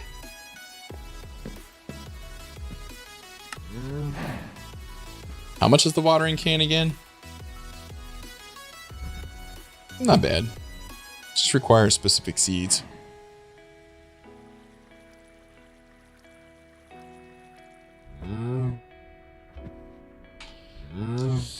I don't have any specific seeds. That's okay though, that's okay.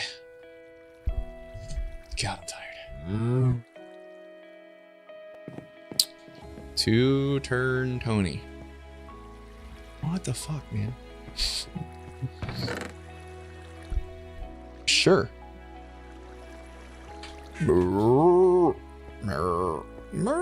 Wait.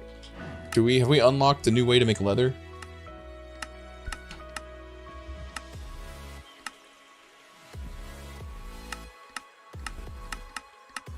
Sawmill, maybe?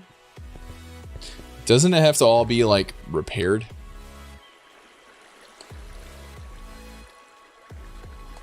Man, I threw away all that leather armor. Oh, I wasn't gonna. Straight up, I wasn't gonna look it up.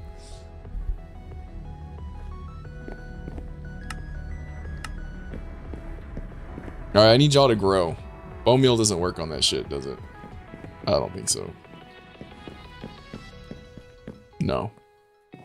I need y'all to grow, man. I need more books. I need 3 more books. 6 more books. I need 6 more books. Because I need 3 for the bookshelf. Not worth after. Well, I wasn't going to do it then either. Look, I'll be real with you guys. I just kind of forget y'all exist after stream.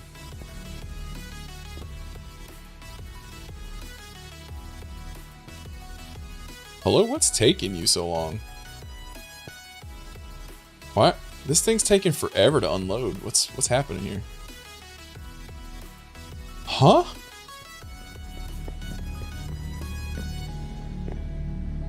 What do you mean? What do you mean?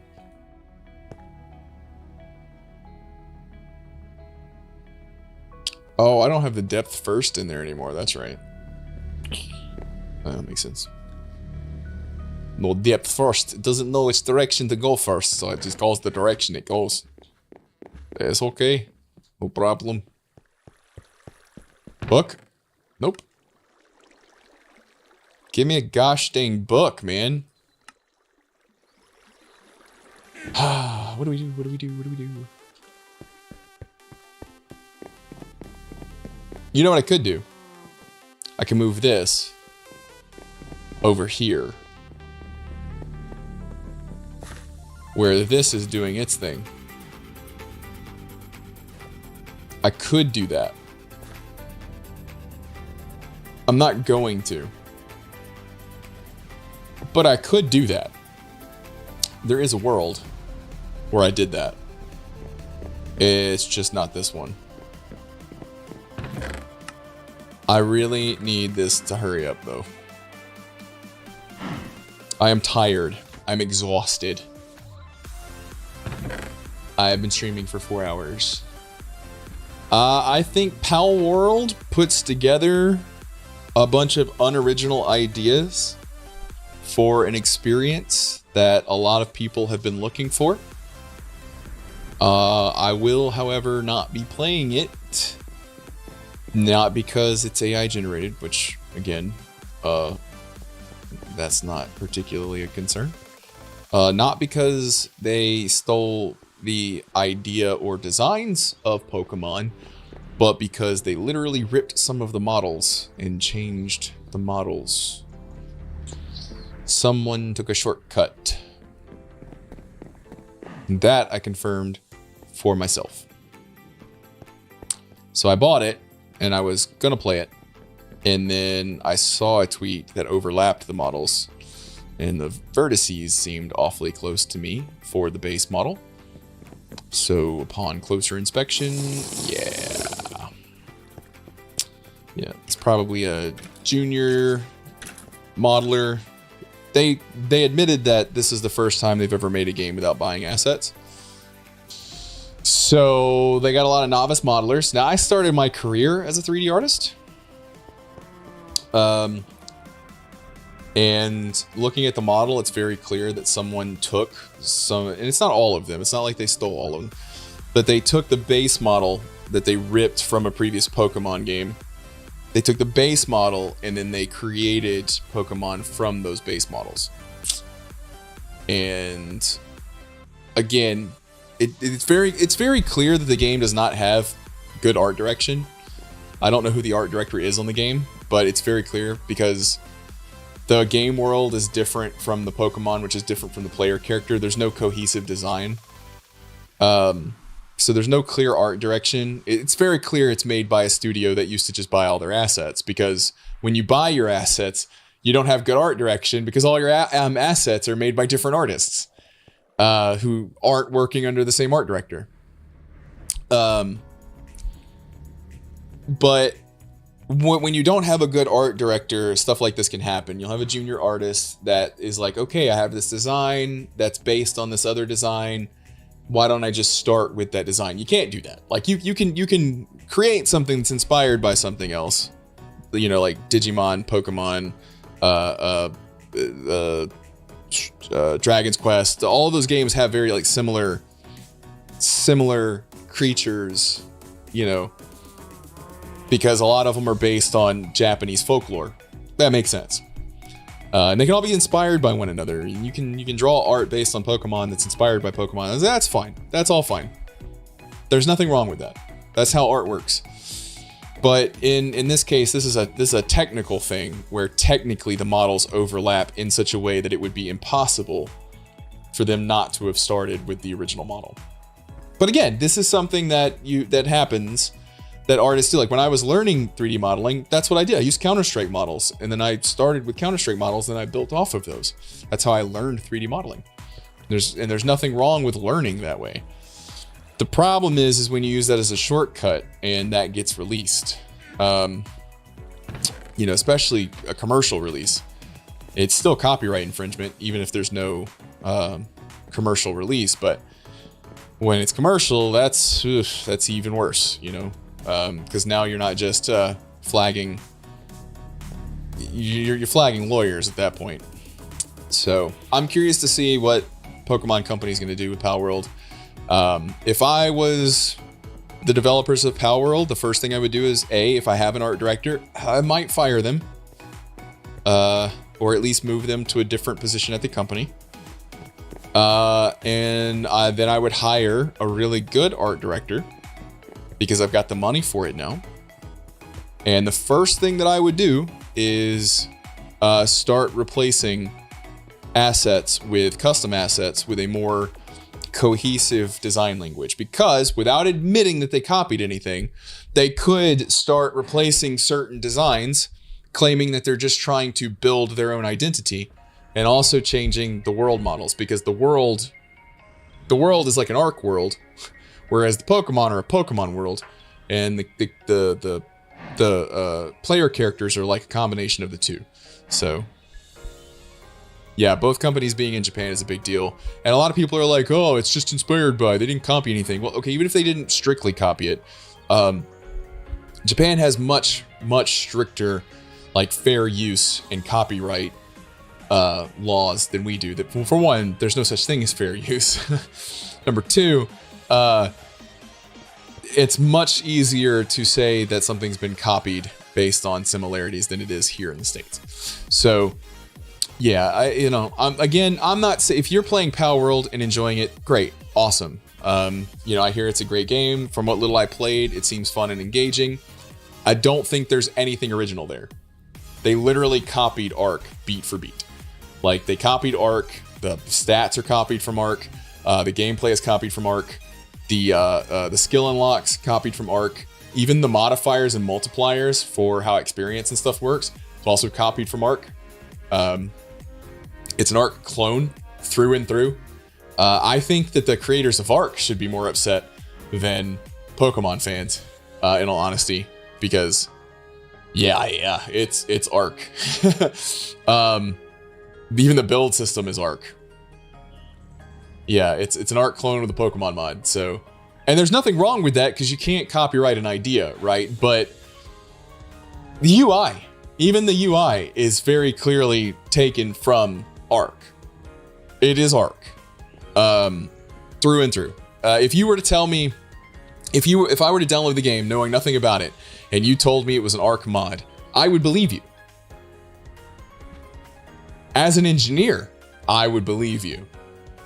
They did nothing new when it comes to those particular mechanics. There's nothing new there. That is straight copied from Arc, beat for beat. I would say that their game design document is 2 pages long, and both pages are just copy Arc for the main part of gameplay. Then the Pokemon aspect, it's not really, the designs are really the only thing that's Pokemon, and the fact they use Pokemon balls, but there's nothing original in Power World. At least not what I've seen. After watching it, researching it, and playing it for a little while, there's nothing original in Power World. Not a single original idea. The originality in Power World is just putting Pokemon and Arc together. I think that this was going to be just another, another small, like another just get rich quick release for them, because the studio has a history of releasing clones, games that are clones. They have a Breath of the Wild clone. They basically buy assets and copy other games. That's what they do. That's what they're known for. That's what they admit that they do. I'm not saying anything crazy here. That's just what the studio does. So they cloned Arc and added Pokemon to it. And I think they thought they were going to release this and it would do fine. It would do well. Better than average because it's Pokemon. I don't think they realized it was going to take off the way it did. And that can be a blessing and a curse. I think for them, initially it's a blessing. And I think if they handle it correctly, it will continue being a blessing. But I do think there's a strong opportunity for it to become a curse unless they hire the right people to manage this situation. Now, given the fact that the CEO is a bit of a twat based on, previous tweets and information that has come out about this person in terms of their opinions on like artists and AI generated stuff, I'm not sure if they're going to make the right decisions. I don't know. I think it's a crapshoot. I think it's 50-50. So this person has really, really bad opinions about certain things. And if they're anything like other people who have similar bad opinions, it could go bad. I'm hopeful though, because I know a lot of people really enjoy the game. And I would like for people to continue being able to enjoy the game. But yeah, I would not be surprised if before it's all said and done, the Pokemon company has something to say about it.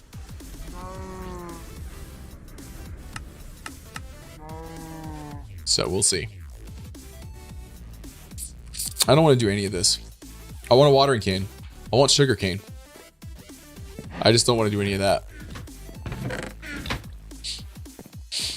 But yeah, that's my opinions on Power World. Me personally, I'm not going to play it until they get all that stuff resolved, just because, if I'm right and they did take some shortcuts, I'd prefer not to accidentally become a Power World streamer. It's an opportunity missed for me, obviously, because I think you guys would love it if I was playing Power World. I'd probably have good numbers playing Power World. It would be an opportunity for me to become a Power World streamer, and because Arc did this for some Minecrafters. If you think like King Daddy DMAC and guys like that who transitioned into Arc from Minecraft when Arc came out, it is an opportunity for some Minecraft streamers to make that transition and get out of Minecraft. It's possibly a good opportunity, and I would imagine some are going to. But I just wouldn't feel super comfortable unless it was absolutely clear that a company did no wrong, for sure, guaranteed, regardless of what your favorite streamer or content creator says to defend themselves on Twitter. They have a reason for saying what they're saying. It's not clear cut. Oh, no, I already experienced it. I did play, before all this came out, I played Power World long enough to understand that the build system is garbage. It's hot garbage. But again, that's because they copied a system that existed from a game that already had a hot garbage building system in it. So if you, it's like the clone dilemma, where if you, a clone of a clone of a clone, if the clone is 1% less good than the clone and you keep cloning it, eventually you end up with, a pile of cells. Yeah, I mean, again, Power World has nothing original about it. Not a single original idea in it that I've seen. Maybe you guys can prove me wrong. Not a single original idea. Not a single creative idea. The originality in Power World comes from Pokemon and Arc together. And I was like, oh, they're just the first person to take the rubber duck and put it with the bathtub. Right? That's it.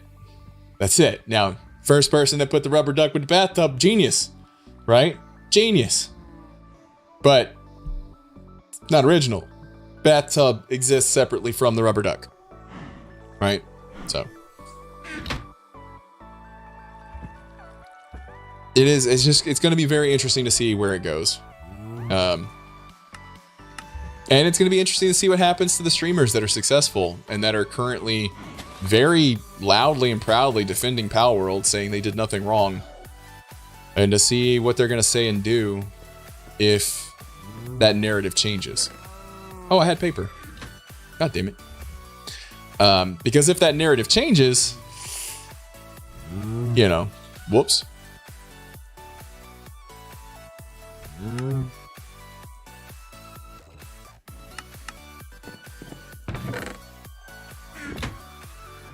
And I feel like I have a very mild stance on this. I don't feel like I have a very, I'm not being mean about it. I'm not telling people they can't play it. I'm not telling people that they're awful for playing it. I'm not out there going, oh, AI, it's definitely AI generated because things that I believe. No, I'm not doing any of that. It's just, me personally. I'm steering clear because I don't want to get caught up in that. I don't want to get caught up in the narrative. I'm just going to watch. And hey, if Pokemon Company goes, hey, everything's good. We're all good now. We're all good now.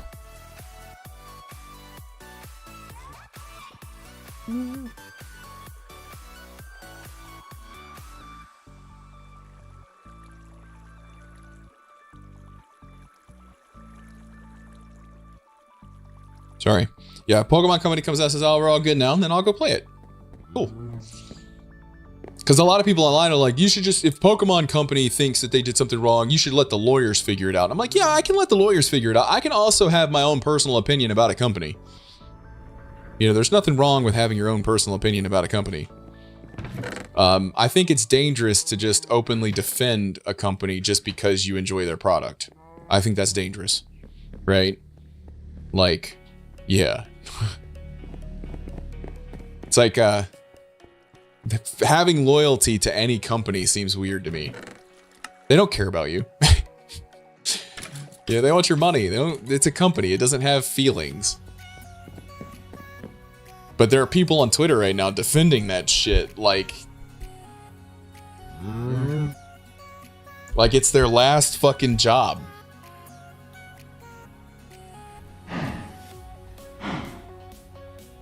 Well, I mean, Falcon Slayer, it kind of makes sense, because Nintendo is quick to do things, but Power World kind of came out of nowhere. People were following it, but it probably wasn't, it was on Nintendo's radar, but it was probably not to this degree, there are people that have been waiting for it and watching for it, but yeah, so also it's not specifically Nintendo, it's Pokemon Company who manages this stuff too. So it is a little bit different because there's kind of a middleman here handling some of this. So they're not quite as on top of it as say Nintendo would be themselves. But it's so fun, you know. I mean, I understand that people love it and like it and whatnot. And like I said, if it turns out that there's, you know, that Nintendo or the Pokemon Company doesn't think there's anything taken from them, then cool.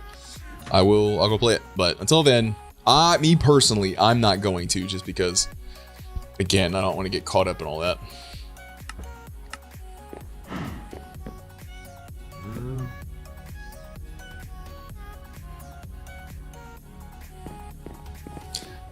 See you later, Zyzap. Thank you so much for hanging out. I do appreciate it. It means a lot.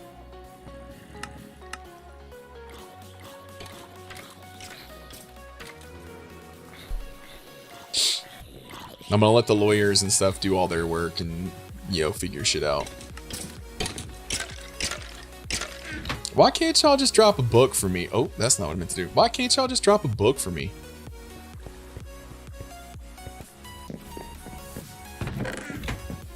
What's a guy got to do to get a book around here?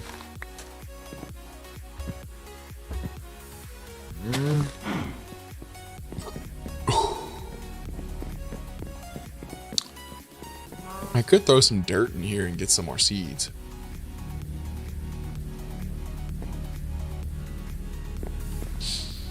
No, Dartorn. No.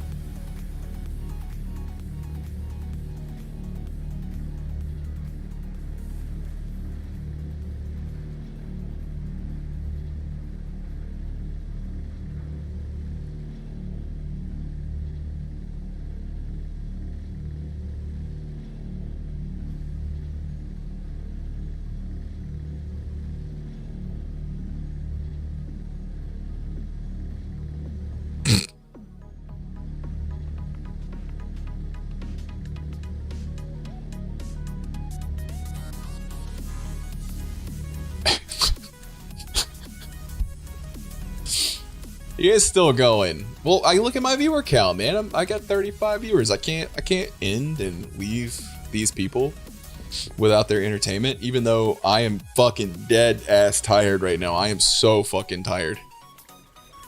I am exhausted. I am on fumes right now.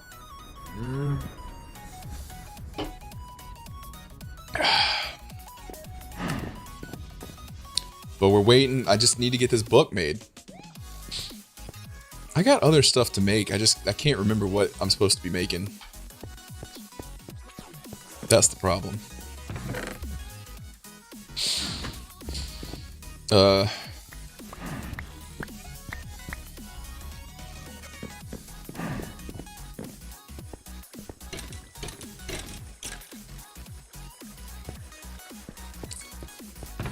Give me a book. Give me a book, man.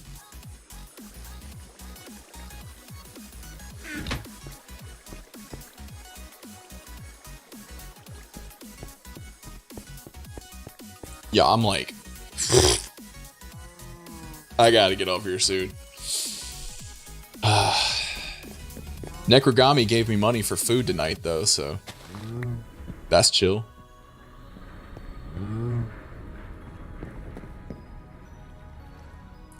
So I got that. I got 3. It's just 1 book. It's not enough. Is there another way to make paper? I don't have sawdust because I don't have a sawmill.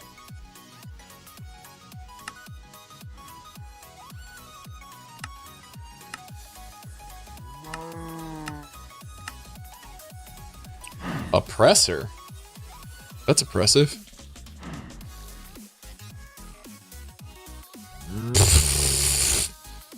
No. I refuse. Okay. I do need to make the sawmill, though.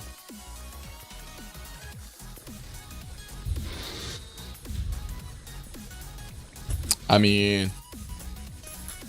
Oh... No, I should make this stuff to unlock everything. Yeah. I was gonna make the sawmill instead. I'm not gonna do that though. What else do I need? 10 gear.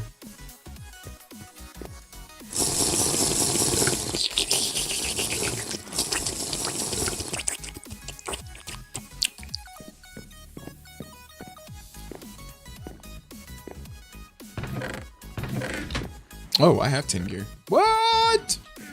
Look at me go. It's like I know what I'm doing. Boom. All right, so that. What else? Oh, yeah. Iron, redstone.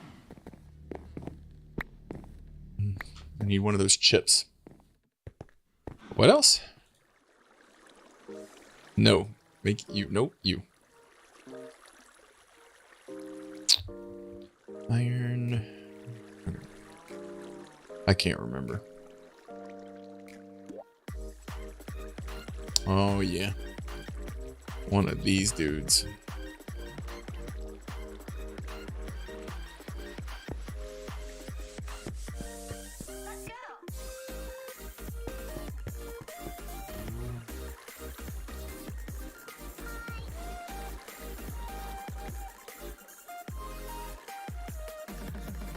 There we go.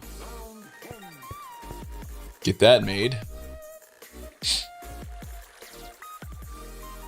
Well, I would open this app, but it does not want to open because it sucks.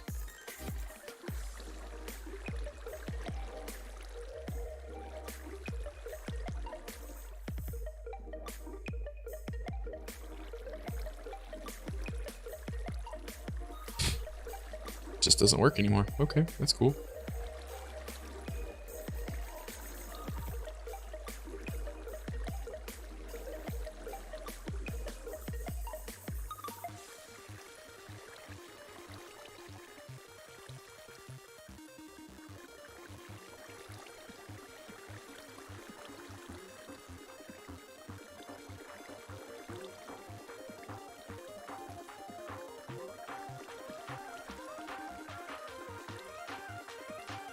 Cool.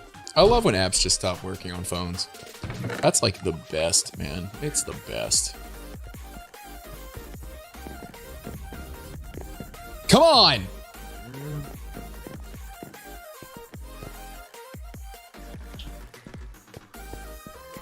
You know what? Fuck it.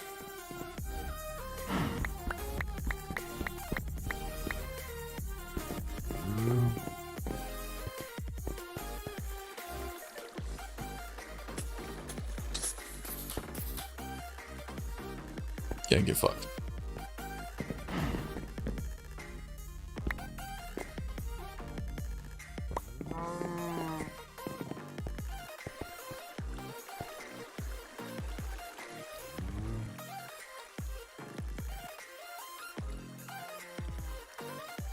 That, because we're gonna make another one. Because I'm gonna make a fucking sawmill.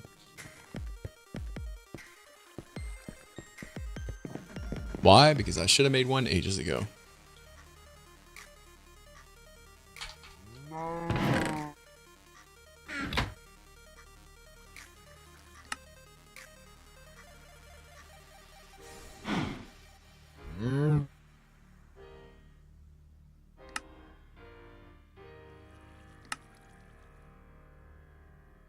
Made a fucking sawmill. How many years did that take me? Sweet. Now let me go grab some fucking logs. Because I've been doing 2s at a time. Oh, no. Let me guess, you're all gonna grow. You're all gonna grow the moment I make logs into paper, aren't you? I believe it. I believe it. I think this only makes one though, right?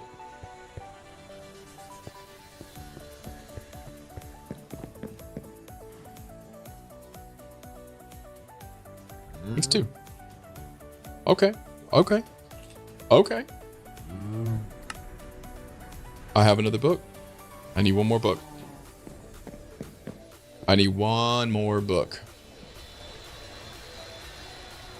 Wow, that makes 6. Holy shit, I should have been doing this the whole fucking time. Your boy kind of stupid.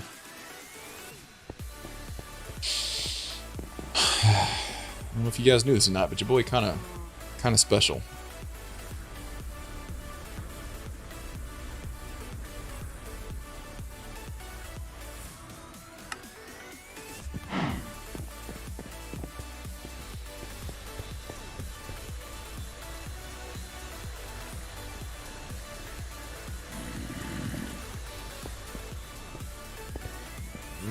I know what I'm doing.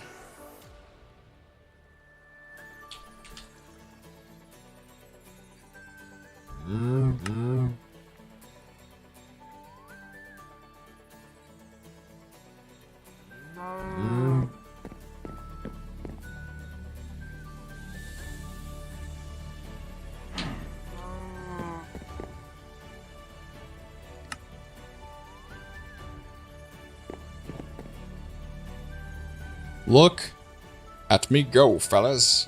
And we're going to use up all of our diamonds. Almost all of our diamonds to do this.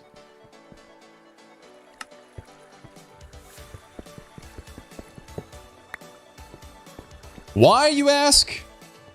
I don't know why.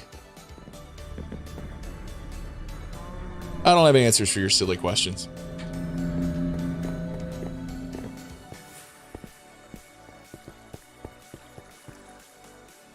Why you gotta spawn in here? Do. Done? Nope.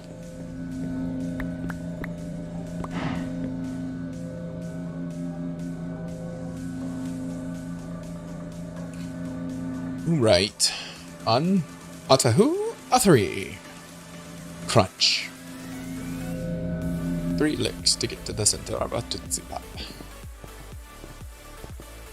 I'm losing my mind right now, guys. I'm losing my mind. Which conveyors should we use? I do not know.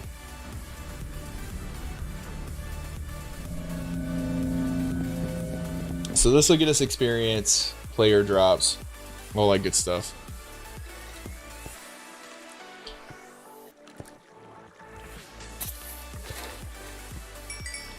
Bitch almost exploded.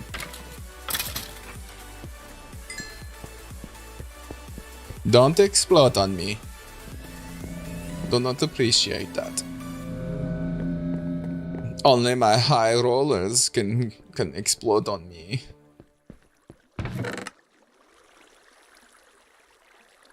Well, you cannot pay me enough. Ain't nobody listening to this shit. Ain't nobody listening to this shit.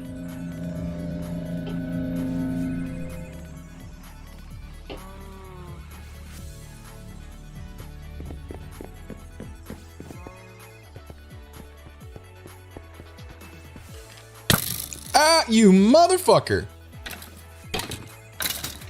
I was gone for 2 seconds, man. That's not what I wanted.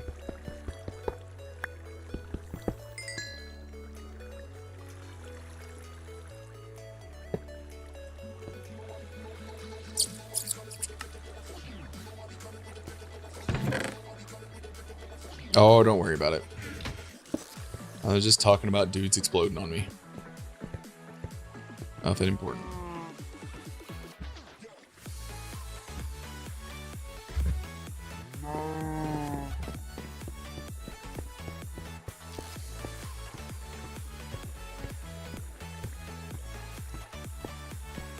I could, but like I said, I only let my high rollers explode on me. And I don't know if anybody could afford that. Alright, cool. So we got that going. That's good. That'll make AFKing worth it again. Alright. So now what we could do... Now what we could do is we could move that up by 1, expand it out, and put the conveyors in there. I just don't remember which conveyors we should use to do it with. The cheap ones are the extra utilities ones. These guys. Those are super cheap because I have all the iron and the wood. So I can do those. I don't really know. I don't really know what direction I should go with. Is that a red spot or is that just a divot in my... Can't tell.